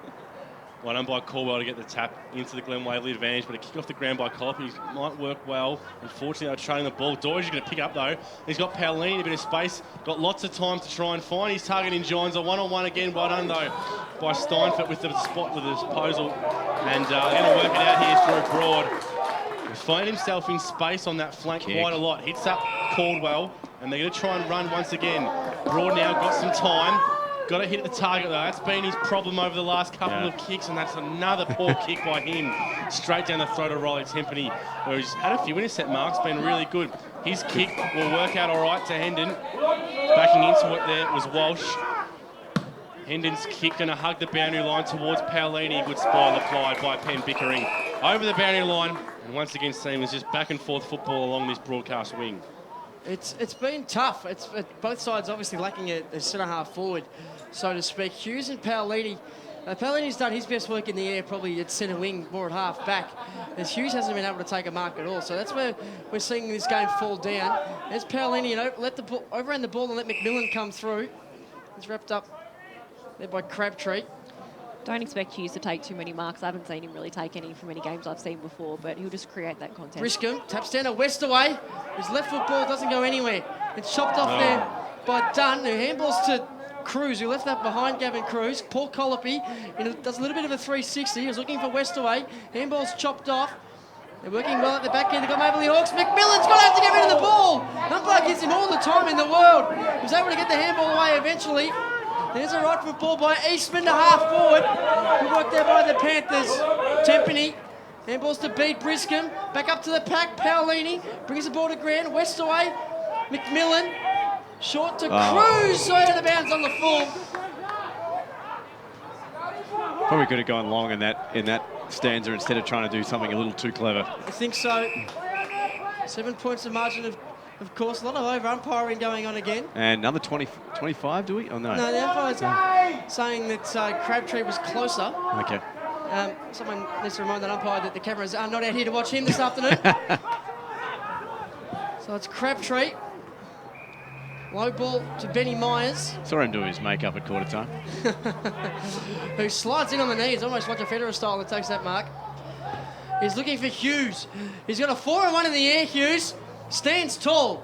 Ball comes to the deck. McMillan to Sinden. He's got Dick Scott on his hammer. Gets around him. Up to half back. Here's Huxtable. How's it going to bounce? Shocking. Back to Richie Scott, who just does the basic thing, the team thing, and centres the ball. No one's there for Surrey Park, though. There's Potts. Overran the ball. Westaway. An errant elbow gives away a free kick for too high, and the Glen Waverley Hawks eventually will relieve. So, ball come back to Potts. Just no one really able to hit a low target inside 50. It's been the story of this second quarter. Both Johns and Amin have been completely ineffectual this whole quarter. So Sinden cuts around his opponent really fantastically, and that kick will work out all right. Joshy McMillan, quick hands to Johns. Once again, burning down that wing, and Murray's there on the flank. He's got something to contest to, though. Got Briscombe. Oh, he did fantastically well. Unfortunately, though, the ball had just trickled out over the boundary line. Put the bump on for a little bloke and picked up the ball nicely, but as we said, boundary throw in. He's been lively in this quarter, Murray. I'd like to see them get the ball to my boy Butner, though. I reckon he's the one that's going to win the game with the goals. Got a chance to here with the ball about 60 out from goal. Well done by Caldwell. He's been good in the ruck. No one could pick it up. McMillan tried busting through, but well held in the tackle by Moore. We'll have another ball up. So it's a 7-point ball game here. Heading into the late stages of the second term. Been a low-scoring quarter, but definitely a hard-fought one. Caldwell got first hands on that one. McMillan once again at the bottom of the pack. Well done by Moore. Cut out there by Potts. Well tackled by Doidge and spills out over the boundary line. Lots of blokes with dirt on their jumpers, which is what we want to see. It's a real hard-fought football out there at the moment. 3-3-21 plays 2-2-14. In the shadows of the second term here, Central Reserve. Potts pushing the back by Doidge. Umpire says play on. That's Alex Hocking trying to make the play at the bottom of that pack. Umpire says I'll have it. Sees the McMillan boys, they've been the premier brothers on the ground. I think they've been a little better than the Tempeneys and a little bit better than the Briscombes again. I reckon Riley Tempeneys done pretty well, though. And the McMillan boys, they've done that grunt work all day. They're big units. There he is again. There's Toby. Trying to crash his way through the tackle of Zach Tempany. A few sore bodies out there already. We're not even halfway through. Well, we spoke about the long slog and the hard-running ground. Going to test them late. That's what it's going to be. There's Hocking. I think it goes as far as Walsh. It sends a flat ball to half forward. Well done there by Zach Moore. Recovers, handballs back to Tempany. He goes short over the top to Hocking. Probably should have taken that mark. Potts sends it back inside 50. Mark taken, but umpire calls play on. That's Johns. He goes to Butner in a one-on-one in the goal square. No mark taken. Great work there by Chris Allen. He brings the ball to ground and probably should have got a free kick, but the Panthers have the cavalry. Nice ball out to the wing. Westaway's got the space. Great take. Oh, look at that. Traps the ball nicely. Goes to Hughes. Hughes has got to mark this in the front position. There's a recovery. Glen Waverley Hawks have the numbers 3-on-1, but Hughes, great job by the big fella. He's turned a situation that should have been the Glen Waverley Hawks uncontested rebound 50 into a stoppage. Paolini and Pickering. Pickering taps the ball straight down to Westaway, who's looking for Paolini running past. Couldn't quite pick the footy up, Paolini. Kick by Hughes going inside forward 50. There's Ben Myers. Handball without looking to Crabtree. Didn't quite come off. Sinden to Eastman. And now the Hawks go flying. Big kick from Eastman up towards centre half forward. A min will fly from the back. Almost took a great mark. Falls to the ground. Numbers at the back though for Surrey Park. Kick towards Paolini. He's not the best. He's going to beat all comers. Well done though by Johns. In fact, it's Myers. Now a quick turn by Hocking. Well done there. Sketch up. A bit of time to try and break through a few tackles. In fact, it was Crabtree. His kick flying towards full forward. Once again, no marking for can take a mark, but well done by Hughes to keep the ball alive. Great Doidge kick. with a low little kick to Great Johns. vision there. Super kick. And for the first time in quite a while, it feels like we've got a mark inside 50 and another set shot on goal. And it's good to see by Doidge. A nice kick. How good was Hughes there, Lana? You said he wasn't going to take too many marks. He had 4 blokes hanging off him. And I reckon he just about took the mark in the end off about the 7th grab. But had Doidge front and centre and the left foot kick. But what Hughes did, more than importantly, was create a lot of space for Johns to run onto, and that's exactly what his full forward did. And that's exactly what I said he will do. He'll create that contest. I think the players around him know he's probably not going to grab the mark, so they're there, they're ready to pick up the crumbs, and they did it really well, and it's resulted in a, And goal. thank That's God resulted in. they don't draw pictures of him, because that was an absolute mung off the boot. A reverse helicopter punt has floated through at post height. Johns has 3. Surrey Park have their 3rd, and we're back to a 1-point margin here at Central Reserve. 3-3-21 plays 3-2-20 on the Bendigo Bank scoreboard. Probably taken us about 20-odd minutes to get the first goal of the second term, and it's come the way of Surrey Park, and I reckon Scotty Ham will be pretty pleased with that. It's been a really tough grind. Both teams seem to be flooding their half-back line. It seemed to just be a game of ping-pong between the half-back line. Every time they'd kick to one, there'd be 3 or 4 of the opposing jerseys there. So the ball's back in the middle. Brisbane gets a secondary tap out, works well. Westaway's been busy, deserves a high tackle. Umpire was kind of blindsided though, and instead it will be a ball up. Someone's down behind play. A minute and a half to go before half time, and as we said, there's a ruckman, I believe it's Brisbane. He's down behind play, and the umpire's pulled a free kick out here. It's going to go the way of Myers. So maybe with about a minute to go, a chance for a late goal, and a 25-minute penalty is definitely going to help that chance. Some back chatting, I believe that was for, and Myers, if he wants, will have a shot. I reckon he'll most likely look for a forward option. He's going to have to kick it from 55. There should be a fair roost from there. Kick it to Johns. It looks like he's lining himself up. He's cleaning the hands up. He's directly in front. We'll need a big roost. Heading in towards half-time. Benjamin Myers will kick from the paint of the square. Definitely going to drop short here. Looking for the flyer. It's this fist that gets away from the Glen Waverley, and it will trickle out over the boundary line. Boundary line, thanks to, is where we'll go now with Gus McLeod, thanks to Chiropedic Betting. Boys, in case you're unaware, it was Alex Hocking who went down in that clash in the centre square. He's up on his feet now. He's jogging towards interchange bench, but boy, he looks sore. He can't run in a straight line. A few sore bodies heading into half-time. Like I can't walk on a straight line on a Friday night. It's like it's just about 6 pots. Off hands, almost there by Colopy. Tried getting a kick on it over the boundary line once again. That was, and that's before the 6 pots. It's a 1-point lead to Glen Waverley. Right up against the boundary, the point post here. Paolini's in a nice spot. He's just roosted himself on a half-forward flank. So Hughes will do the ruck work. Coming over the top there was Eggington, who hasn't had a very fruitful day, Eggington. He's one of the high rollers in this Glen Waverley side. Another stoppage, about 25 metres out. As good as directly in front. 1 point the margin here at Central Reserve. Hughes tapped that ball in the direction of Alexander Stewart. Couldn't quite pick the footy up. They've got the numbers here, the Hawks. Paolini is in that spot at half forward. He lunges in front of that ball and watches it take a right angle bounce over the boundary line and half forward. He's probably the best in 4th Division at positioning himself for kick behind play and reading it. Absolutely dominates in that particular role. He's a smart footballer, and smart footballers tend to stand out in games like this. I know you picked on his physique, but that still does not replace his ability to read the game. It's not a bad physique, it's just it's slightly rounder than the last time I saw him.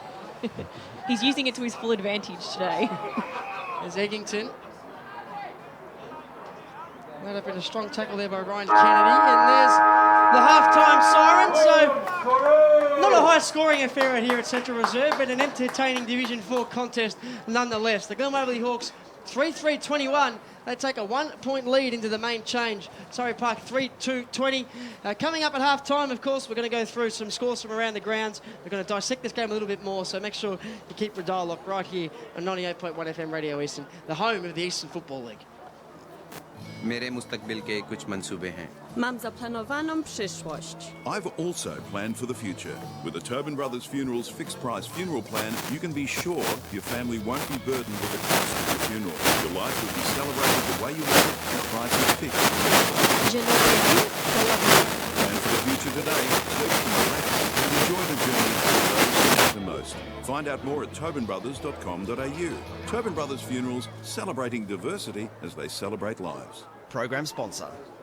Dave and his mates are flying to the Gold Coast to watch their team play the Suns. Do they B, pay too much for a taxi, C, hope for an airport rail link this century, or D, get a lift from a mate and hope for the best when they fly home? What about A for A1 Airport Parking? At A1 Airport Parking, get 2 days for $25, 3 days for $34, or get 7 days parking for just $69. And at just 5 minutes from the airport, they'll get you there in time for your flight and pick you up when you get home. Show your footy or sporting club membership anytime you park and get 10% off. A1airportparking.com.au.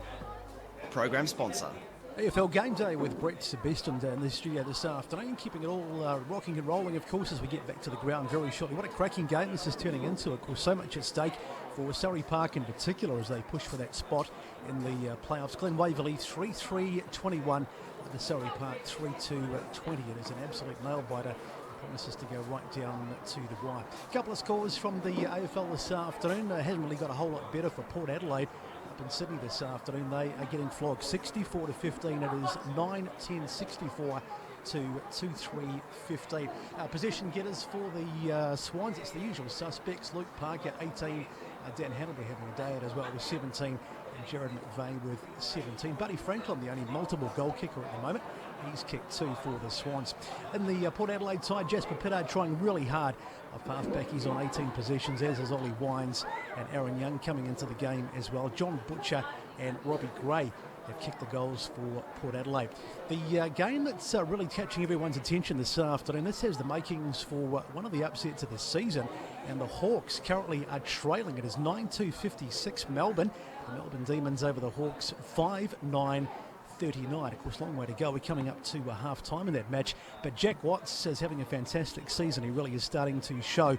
Well, he was the #1 draft pick all those years ago. 3 goals to him. Sam Wiedemann's kicked a couple, and possession getters for the D's.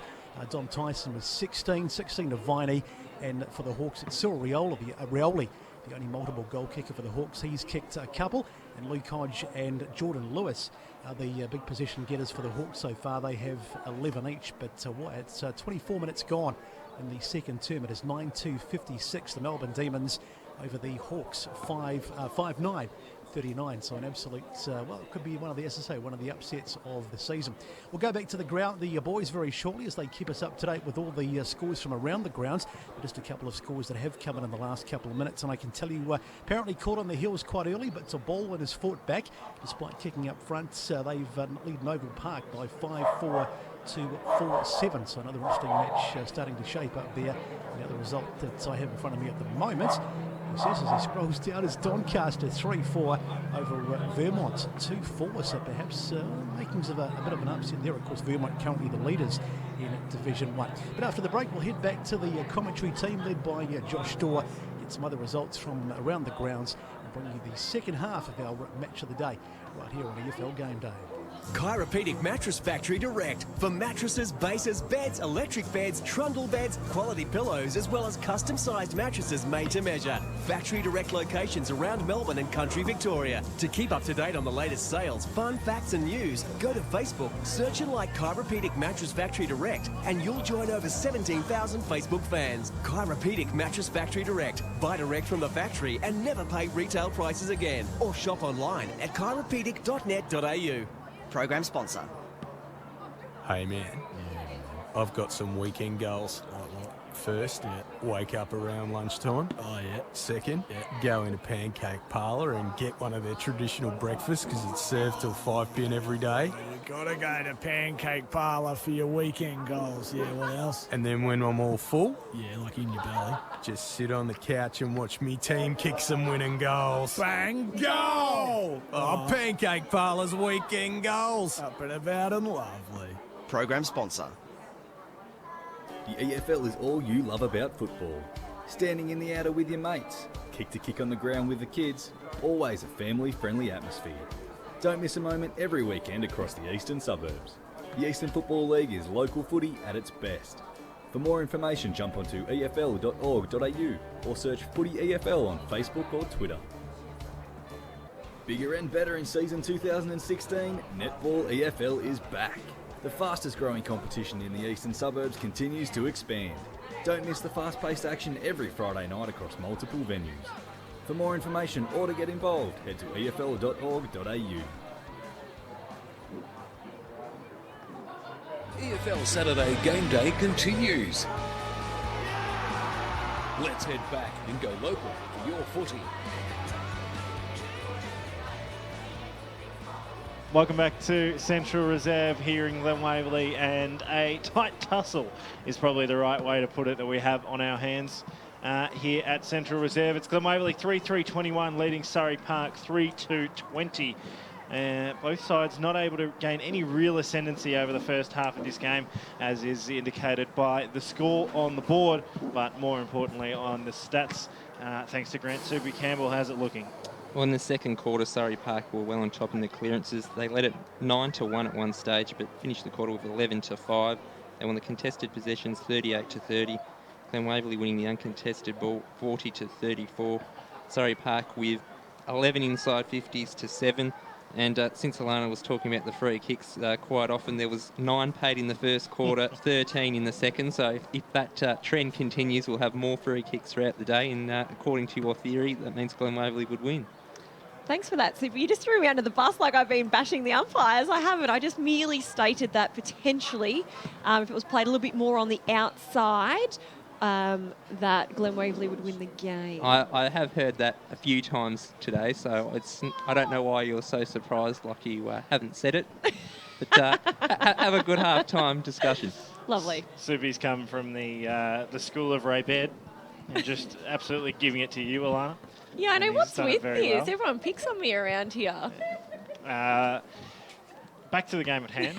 And Gus, you've seen the game from ground level, which usually isn't any different, but now that we're elevated in the grandstand, it's a bit of a different vibe. It's like I said when I first came back, it's a genuine struggle for both sides, particularly going inside forward 50.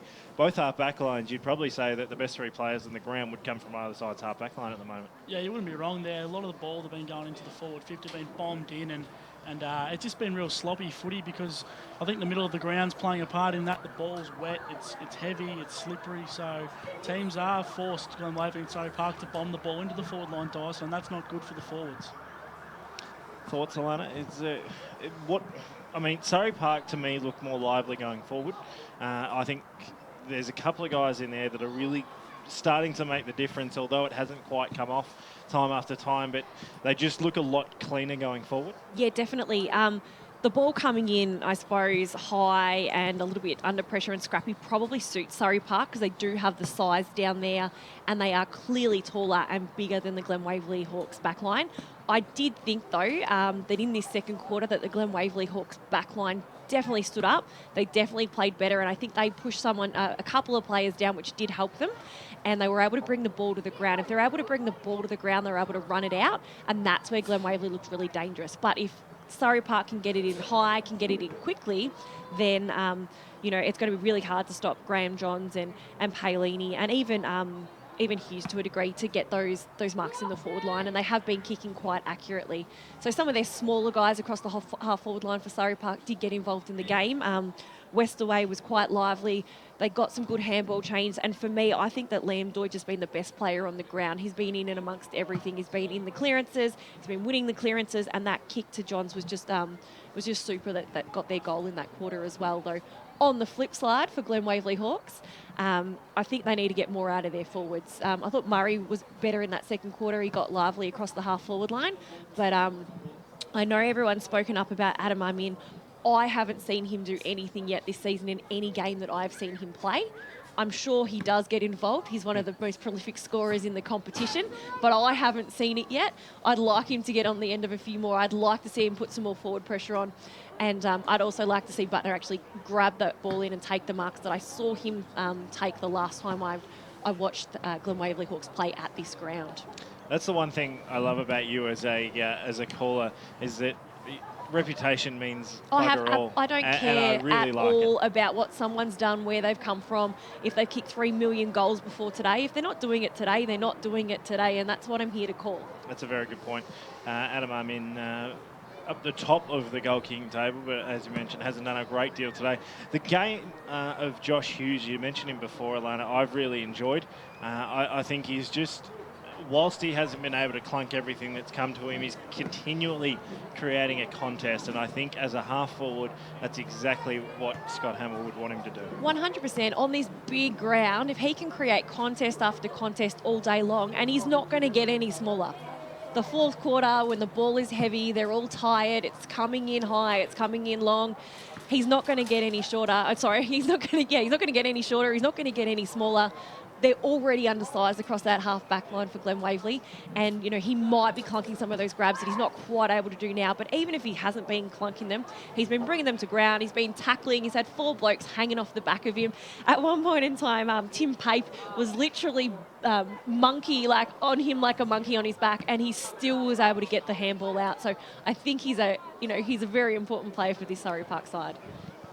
And I think having the big fella Michael Parolini down there, Alana, does provide Husey a bit of a chop out. Would you agree? Oh, 100%. For me, every time I've seen Michael Paolini play, he's been the best player on the ground. I honestly think he's probably one of the best footballers and the most informed footballers in Division 4 this season. I'd be very surprised if he didn't line up in that 2016 Team of the Year. That's a very good point. And you mentioned that, I mean, obviously his size plays into his advantage a lot, particularly around the contest, but the fact that he can read the ball so well, I actually, you know, you often see it occasionally when you try and highlight players with a camera, but sometimes over that, when you're not actually having to concentrate and commentate, I was actually following him for about 3 or 4 minutes, and the way he read the play, he got into a space where he was defensive side of the contest, and then went bang, bang, bang, had 3 tackles in a row, and created yet another stoppage, and that's, for a bloke to be able to, he's almost thinking half a play ahead. 100%. The way he situates himself outside the 50, just those little things that are creating a contest for Surrey Park to get back into this game. If you were the opposition player and you wanted to get a possession, just follow Michael Paolini around and the ball will end up exactly where he stands. I watched him play in round 1. He probably took about 50 intercept marks across half-back and across the full-back line. He was 100% the reason why Surrey Park won round 1 against Forest Hill. And I saw him again against Don Vale, where he was probably one of the most prolific intercept markers. Just finds the ball, knows where it's going to go, almost before everyone else knows where it's going to go. He's got a big, strong body. He barely drops a grab, and then he's very, very good with his disposal as well. So he's, yeah, for me, I've been super impressed with the way he goes about it. And Paolini, when he doesn't take the mark, guys, he's bringing the ball front and centre, but I think that's where Surrey Park have been a bit exposed. Paul Calopi and these sort of Kane Hendon sort of players aren't really getting their hands on the ball front and centre, so I think the Surrey Park coaching staff, in particular the forward coaching staff, will be getting into those sort of players to get some front and centre and maybe some quick goals. Yeah, definitely. Umpires back out on Central Reserve here in Glen Waverley. That was the BGC. I'm getting a little bit ahead of myself. The Pie Shed halftime show. Surrey Park on Central Reserve. Now we might go back to Brett Beston. We'll take a short break. We'll be back right after this on EFL Game Day. All thanks to the Pancake Parlour. How would you like to be celebrated? I think a barbie in the backyard would be nice. I would go to the beach. Possibly a costume party. It sounds silly. I'd like people to bring their pets. I'd have a karaoke machine. What's coming to my head is an ice sculpture. Lots of cakes. Cheesecake. Lemon meringue pie. And probably every flavour of ice cream ever. At Tobin Brothers Funerals, they know that every life is unique, and they think that every celebration should be too. Find out more at tobinbrothers.com.au. Tobin Brothers Funerals, celebrating lives. Program sponsor. Dave and his mates are flying to the Gold Coast to watch their team play the Suns. Do they B, pay too much for a taxi, C, hope for an airport rail link this century, or D, get a lift from a mate and hope for the best when they fly home? What about A for A1 Airport Parking? At A1 Airport Parking, get 2 days for $25, 3 days for $34, or get 7 days parking for just $69. And at just 5 minutes from the airport, they'll get you there in time for your flight and pick you up when you get home. Show your footy or sporting club membership anytime you park and get 10% off. A1airportparking.com.au. Program sponsor. EFL.org.au is the place to be online for all the latest on the Eastern Football League. Keep up to date by checking out the latest news and feature articles. Have your say in the EFL poll. Check out all the latest EFL videos, and best of all, you can listen back to any EFL radio program at any time. Head to EFL.org.au. The Eastern Football League. Local footy at its best. EFL Saturday Game Day continues. Let's head back and go local for your footy. Welcome back to Central Reserve, the halftime interval, and JD, I just went down there and sampled a little bit of the canteen action, and it is absolutely tremendous. Nice gold can of Coke, some nice hot chips. I didn't quite have time for a burger, but hopefully I'll have a crack at that post-game. How'd you go at halftime? Yeah, good, mate. I'm still sticking to my post-Europe budget, so I'm bringing sandwiches from home, unfortunately. So you're on a nice diet of thin air, Yeah, pretty much. I'm sitting here smelling the lovely chips that have been cooking up in the canteen. Feel free, help yourself. There's a nice crowd here, of course. A tight game, a big one, and they're getting stuck into the food. I absolutely love it. That's what I like. Steve, what are your thoughts on the ground, mate? I like it. I think it's a nice place to come and watch football. I think Division 1 game and Division 2 game out here would just be exciting. Absolutely, but I'm noticing that from our commentary position, the traffic in the background sort of mesmerising. Sort of like one of those magic eyes when you like move in and eyes. So then you got the game in the forward. One of those things where you lift the ball and it hits all those other balls and it's going backwards and forwards. It's kind of, it is like a little bit of a traffic kaleidoscope sort of work going on in front of us, JD.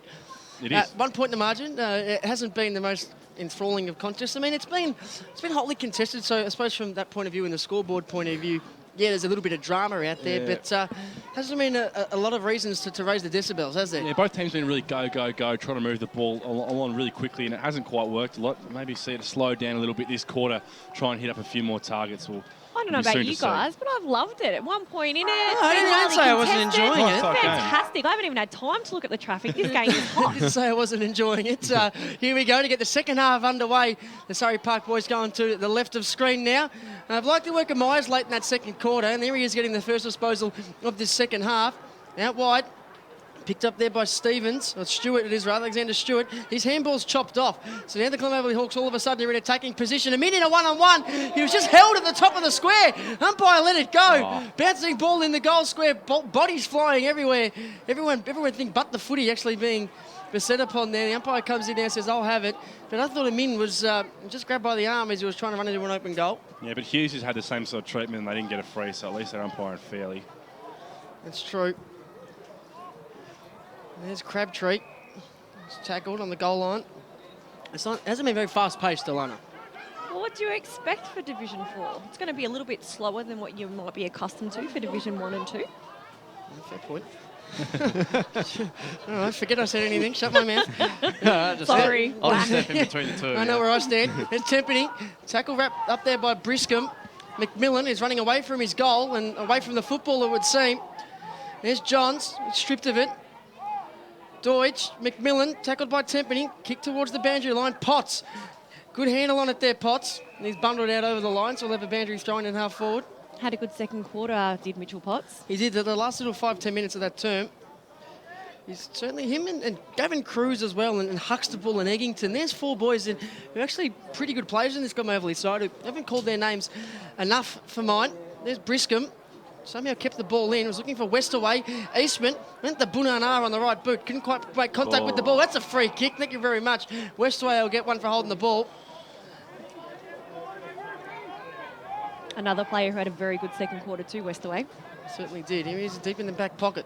Short ball over the top to Hocking, who, gee, it looked like he was coming off for an amputation when he limped off in that second term. And has made a miraculous recovery. Up to Paolini on the wing, who gets in front. Couldn't bring the ball down. Colopy through his hands. Eggington. Caldwell. Back to McMillan. Kicks it straight into the smother of Tempany. Crabtree's in there. So's Deutsch. And so's Hendon. Plenty of those Surrey Park high rollers. Tempany as well. So 1 point early stages, third term. Well done there by Briscombe to get the fist forward, but it'll be Broad who'll rove it. Not sure which way he's going. Turns around the right boot. Puts it back inside 50. Looking for the fly of Butner. In fact, it Potts. And he's going to get the free kick. And actually, he's going to go to Eggington, the other man in that contest, who was held on to. Too far out to score, looking for an option. Armin's the option there leading. It's a poor kick. It's going to be chopped off pretty easily there by Allen. Good mark. His kick, though, is going to go straight back to Glen Waverley. Broad intercepted. So someone looking for an effective kick. Broad's going to stab it low. That's a great kick, although it's cut off again. And great courage going back by Riley Tempany, and he's copped a knock to the head going back into that contest. I think it was after he marked it as well, so not sure what the umpire's going to do here. He's going to give a 25-metre penalty, that's for sure. Great courage by Riley Tempany. He's been playing fantastic down back, intercepting marks. And really good mark there when needed in defence. Pretty stiff with a 25-metre penalty, I reckon. Yeah, I was going to say 2.5-metre penalty. So he's up on his feet, though, and takes the kick and another turnover. Turnover for turnover here at Central Reserve. Andrew Murray now back with Glen Waverley. He's going to go for a higher option this time. It's going to be a min from the back. Great mark in front by Butner. Strong hands. And it was a 5-man contest there, but he came in from the side. And finally, something's going to work here. Going inside 50, and they'll have a shot on goal. Ryan Butner, who kicked the first goal, I believe, of the game. It's a slight angle on this one, but shouldn't have any problem. This would be an important first goal for Glen Waverley. Ryan Flack would have been looking to get an early start and a jump. So he'll come in. There's not much breeze. Kick on the way, left to right, just like that first goal of the first term. So the first goal of the third goes to Ryan Butner. A beautiful set shot. And Glen Waverley extend their lead to 7 points on the Bendigo Bank scoreboard. 4-3-27, Surrey Park 3-2-20. Very strong overhead, Butner is. Takes a really good grab. If they can actually open this forward line up a little bit more and isolate him one-on-one, I actually think that that's probably their biggest advantage. Just probably looking a little bit more lively and a bit more likely to kick goals today than Armin. So I'd probably leave the space for him and let Armin crumb it if there is the opportunity to do so. It's their first goal since the 25-minute mark of the first term. Of course, Surrey Park kicking the only major in that second term. Mark going back to the fight of the ball there by Toma. Taking the ball at half back. Comes up to half forward. Good lead and mark there by Kane Hendon. He's played a Dean Kent style role that Dean Kent plays at Melbourne. Just that quick heels up at half forward. There's Paolini, Johns, McMillan. That side of the right boot. Back to where it came from near the scoreboard. Strong grab taken by Briscombe. I've liked his work. Handballs to Hocking. Gets it back from Hocking. Sends it back up in the direction of Johns, who's out muscled. Well done there by Steinfurt. Not an easy task there.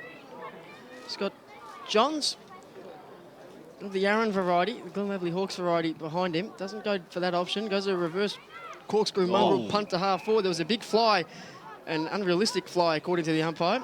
Ricky's going to Briscombe. He's already had 5 touches of the ball in the early stages of this term. Up to centre half forward, through the hands of a teammate. Paolini has to turn around and go back and get it. Deutsch.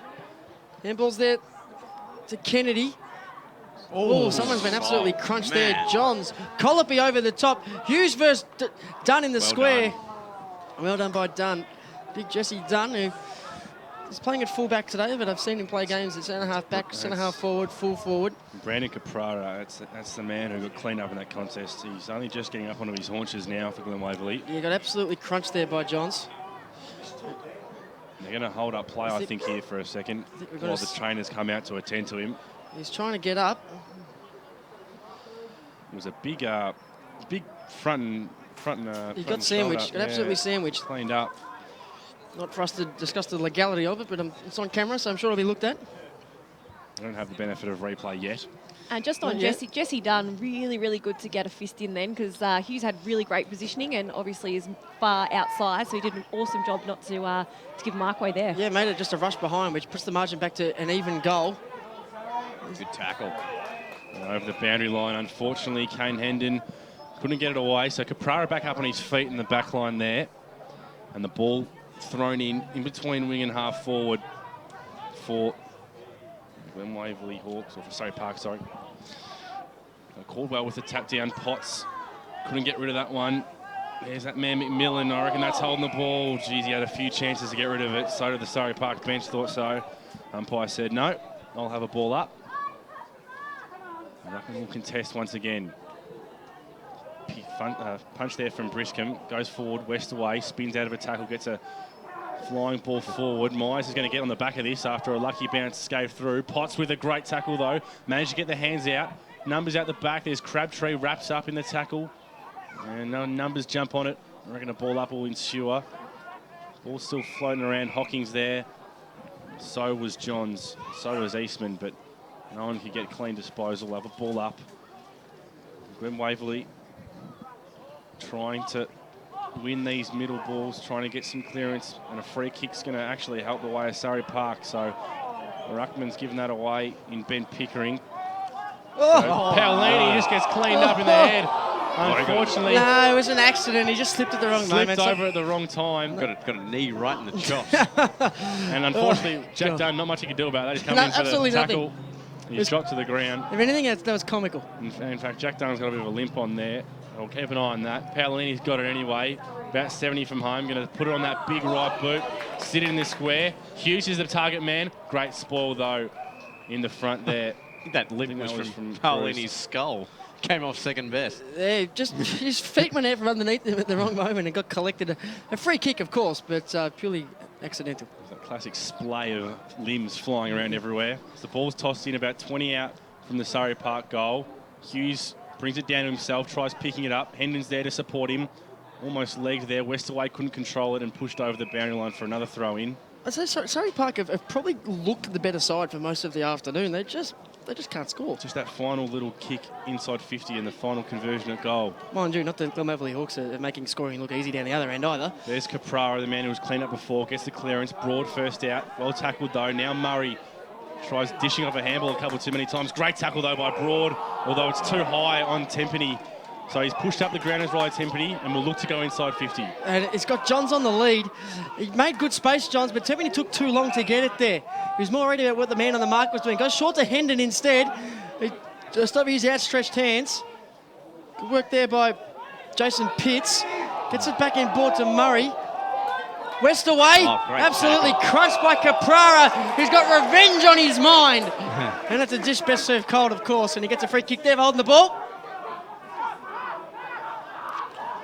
I was just going to say, guys, Kazupi isn't playing today for Surrey Park. I don't know where he is, if he's injured or what have you, but it's probably that small forward that they're missing at this stage. Of course, started off the season in an absolute bang, kicking 7 in round 1. Kazupi, handball to Murray in the middle of the ground, set him a little bit of a task, and he's tackled almost 3 on 3 separate occasions, and finally 1 sticks. Free kick goes the way of Hocking, shovels it back to Christopher Dishot. He goes up to centre-half forward. Johns brings the ball to the deck. 3-on-1 in favour of the Glen Waverley Hawks. 4-on-1 now. Sinden out to Aaron Johns, who's got a bit of a paddock. He looks up towards Amin and Butler. And great work by Tempany. He beat Briscombe. It was drifting back.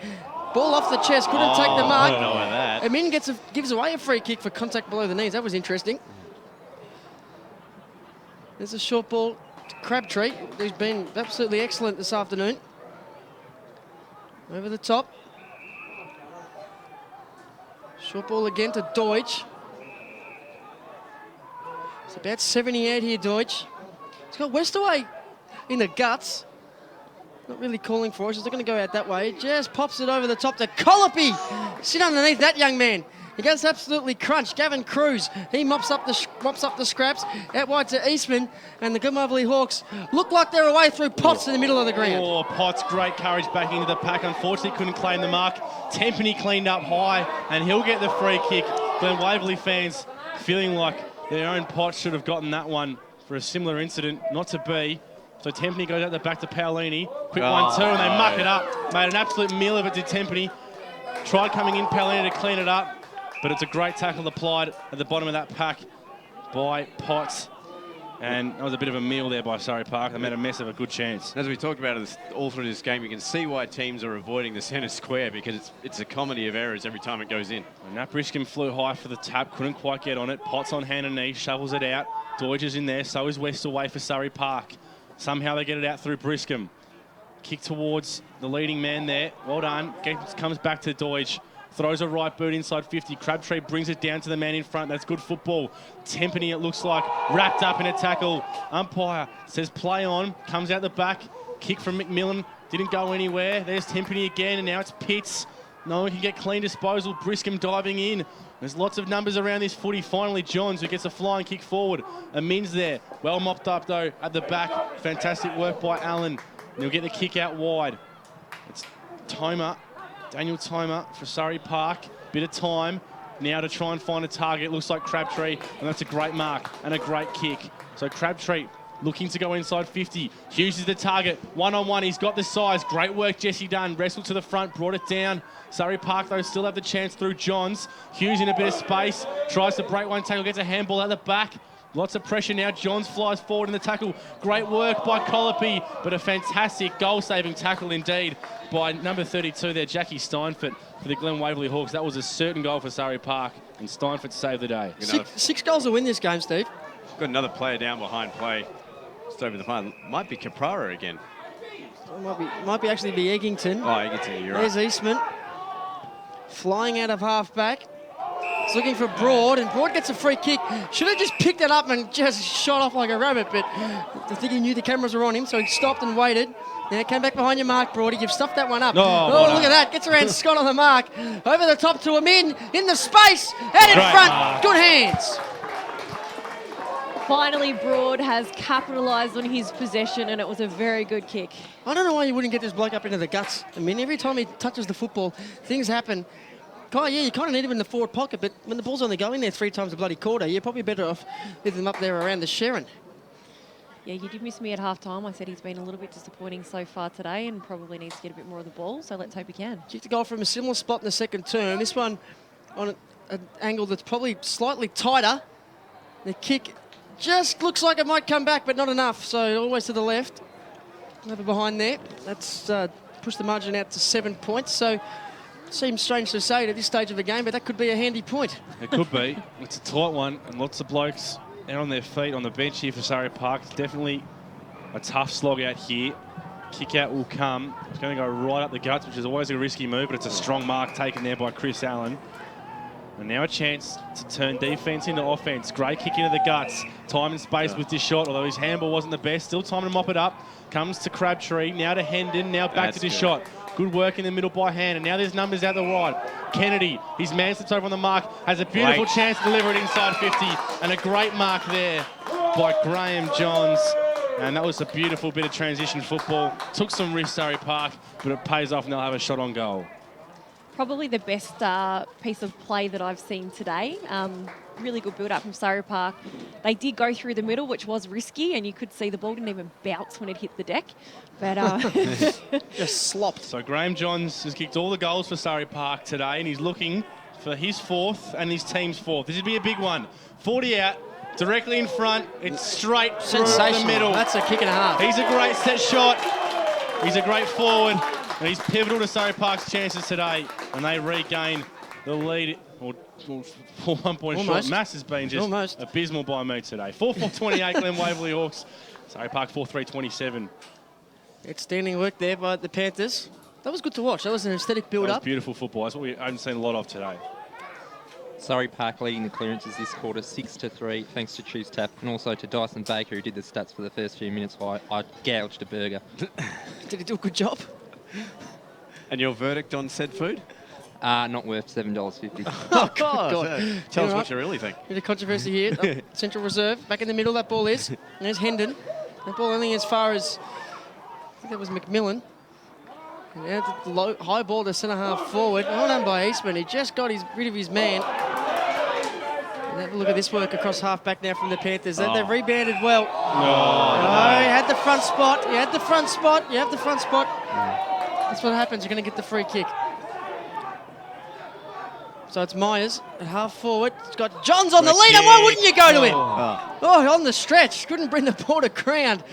Gee, everything his touches has been turned to goal today, except for that right there. There's Kennedy, there's Myers. Tackles being laid, free kicks being plucked out. It's gone the way of the Hawks. No advantage. Coming back to McMillan. He goes back over his mark and then plays on. Ball comes off the instep. Hughes almost tried to go back for it. Picked up by Johns. Not going to have too much trouble getting around the big fella. And he doesn't. Kick the centre of the ground. Probably should have been 25. Work on the mark. That's mark's taken there by Tim Pape. Over the top, it's chopped off by Crabtree. Crabtree on the wing. They've got one over. They've got one extra here. He's ignored. Goes in the direction of Paolini, who watches as his direct opponent, Jack Steinfort, takes an uncontested grab a couple of metres in front of him. Just couldn't put it up in the air. Glen Waverley had so many numbers in their back line, they just flood and take an easy intercept mark. Johns comes off for a rest. He's kicked 4 goals, 2. Looks like he's limping a little bit. I was going to say that. He looks a little proppy after that last contest. All at half in the back, deep in the back pocket. Pitts ran his full measure and up to the back. And he'd Butner lace out at half back. So Butner looking to move Glen Waverley forward. His kick's not a great one. I mean, he's going to have to do a lot of work and just too much for him. Great work there by Briscombe to take the mark. And now he's got Hendon in the middle. It's a tricky kick, but it worked well. Hendon now comes out to the broadcast side of Tempany. Tempany, little chipping kick over to a loose man in the middle into Kennedy. Coming alive in the third quarter is Kennedy. And Jack Dunn ran through the mark there, and he's going to get 25 metres. So Kennedy's going to be brought pretty much right up to the 50-metre mark. Not on the mark, so he's just going to play on. He's going to run to the 50. He's going to look at the goals. He's going to have a shot. It's going to go all the way to the line, and it's going to bounce all the way through. Fantastic work on the goal line by Hughes to shepherd the ball through. Smart play by Ryan Kennedy. And I know it's been slim pickings, but there's your clubhouse leader for the Chiropedic betting goal of the day. Outstanding call by you too, JD. Fantastic work. You'll lock that one up on Facebook during the week. And that was just undisciplined play on both counts there by Glenn Waverley. Over the mark and then not on it. And it's led to the ultimate prize, a goal. So Surrey Park now have the lead on the Bendigo Bank scoreboard. And they probably deserve it too. 5-3. Just from the outside looking in. 33. And Glen Waverley 4-4-28, a 5-point margin. Great shepherd by Hughes as well there. Smart football. It could be the best no-possession game of all time we're seeing from that man. Briscombe was giving away some serious inches in the ruck. He's able to get a hit out. There's an open palmed handball. Haven't seen one of those for a while.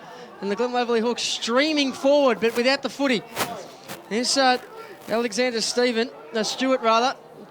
First one there. Broad, overrun the ball. Oh, great play. Great work. Work there by Pickering it was. Found Andrew Murray at half forward. He's got a teammate more central. The kick was the right idea. The execution was poor. Briscombe carves his way through. Broad's in there for the Hawks. And the crowd just getting a little bit narky here. Didn't think Pape had eyes for the footy at all in that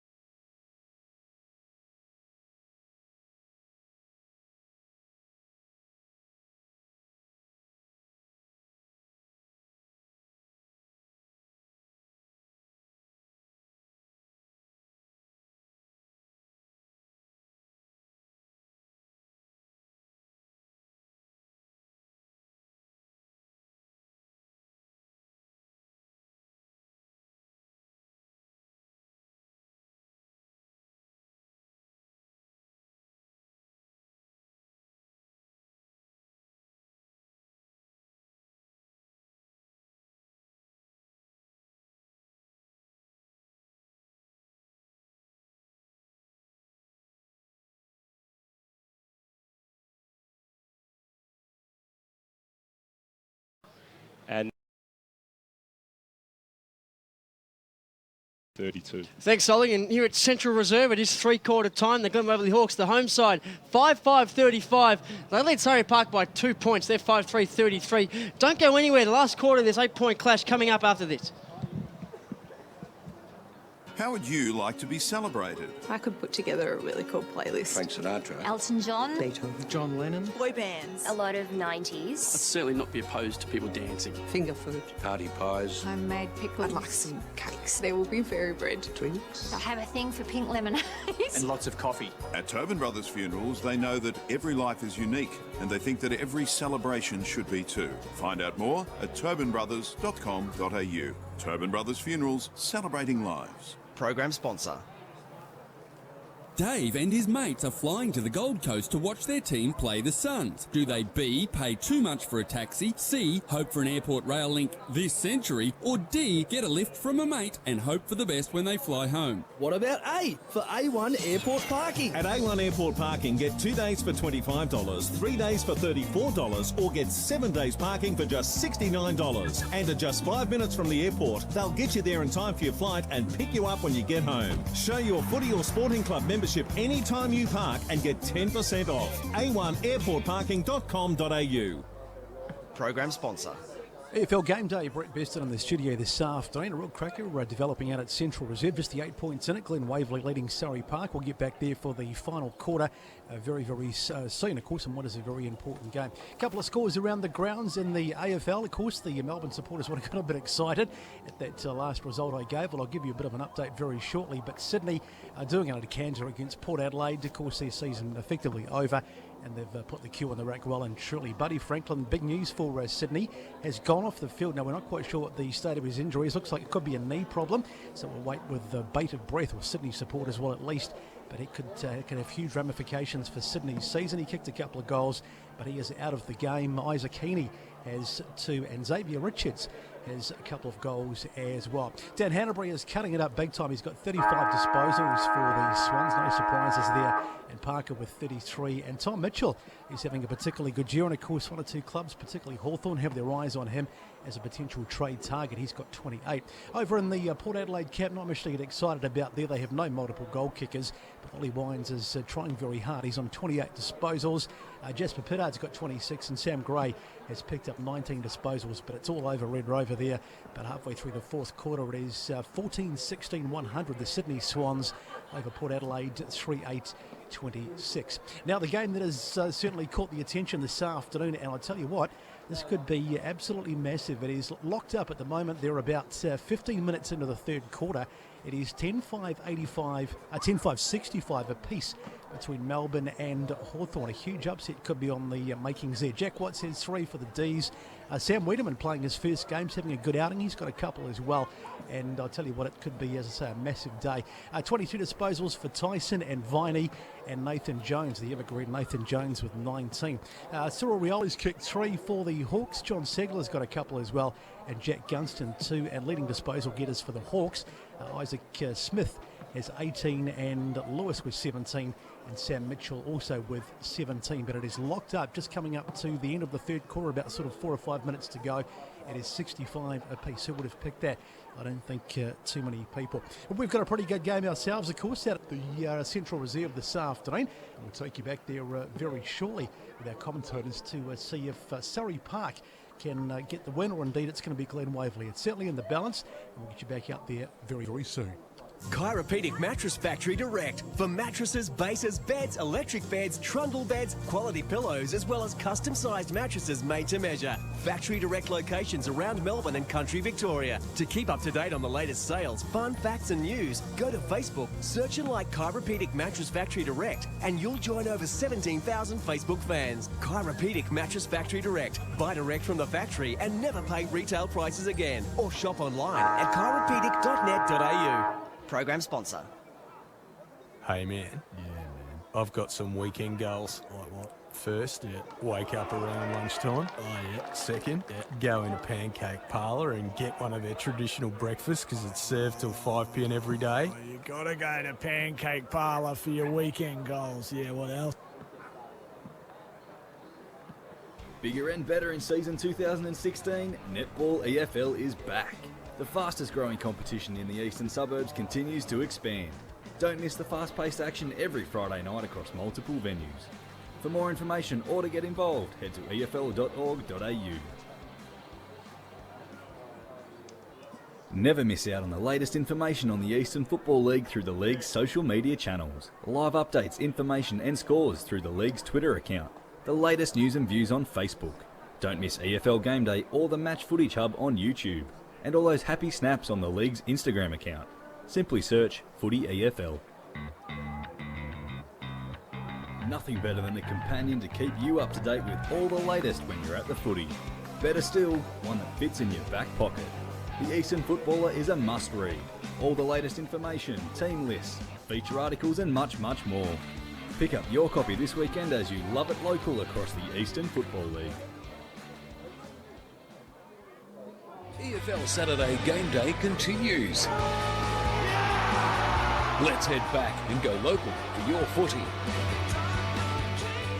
Welcome back to Central Reserve. The last quarter about to get underway, but before it does, let's cross down boundary side next to Chiropedic betting. Gus McLeod. Scotty, what was the message half-time to the boys, mate? Look, we know we're making silly mistakes through the centre of the ground that are probably costing us a fair bit at the moment, so we need to tighten up on that loose ball. And look, I think Glen Waverley about to crack. We're trying to, hopefully run over the top in this quarter. And who's going to be the one to stand up for, or the ones to stand up for you this quarter?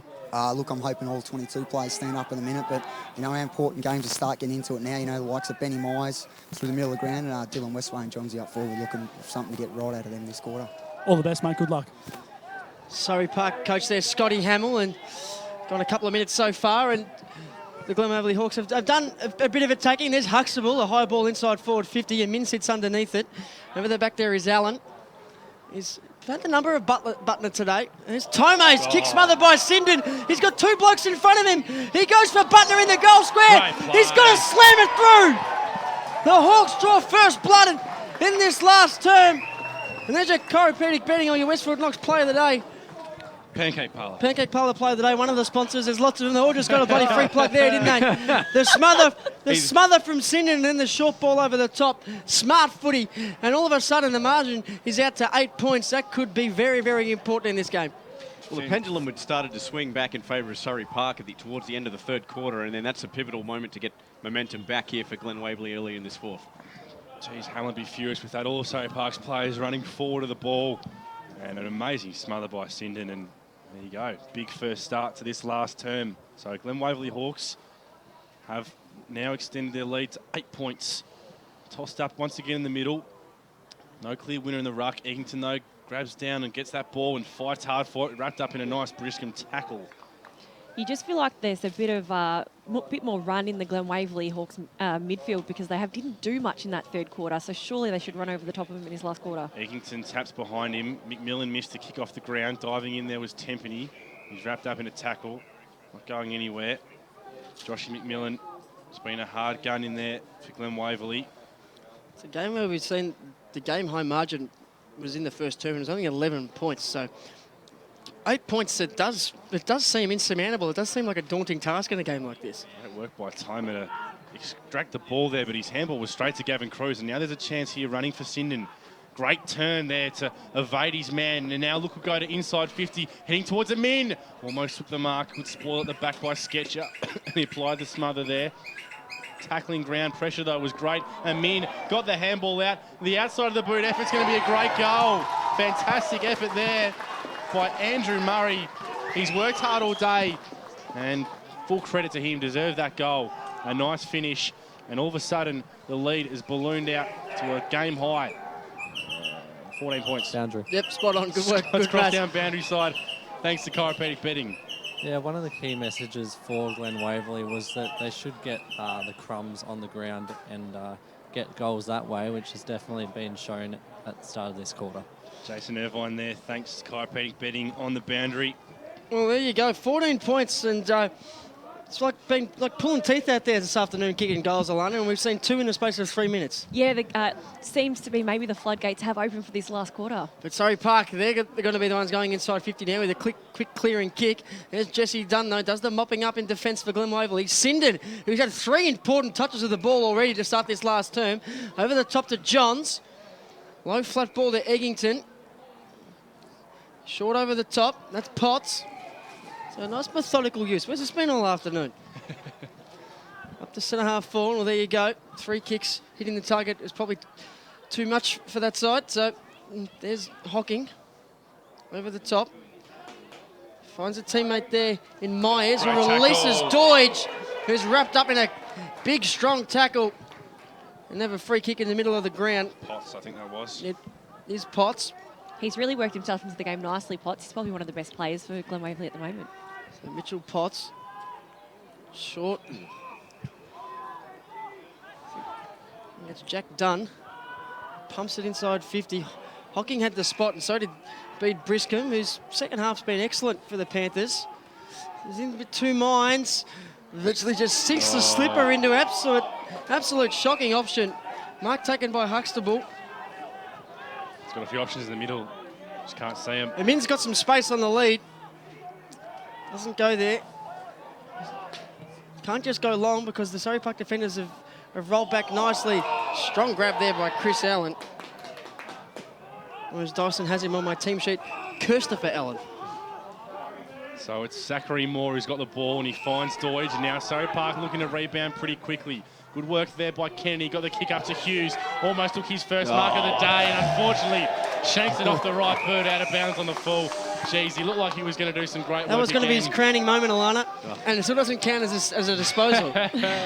So we've been waiting for it, haven't we? So Jesse Dunn will take the free kick. That was a buzzkill and a half. Great passage, build up a play, and then just display it off the side of the boot. You could hear the air go out of the crowd. He's got Huxtable in the middle if he wants. He's going to go boundary side, though. He's going to hug that boundary, looking for Eggington. Surrey Park will just feed off this ball. Great mark taken by Briscombe, not paid, probably hands off. Well done by Westerway, wrapped up in a tackle. And no, that's a fair call, ball up. No pride there for Westerway. Glen Waverley fans thinking otherwise. Good tackle by McMillan. Eggington, he's done well on the ruck considering the size he's giving away to Alex Hocking, but his tap goes out of bounds over the boundary line. The intensity has just really lifted in this last couple of minutes, and Glen Waverley are definitely starting to get on top in that midfield. Surrey Park need a quick goal from this clearance, you feel. Hocking with the tap out the back off a boot there of Walsh, and the umpire's pulled a free kick, going to go the way of Surrey Park, and that man Hocking. He's got to run it through the middle. He's going to look to go inside 50 though. Big kick. Glen Waverley have numbers here, should pick it off pretty nicely. They do. Huxtable's there. So is McMillan applying the tackle. Well done by Colopy. Spun out of danger. Just couldn't get a handball away, and the umpire says you had it for too long, son. That's holding the ball. He's looked just a little bit behind the pace. Just been a bit slow, Colopy. Yeah. So the ball now is in the hands of Johns. Oh, sorry, it's Pickering. Going to go the kick down the wing. Fly at the back. Hands in front. That's the classic James Brayshaw commentary curse, because now Pickering has the ball. They had 3-on-1 there, Surrey Park. They did not need to give away that free kick. There's Pape, who just fell over at the wrong time. Butler, his handball looks for Pape. The Panthers have the numbers. Allen, handballs into the space. Run under there by Zach Moore, who hits and spins and seems to share it into some more uncharted territory. There's Walsh. He's wrapped up in a strong one, so that a few times today. There's been a lot of strong tackling out there. Bounce of the ball was just not favoured for Surrey Park in the last couple of minutes, unfortunately. Margin out to 14 points. They've started this last quarter like a house on fire, Glen Waverley. It's a few overzealous appeals for deliberate out of bounds, but not the AFL. No, if I see that in a game of Division 4 footy, I think I'm just going to drop the mic and walk off air. Here's the boundary throw in. How's the hair flick on the boundary umpire? You know, not bad. Nice big fringe. That's what we see with modern boundary umpires these days, Alana. There's Myers. Taps a big thumping ball down a half forward. Gavin Cruz goes back to go forward. It's not a bad option. Dunn. He's got a teammate on the move. That's Steinfort. Steinfort up to half forward, looking for Pape. Pape gets Moore in a one-on-one. Both of them just fell over, but Moore recovered quicker. Goes back in and picks it up. He's got a teammate in support. That's Dishot. Handballs to centre half back. Tempany to Myers. Right in the centre of Central Reserve. Right in that glue pot. Who's going to mark that? Well, guess who? Graham Johns. He's kicked 4 of the Surrey Park 5 goals today. Back himself, go on. Boundary. He's going to have to connect this one from 52 metres. Goes short over the top instead to Deutsch. Great mark. He takes a strong grab under duress from McMillan. Let's cross down boundary side thanks to Chiropedic betting Gus McLeod. Boys, I reckon Graham Johns dished that ball off because the ball's looking quite heavy from ground level. Well, maybe it was the fact that he was 55 metres out. He wasn't going to make the distance from there, but no, point taken. It would be covered in mud, that ball. It would be a medicine ball. So Deutsch, he's had a pretty good day, Liam Deutsch. He's going to line up. Kick this from about 40 on a 35-degree angle. It looks pretty good off the boot. He's nailed it. Big goal. The old umpire likes it. I like it. He likes it. The Panthers like it. And the margin's back to 8. It's a huge goal. And as we predicted earlier in the game, Seymour, it's getting a bit harder to run along this ground. Tired legs, very muddy bodies, and as Gus said just before, quite a heavy ball. So trying to look for those shorter options is the best idea, and was smart by Johns, and that's a really important goal to cut that margin back down. There's a few blokes out there running on treadmills, and Westaway has got mud all over his face. Looks like something out of Braveheart. So he's out there fighting for his freedom at the moment. The conditions suit Glen Waverley perfectly to run over the line in this last part of the game. So it's Glen Waverley by 8 points. Surrey Park are coming though. Great work by Briscombe in the ruck to tap down. Westaway shepherded in front so that Myers could get it off to Deutsch. Now it's inside 50. Paolini overran it. Great tackle applied by Crabtree. Comes at the back though for Glen Waverley. Dunn sinks a big torp into the ground. Almost marked at the back by B. Briscombe. Pressure on Surrey Park now. Really good stuff though by Stewart. And his kick is marked. And he's cleaned up there. And that was Nat Briscombe. Good courage going back, but his kick's poor. Played on though, runs out from the back by Colopy. Got his hands. And the umpire says, well, he gave the free kick and then he gave the advantage straight away. Probably shouldn't have taken the advantage. No, the umpire didn't give the free kick. He was signaling that the Glen Waverley player got his handball, which he did. Too many hand movements for the umpire. It's not the Macarena. Just stick to let the play go on. It's 1993. What Quick ball up now. Surrey Park inside 50, looking dangerous. Crabtree's there. So he's done though. Great tackle by Hendon. Lots of pressure being applied, and a great tackle by Cruz, picked up by Westaway, kicking into the dangerous area. Well done, Johns. Well done. for the ball from behind. Now it's all for the Crummers at the front. Great tackle again applied by Surrey Park. This time decision. he pays the free kick. Good decision. Going to go the way of, I think, Crabtree. Yeah, against Pitts for an incorrect disposal, but that free kick is more about rewarding the tackle than anything else. And it was a good tackle by Crabtree. And this, he deserves to put this one through because he's had a good day. And it'll get him back within breathing space, JD. This would be huge. This is to cut the margin at 2 points. It's 12 minutes in. 35, 40-degree angle, but distance, not a problem. 20 metres out. So we're right behind this one here. Crabtree to really lift the Panthers in this late term. He's missed. No. It's a really bad miss. Just snucks in for a point. He's done everything right today except kick that goal. Yeah, it's spot on. Let's go to Grant Campbell, thanks to Choose-Tap for the match stats. Well, Surrey Park had only had 3 forward 50 tackles in the first 3 quarters. They've already had 3 in this quarter, so they've really noticed that has lifted. They're going to need to put the pressure on. 7 points is the margin. It's probably been thereabouts all day. That's a smart kick and a great mark taken by Cruz, who plays on straight away. Murray is in the meat in that sandwich. Couldn't bring the mark to Grant. Handball out there by Scott. Gets it to beat Briscombe. He couldn't get boot to ball. The cavalry arrived for the Hawks. There's Broad up to centre half forward. Good spoil. No mark taken by Butner. The defender just got a fist in. The ball heads towards the boundary line and eventually goes over. Well done, Chris Allen. Yeah, well done, Chris Allen, indeed. As you said, Steve, a fantastic spoil. There was no one behind them too, so that was crucial. Yeah, that gone over the back, it would have been a foot race. Which sounds a bit more entertaining than an arm race or a hand race. There's Caldwell. Walsh. It's a good tackle laid there by Dick Scott. Walsh has been busy in this last quarter. It's a big body. Big broad shoulders on him, Walsh. Briscombe. Tempany, he just accepts what was coming. And what was coming was a big, strong tackle by McMillan. Another player that's been good all day. Both of them have been. Definitely. Hard to split the two, partly because I can't bloody tell them apart. There's Briscombe. Cops one high from Walsh. Umpire says play on. And says I'll have it. Paolini's been mixing things up the last 5-10 minutes. There you go again. Yeah, a bit of trash talk going on. We don't mind that. There's Butner. Oh. Get the knee right into the pills of Michael Paolini. And there you go. It's getting a bit willing out there. Getting a bit willing. Wives and girlfriends at ground level don't like it. Oh, that punch has been thrown now. No, Oh, I don't like to see that. Just because can't get away with Back throwing to the fists game. just because it's in the confines of a footy field. There's Dawe at half back. Runs onto that ball. His handball's smothered. Knocked to the ground. Get it Dish again. shot. Deutsch again. Sinden. Minson on one-on-one at the top of the screen. He's going to be too smart here. Great oh, mark. great work there by thought he marked that. Sketcher. Super job. I thought that was a Mins for all money, but great work by Sketcher. He's been good. He's limited to what, 1 goal, 3 all day.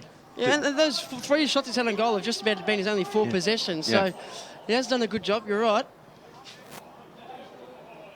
Ball up at the top of the square. Big fist towards the boundary line. It's a genuine one-on-one. Now the cavalry arrive. The umpire's having a good look here. Phew.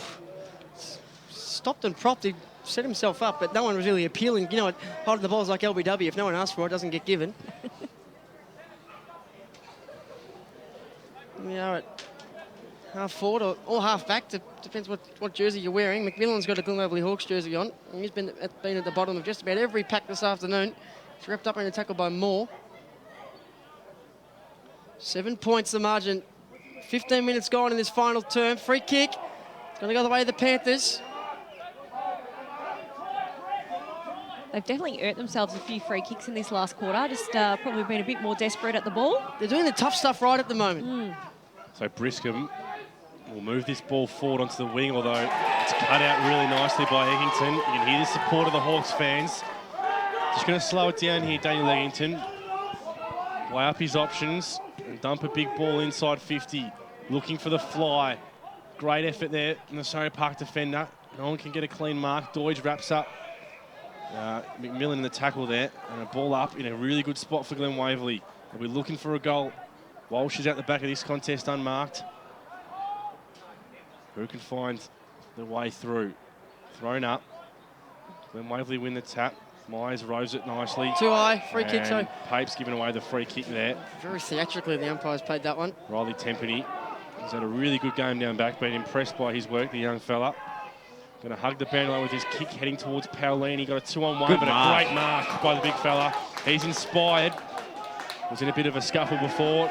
Now looking to lift his team importance. Everyone running forward, so he dumps a big talk. We love seeing those. Let's go towards Hughes. Well done, though, by Jesse Dunn. He takes the mark, outbody Hughes, and now he can move the ball forward for Glen Waverley. We only had Deutsch and Hughes on offer there, so really forced into that torpedo. It's the right option. It's just Hughes. One of the rare times he hasn't been able to bring the ball to deck. There's McMillan. Josh. That's an absolute mung.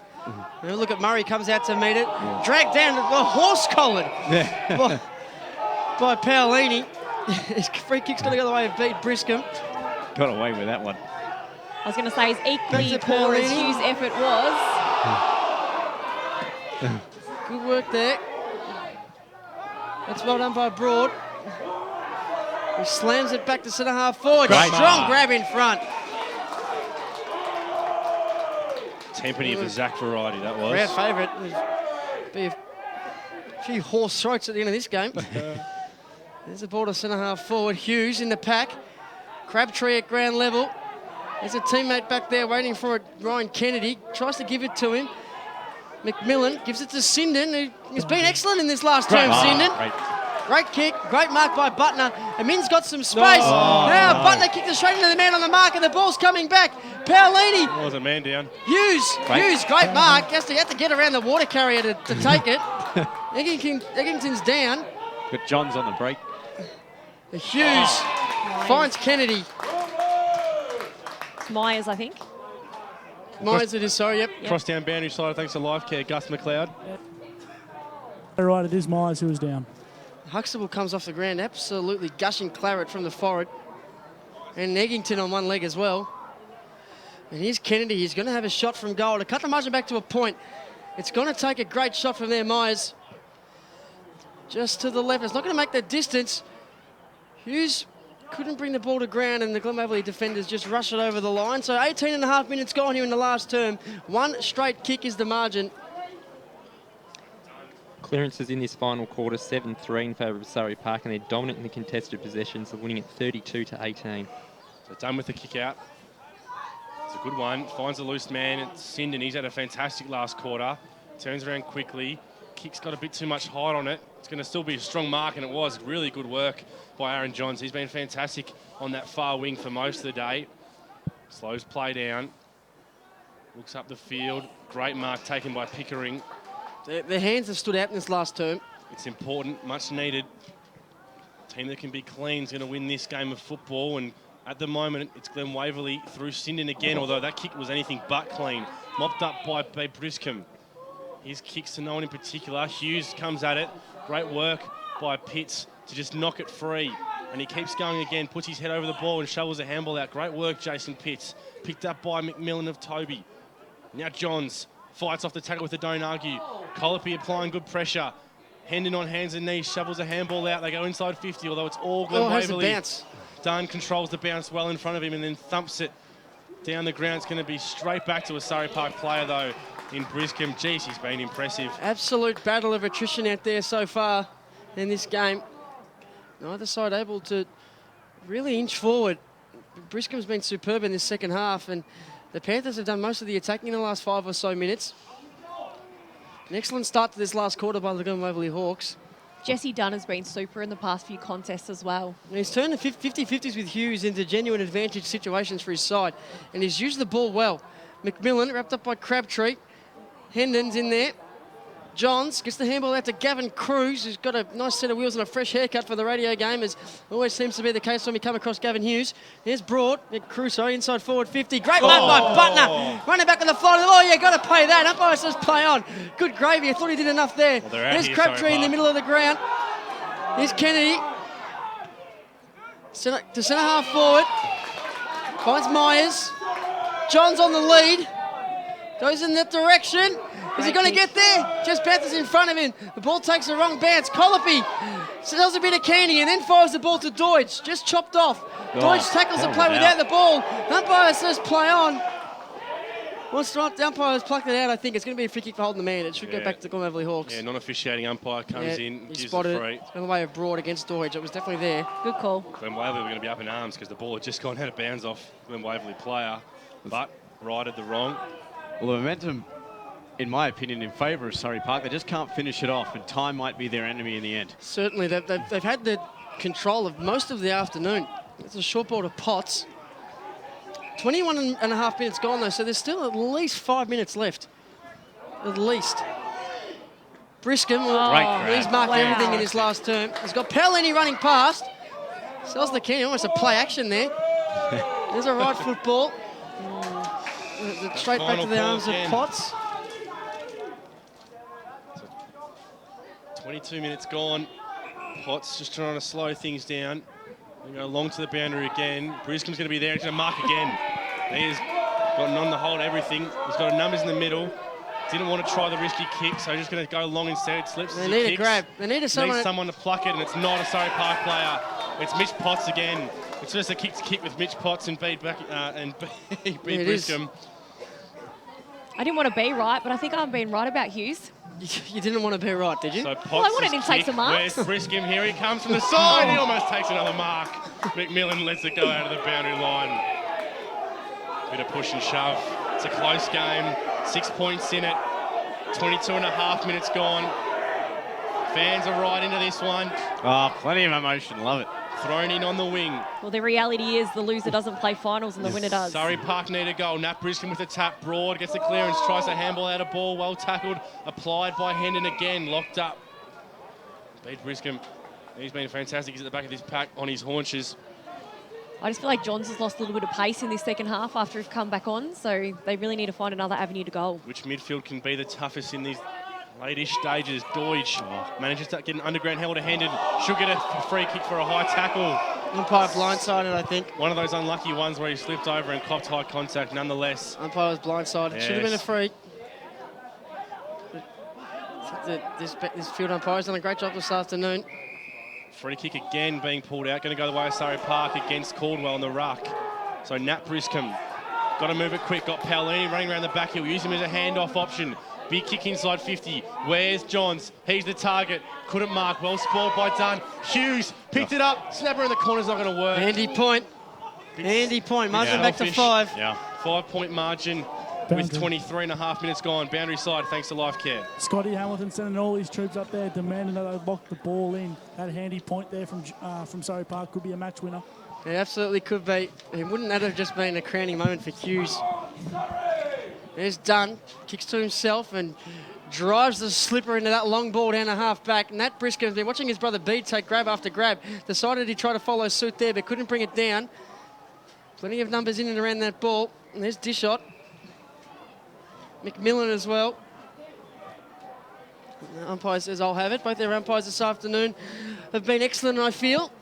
High pressure game. And they're not the youngest of gentlemen, our two umpires. I assume they'll be collecting their EFL paycheck and probably their age pension as well at the same time. Probably pop down to the Wheelers Hill for carvery for dinner.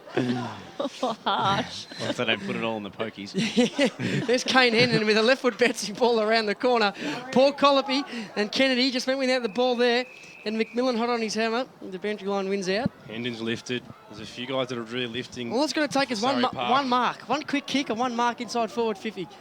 25 minutes gone. The ball at half forward. Eggington didn't have the ball. Pushing the back there was Myers. McMillan, high fend off. Says play on. Hendon brings him down. And there's a siren. There you go. There you go. I was about to say there's probably about a couple of minutes left. There's a bloody couple of seconds left, wasn't there? And there's the final siren. 7:8:47.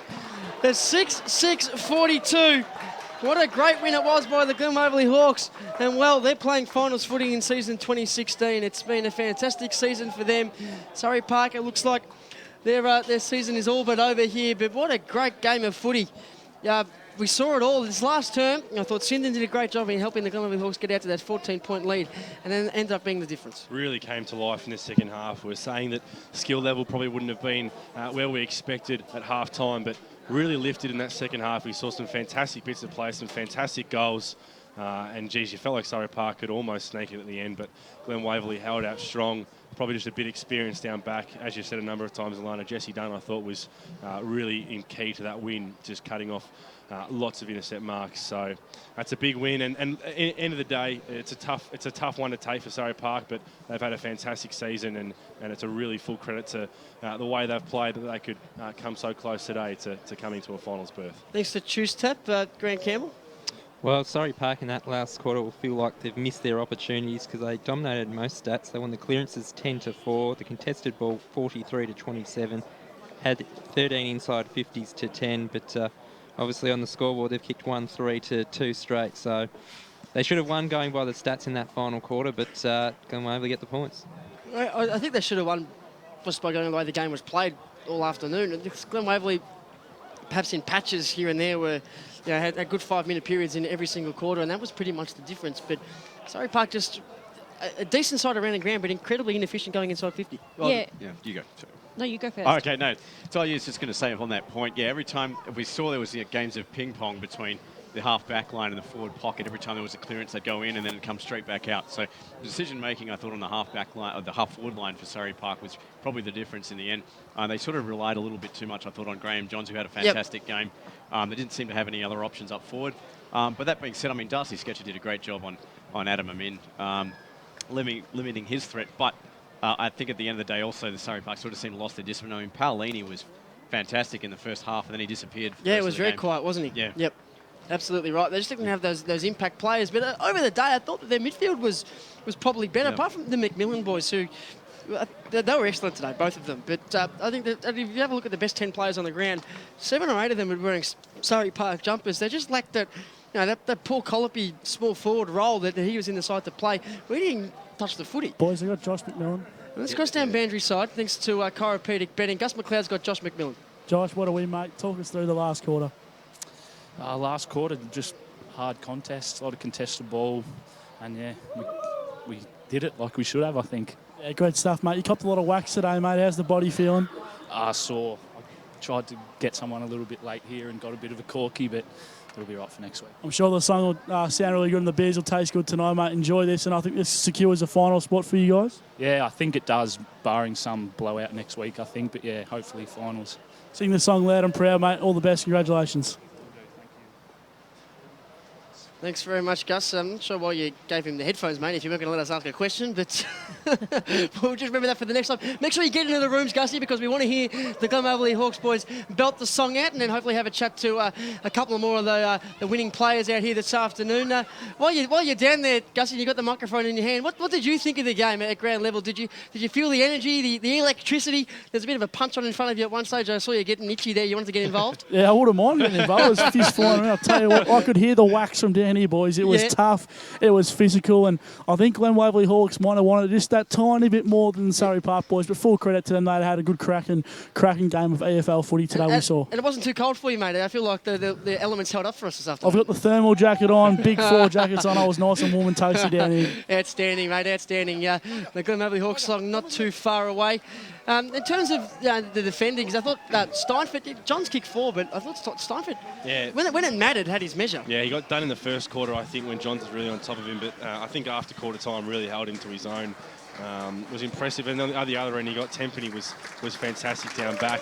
I mentioned the sketcher, so defensive worked well, and we can see it. Here's the song, boys. Here's the Glen Waverley Hawks song.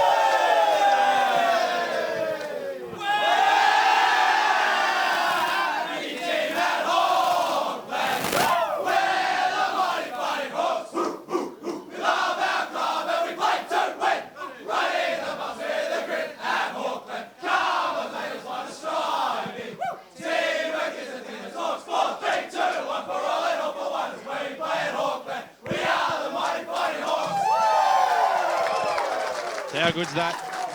A big theme song after a big win. And a good sounding theme song. We'd like a Hawthorn-related theme song here. Yeah, shut up. All right, let's take this opportunity, JD. We'll go back to the Radio Eastern Studios. Brett Bestley, our resident Kiwi, is in there. He's done a fantastic job this afternoon. Brett, we'll throw back to you very quickly. We'll have a short ad break, and then we'll be back here at Central Reserve to go through all the scores from around the grounds. Real people, reals. Driving the morning coach service, or whether I'm actually doing the transfer from the family home, is very rewarding. It's heavy lifting, it's emotional, it's uplifting, it's rewarding, and it's a vocation. It's not a job, and I love it. Watch the A Day in the Life video series now at tobinbrothersfunerals.com.au for an insight into the specialised work they do. Tobin Brothers Funerals, celebrating 80 years of service. Program sponsor. Dave and his mates are flying to the Gold Coast to watch their team play the Suns. Do they B, pay too much for a taxi, C, hope for an airport rail link this century, or D, get a lift from a mate and hope for the best when they fly home? What about A for A1 Airport Parking? At A1 Airport Parking, get 2 days for $25, 3 days for $34, or get 7 days parking for just $69. And at just 5 minutes from the airport, they'll get you there in time for your flight and pick you up when you get home. Show your footy or sporting club membership anytime you park and get 10% off. A1airportparking.com.au.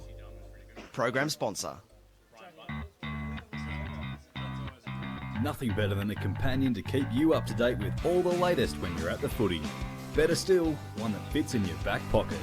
The Eastern Footballer is a must-read. All the latest information, team lists, feature articles and much, much more. Pick up your copy this weekend as you love it local across the Eastern Football League. We'll get back to the boys very soon for all the post-match interviews. Josh, I should tell you, mate, I'm actually Australian now. Got naturalised earlier this year, but that's another story.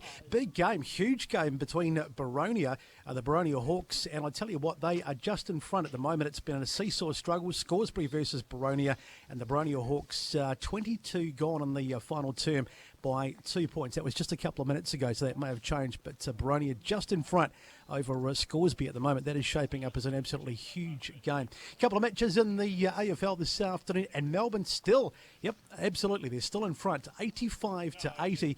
Quite remarkable, 13-7, 85 to 11-14-80. Jack Viney up to 35 disposals, having a day out for the D's, and Jack Watts still sitting on 3 goals for the Hawks. Luke Hodge with 23, and Isaac Smith also with 23 are the best for them. Earlier in the day, if you missed it, Sydney too good for Port Adelaide. They really have put the queue on the rack. 14-16-100 beaten 4-9-33. And coming up later tonight, of course, GWS against Gold Coast. You would think the Gold Coast will have little hope of winning that one, but GWS needing to win to consolidate top four.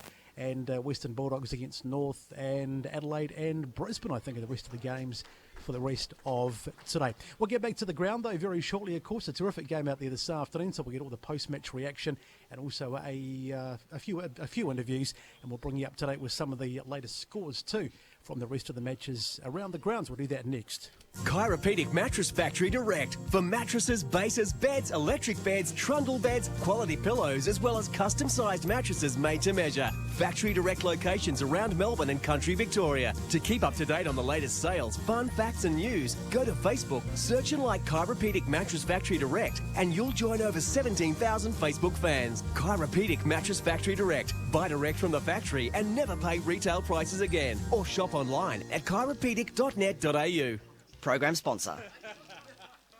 Hey, man. Yeah, man. I've got some weekend goals. Like what? First, wake up around lunchtime. Oh, yeah. Second, go into Pancake Parlour and get one of their traditional breakfasts because it's served till 5 p.m. every day. Oh, you got to go to Pancake Parlour for your weekend goals. Yeah, what else? And then when I'm all full, Yeah, like in your belly. just sit on the couch and watch me team kick some winning goals. Bang, goal! Oh, Pancake Parlour's weekend goals. Up and about and lovely. Program sponsor.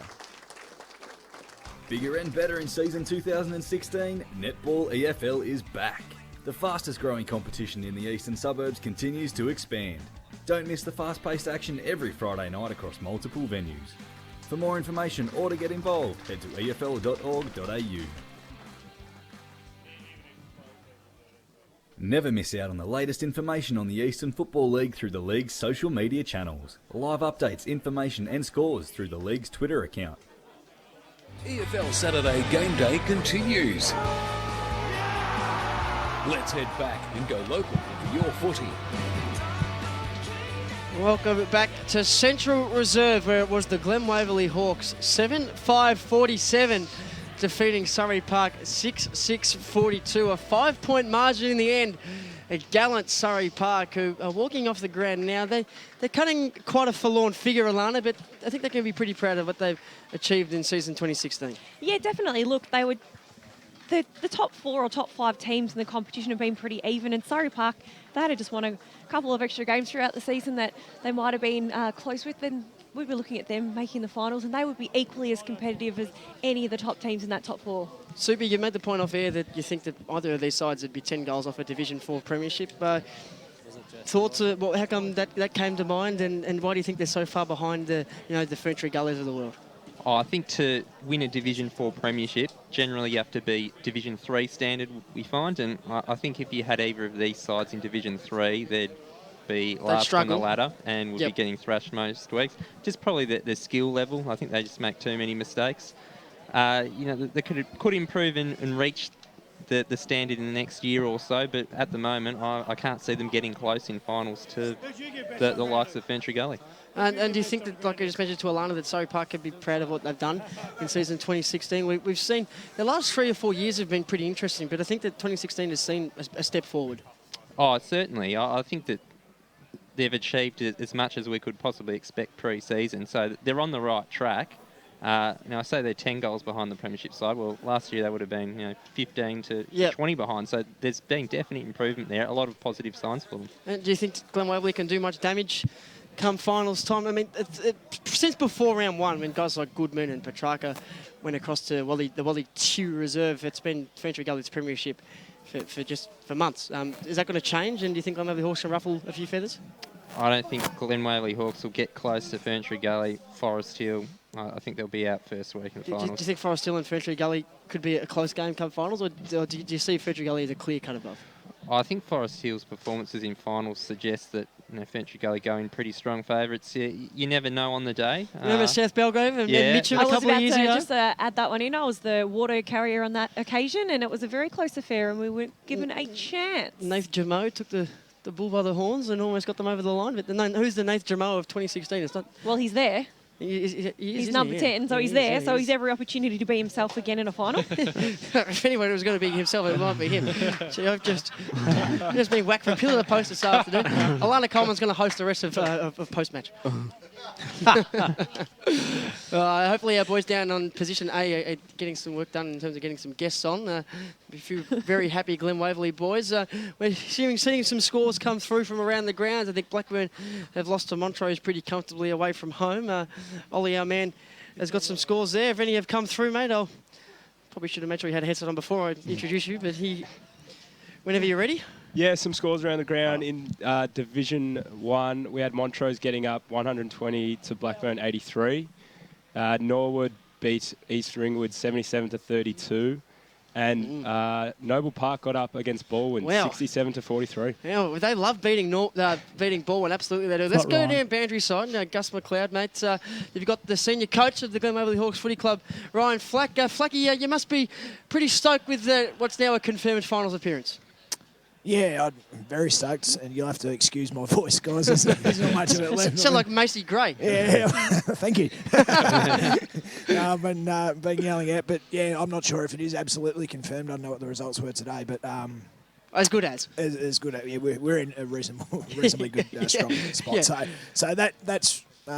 It's a big relief, I suppose. But as I said to the guys, and we talked about before the game, we don't want to drop away with the momentum we've got at the moment. So we just need to go back and focus on next week but enjoy the opportunity we've got. It's really, really exciting. When are you going to get a chance to sit back and have a look at the opportunity and the journey as it's been? It seems like just yesterday, and I say this in jest, that you marched Gawley out of town and jumped on the top job here at the Glen Waverley Hawks. It's been a tough ride, but it's starting to bear fruit.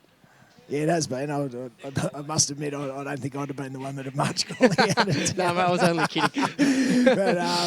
But it has been tough. Certainly, when I first came on board in that 3 or 4 months, once I took over, things changed a hell of a lot. So, and most of the guys that were there through that time are the ones that ran out there today. So, we did mention that before the game, is that there's been a big build, and a lot of people have contributed to that. But nothing less the players that are in there. So they gave themselves a chance today to bear the fruits of their labour, which is great. And you could see they just played with a lot of heart there. It wasn't a really pretty game, but they just stuck at it, and I was very proud of them. No, they certainly did. And as a coach, you've got a couple of aces up your sleeve in guys like Amin and Butner. I thought Amin, he probably only had 5 or 6 touches of the ball today, but they were all in scoring positions. They were all very dangerous positions. Is there some scope for you to give him some midfield time come finals? Because he's the sort of bloke that actually does make things happen.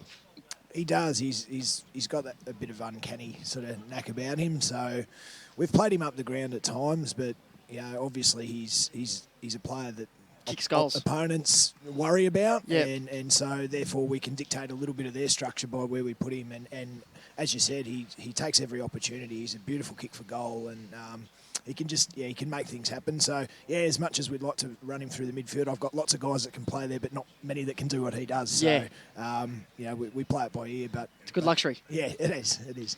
It's a fantastic effort in the last quarter, but looking back in hindsight, it'll look like that first 5 minutes where you were able to kick 2 quick goals really was the spot that helped you guys break away. And young Paul Sinden was fantastic. He had 5 really important, clean touches of the footy in the first 5 minutes of that last term. And up until that point, he'd probably been a little quiet. Were you happy that he was able to break the shackles and do what he was able to do? Yeah, I was. He's really... he's a bit of a barometer for us. You could see when he starts to get going with what he can do, that helps us break the lines, because he's quick and he runs well and he uses the footy pretty well. So, it was the ideal start to the last quarter, and and then it became a bit of an arm wrestle, and then it got way too close for my liking. But he's had a really good, consistent year, and he produced when he needed to again today. And I've seen Jesse Dunn play games at fullback, centre half back, centre half forward, full forward. Today he had the job on big Josh Hughes, and I thought Hughes was okay. He brought the ball to ground pretty much at every opportunity, but Dunn in that last quarter, the last 10-15 minutes, he was able to turn 50-50s into clear, advantageous positions for your side. Is that just an example of a bloke who goes out there and he's going to play 4 quarters no matter what? Because he hadn't really had an impact until that last little bit, and his use of the footy was fantastic. His body work was excellent. It was a real sort of leader's game. It was a veteran's performance from him. It was. I mean, he probably did some things. He was pretty sound. I mean, he was probably giving up 3 inches and probably 20 kilos to his opponent. Yeah, so, 20 kilos on a good day. Yeah. So, which meant that every ball that came to them as a contest was going to be really difficult for him. And I actually think, you're right, Hughes brought the ball to ground, but I don't think he actually got outpointed in many contests at all. So, to us, that was probably as good as we could hope for. He wasn't going to outmark him too much, but that brought the ball to the ground, and once it's on the ground, Hughes is probably less effective, and Jesse did a really great job in rebound. Ryan, you must have been really impressed with the work of your defenders as well. You had a pretty tough task against some pretty tall guys with the likes of Hughes and Johns down there. I thought after quarter time, Jack Steinfort really probably won his battle against Johns, and even guys like Ben Pickering and a few others really probably stood a bit taller than they had to. It must be a really good, strong effort against probably some of the bigger bodies you're ever going to come up against.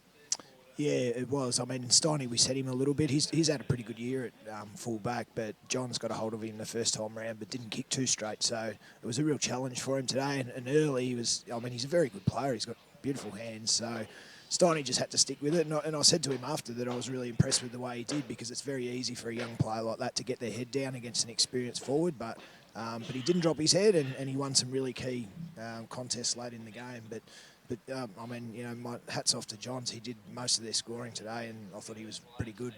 Fantastic, yeah, and I thought as well the midfield battle was fantastic. The guys in your engine room, in particular, 2 of the guys that stood out were the McMillan boys. We struggled to pick them out sometimes from the commentary box. They just throw themselves at the ball. They're identical. They're hard at it. They came off the ground covered in mud. But for a team, I guess that you said pre-game, probably more suited to a running gun style, I thought those guys drove that contested ball stuff fantastically. Well, that's it. They're the 2 guys that do that grunt work for us. So we needed them to stand up, and I call them the Bicep brothers. I often can't tell them apart either. But Josh in particular today, I thought he just bought in. He was really clean, and a few times just when it wasn't going to be pretty footy forward, he just forced it forward with will. And both of them tackle really well. They love that physical stuff. So you always know that you're going to get 100% effort out of them, which is why they're really important to us. Ryan, great win today. Just looking forward to finals. I've noticed the past couple of times that I've watched you guys play, when you've got the ball and when you're playing well, you are pretty much unstoppable, but you haven't been able to get that consistent 4-quarter performance from what I've seen. Do you feel that if you're able to play like that over the 4 quarters, that you're going to definitely run the sides like Ferntree Gully and Forest Hill and Donvale and really shake up that final series? Yeah, I mean, our view of it is that our best footy is as good as anyone's in the comp, so I completely agree with you. Probably last week was as close to a good 4-quarter performance that we've had against Kilsyth. Today, it's probably difficult to say. I wouldn't say we were off our game at all. It was just one of those games where it probably wasn't that great to watch, although it was a really good contest. So, but yeah, spring footy is probably going to suit us pretty well. So we do think our best footy is good enough, but it's a young team, and that we've experienced some ups and downs. But I think our consistency is coming. So hopefully it comes right at the right time, and this next 2, 3, 4 weeks, how far we can go, and we can show what we can do. Yeah, definitely. And I think the nice open spaces at Mitcham, just like the nice open spaces here, will probably suit your side a lot come finals time as well. Yeah, well, as we talked about with Sinan and Broad, and our wingers, we do have some good runners there. So the more chance they've got to get some space and do what they can do, probably the better. But by the same token, it's not a huge ground either, and teams like Forest Hill and Ferntree Gully that have got some really big bodies there. It's not too far from home anywhere at Mitcham. It's nice and wide, but it's not particularly long. So, we'll try and adjust some of our training and some of our strategies to deal with that, and try and maximise our potential, if and when we get there. Good luck. Thank you.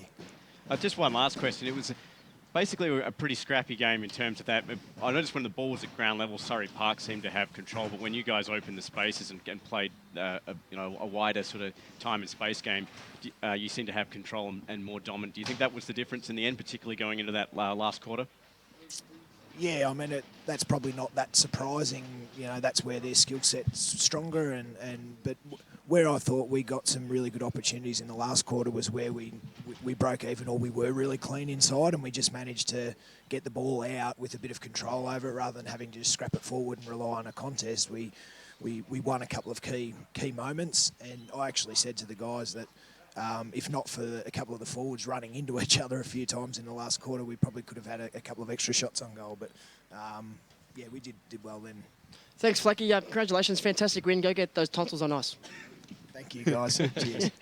Flacky there, the senior coach of the Glen Waverley Hawks Footy Club. A happy man, a content man, but bigger fish to fry in a couple of weeks. So hopefully, Gussie, don't rest on your laurels down there, Gussie. Maybe one more bloke to speak to. We've got 15 minutes to kill before we go back. You can't hear me, can you? Okay. This is fantastic radio. This. Let's go through the awards, JD. You can stop looking at Hawthorn getting done by Melbourne. What a fantastic performance that was by the Ds at the G this afternoon.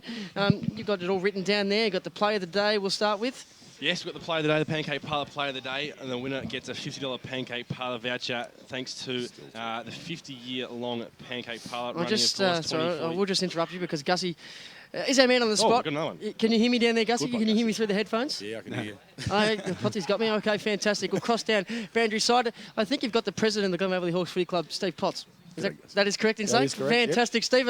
Welcome to the broadcast, mate. We just had a brief chat to Flacky about how happy he is with what's happening, but you're the president of a local footy club that's playing finals footy. How's that feel? It feels pretty good. Still got a game to go, though. Yeah, we don't worry about that. Come on, enjoy it. Yeah, it is. It's great. I mean, we would like to have got there last year, but that didn't happen. And this year, we set ourselves to get there. And it's a pretty tight season. This one's actually been a really good comp, so it's been good. One from left field for you, just quickly. It throws up a little bit of a cat amongst the pigeon in terms of your hosting finals here as well. So there's going to be volunteers spread across everywhere. There'll be people here. There'll obviously be people watching the senior footy side as well. You're going to have to split yourself in half? We're going to have a few problems, I think, but we'll get there. We'll work through a few good problem to have. people and that. Yeah, it's not a bad problem to have. We'll a lot of us will hang here as late as we can into the reserves game, and then we'll shoot over and have a look. But yeah, no, it's really pleasing to be there. They've done a great job this year, these boys. And we're still going by Waverley Toyota Reserve, is that? Yeah, Waverley Toyota Reserve, or Oval, Waverley Toyota Oval. Sign over there. Be on the television all day. Yeah, it has been. Yeah. They've got some great free sponsors money there. In terms of watching the footy, I mean, you're a man who's been around local footy for a while, so I'm sure you've got a learning opinion on the style of footy your side is playing. It's good enough to hold up against your Forest Hills and your Ferntree Gullies, do you think? Yeah, look, I think so. I think it's been pretty tight this year. We ran Forest Hill pretty close. They got away from us, got a couple of goals right in the last couple of minutes. Ferntree Gully, we were with them late in the third quarter in both games, and Donvale we've beaten. So, look, we're on going pretty well. Won, 7 of the last 8. So we just got to keep that form going. And look, today was a really tight game. There's two sides that really wanted it. And, you know, only 5 or 6 years ago, we were both pretty much in the doldrums. So it's pleasing to now have won that game and to make the finals. It's fantastic. Potsy must be very happy as president to see the side doing well. And also as a father as well, your own boy had a decent game today, got involved with the play and was very important in that late stages. It must be exciting as well, I guess, to have a bit more of a personal investment as well in the team. Yeah, it is really. And look, the funny thing is I coached a lot of these boys back when under 12. So, you know, 10 years ago, they won a grand final doing that. Are you taking credit for this afternoon? Oh, yeah, I am. Yeah. Flaky's mopped up on my work, that's for sure. Of course he has. He's over here giving it to me, so no, that's all right. No, but look, he's going all right, Mitchell, and you know, he's been around the place for a long time, and I think him and a few like Daniel Eggington and those boys who have been around all the time, Paul Sinden, it's really great for them, and guys like have come into the club, Jesse.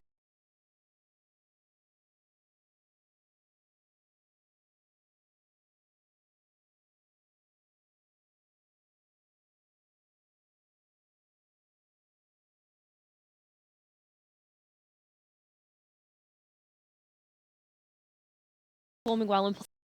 Yeah, I think we're going all right. I think so. The treasurer tells me we're all right, so I'll go with that. But no, look, it's good. We've picked up a lot of good sponsors. I mean, you know, Waverley Toyota have been fantastic. They've been with us since 2006, since for our second year in the place. Yep. And we've picked up a few new ones, Reed Estate Agents and Home Saver Home Loans. The Mountain View Hotel's been fantastic with the way they do their sponsorship. Nice place for a cold beer too. Yeah, it is, and we go there a bit. Not too much now for the next month, hopefully. So we'll go and not have the a big players mad anyway. Monday You're there. drinking for 22, mate. Yeah, we'll go and do it for them. So, but no, look, it's the sponsors are important. The supporter bases. Look, this was a good crowd today. Last week was probably a little bit better a game. We sort of put our eggs into that, having a half-time junior game and that type of thing. So, I had a past players' day last week, so it was a good day. But I think, you know, winning changes things. I mean, it wasn't long ago we would be down here and there'd be 3 men and a dog watching us. So it's pretty pleasing now that people are starting to take a bit of interest in us. And, so hopefully we go well, win next week or whatever and make the finals and get a win in the finals match would be really important. I think this is sort of like the whole stepping stone to where we're sort of heading. And, you know, we sort of 3 years ago we were on the bottom of third division, struggling, couldn't win a game. We had to go back to reset, and we set ourselves a time frame to sort of be competitive and hopefully play off or be push for a grand final by next year. Yeah. And that's the aim. And I mean, this group at the age they are now will be perfect that if we can sort of push it up again next time and have another go up in third, hopefully in the next couple of years. So. Thanks, Pods. Thanks for your time post-game. And do me a favour, don't forget to enjoy the ride, because finals footy doesn't come around too often. Don't stress too much. Keep smiling. I'm smiling, don't worry about Fantastic. that. I was going to say, time for a pay rise to the president, I think.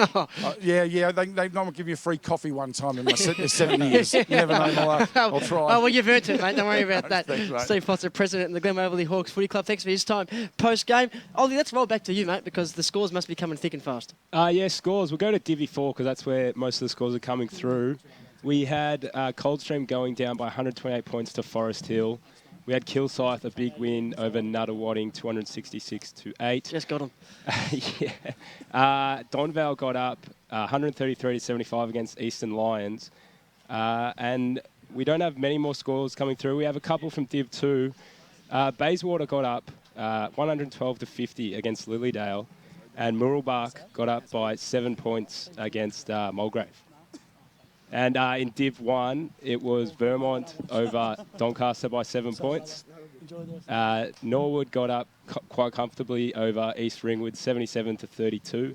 And South Croydon, in a high-scoring affair, got up 145-108 against North Ringwood. It's a great win. Thanks very much for that, Ollie. Make sure you do stay tuned after 5 o'clock because Brett Beston's in the studio. The BGC Bayswater post-match show. He'll go through all of the scores. Hopefully they'll all be through in the next 10 minutes. Been some fantastic results as you go local for your footy. I don't know why you'd go anything other than local for your footy. JD, that's we're halfway through the play of the day there before, so we'll go through all the awards and we'll give our 3s, 2s and 1s. Yeah, so the Pancake Parlour Player of the Day award, $50 Pancake Parlour voucher. I think we said earlier, I think the Sindon smother. Yeah, the smother in that early days. And the Butner goal. Yeah. So whoever they can share it. They can go on a cute Pancake Parlour date. It's the least of my concerns who gets the actual award, mate. So that one can go to those two boys. The Chiropedic betting goal of the day. I think we had a couple of nominations. We had that fantastic goal from Kennedy running into an open goal.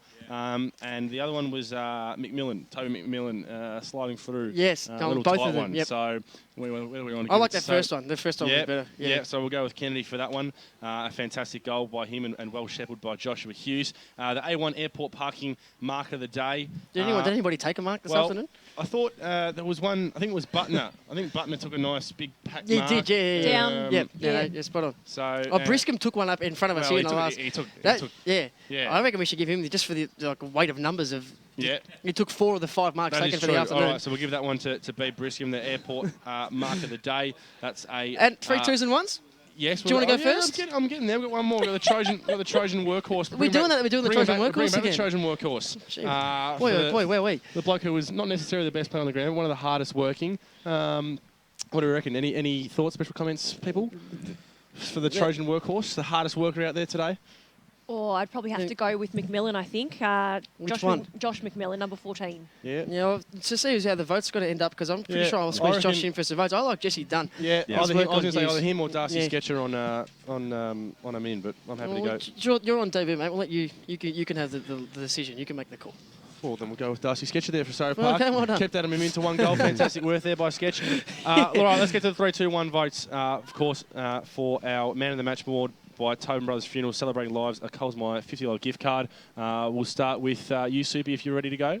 Yes, I am. I thought it was a relatively difficult game to give votes, given it was pretty scrappy and low scoring. But in the end, I gave 1 to Jesse Dunn. Thought he was very important in defence throughout the day. Really stood up, particularly in that last quarter. I gave 2 to Paul Sindon. I think he was probably the best player for Glen Waverley Hawks in that final term.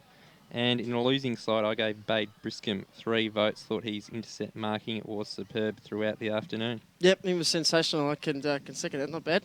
Lana? I actually went with best on ground for me, just for, I suppose, evenness of contribution over the 4 quarters, went to Joseph Crabtree from Surrey Park. And my second best on ground gave 2 votes to Josh McMillan, again, probably one of the most consistent. I was writing down the quarter by quarter, and there was different players floating up every single quarter except for those 2, so that's why they got my top votes. And then I gave a vote to Bede Briscombe just for his outstanding work in the back line and his great marking ability. So, yeah, there's probably another 4 or 5 that I could have thrown in there, but just I was looking for consistency today, and that's probably what the game lacked, was anyone being really consistent over 4 quarters. Yeah, spot on. Steve? Well, I gave 1 vote to Graham Johns in a losing effort. Kicked 4 goals. He was a threat consistently for Surrey Park, and gave Waverley backs all kinds of headaches. But then I know he got injured in the 3rd quarter, and it was less effective. But I thought he led from the front. I gave 2 votes to Ryan Butner as well. Given him in was held to 1 goal. He stepped up and we kicked 3-1 for the evening, but also provided an alternative attacking option. But I gave 3 votes to Josh McMillan. I thought he was great out of the centre. Surrey Park, I thought, controlled most of the ground, but there was a couple of pivotal moments where he really stood up and he threw everything kitchen sink at it. So 3-2-1. Spot on. Steve? We'll follow our chiropractic boundary riders. Chiropedic. Gus McLeod, if you got... chiropractic, sorry. We've got a 3-2-1 for us, Gus. Yeah, I thought Graham Johns was there. Michael? Yeah, I thought Graham Johns was excellent today in the losing side, booting 4 goals. He provided an option up forward for them. So I gave him 1. I thought B. Briscombe for the losing side was excellent down back, played a great role. And then I thought the vice-captain for Glen Waverley, Josh McMillan, was by far best on ground for me at ground level. Yeah, fantastic. Seems to be a little bit of a common theme.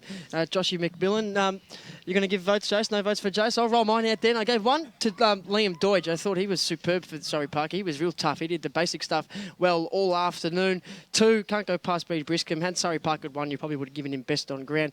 And I was actually going to give my 3 votes to the other McMillan, but I'll give him to Josh, seeing as I think I might have got a little confused as everyone else is going with Josh. So he can have my 3 votes this afternoon. Yeah, well, I gave my 1 vote to Riley Tempany. Thought he was fantastic down back, especially in that first half. Yeah, gave 2 votes to Aaron Johns, really important for Glen Waverley across that wing. Very good skilled. And 3 votes, and the man who's taking away the Coles Mine $50 gift card for the Tobin Brothers Funeral Celebrating Lives Man of the Match Award is Joshy McMillan.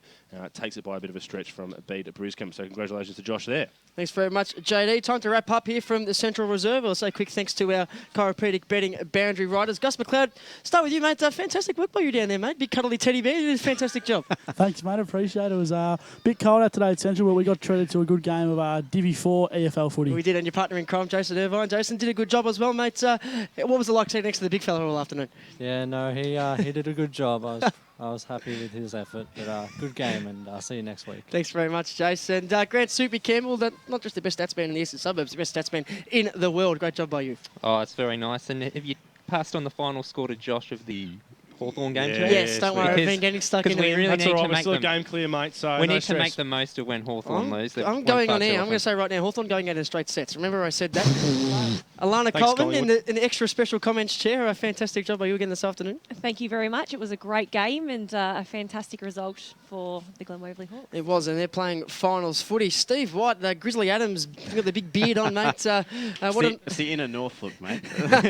Boutique. No. Real Brunswick out here in Glen Waverley Hawks this afternoon. No, great job by you, mate. Thanks, mate. Yeah, that was great to be promoted from the boundary. Probably be straight back there next week. But it was a good game. No, I thought, scrappy to start with, but then broke open in the 4th quarter and a real barn burner, 5 points in the end. It was. It actually ended up being an absolute grandstand finish. And Joshua Dawe on debut this afternoon in the commentary chair, mate. Not a bad first gig. Thank you, mate. No, very Did you enjoyable. enjoy yourself? Yeah, I did. And it was outstanding. Thanks for looking after me as always, mate. Had a bit of fun as Absolute always pleasure, with the mate. left-hand Absolute handshake. But no, a good game and a good one to commentate with a fantastic crew. Perfect. Thanks very much. And Ollie, don't have a headset on, but thanks for your work on social media this afternoon. Bruce Prest and Lee Green from the Lost Productions. Old boy almost fell over then. Great job by you guys. And Brett Beston back in the studio. He's done a fantastic job pushing the buttons this afternoon. And of course, how can we forget yours truly, Paul Semertzidis? Some fantastic work. Some of us don't need thank yous, mate. It's okay. Slid right back in the commentary chair like he never left. Fantastic work. Some of us don't need thank yous, mate. It's all right. Back to the studio now. Brett Beston's coming up with the BCG Bayswater post-match show. Keep your dial locked right here at 98.1 FM Radio Eastern. And don't forget, tomorrow morning from 10 o'clock, it's EFL Sunday. Barry was a great guy, a real larrikin. He loved his footy, was a loyal Carlton supporter. This...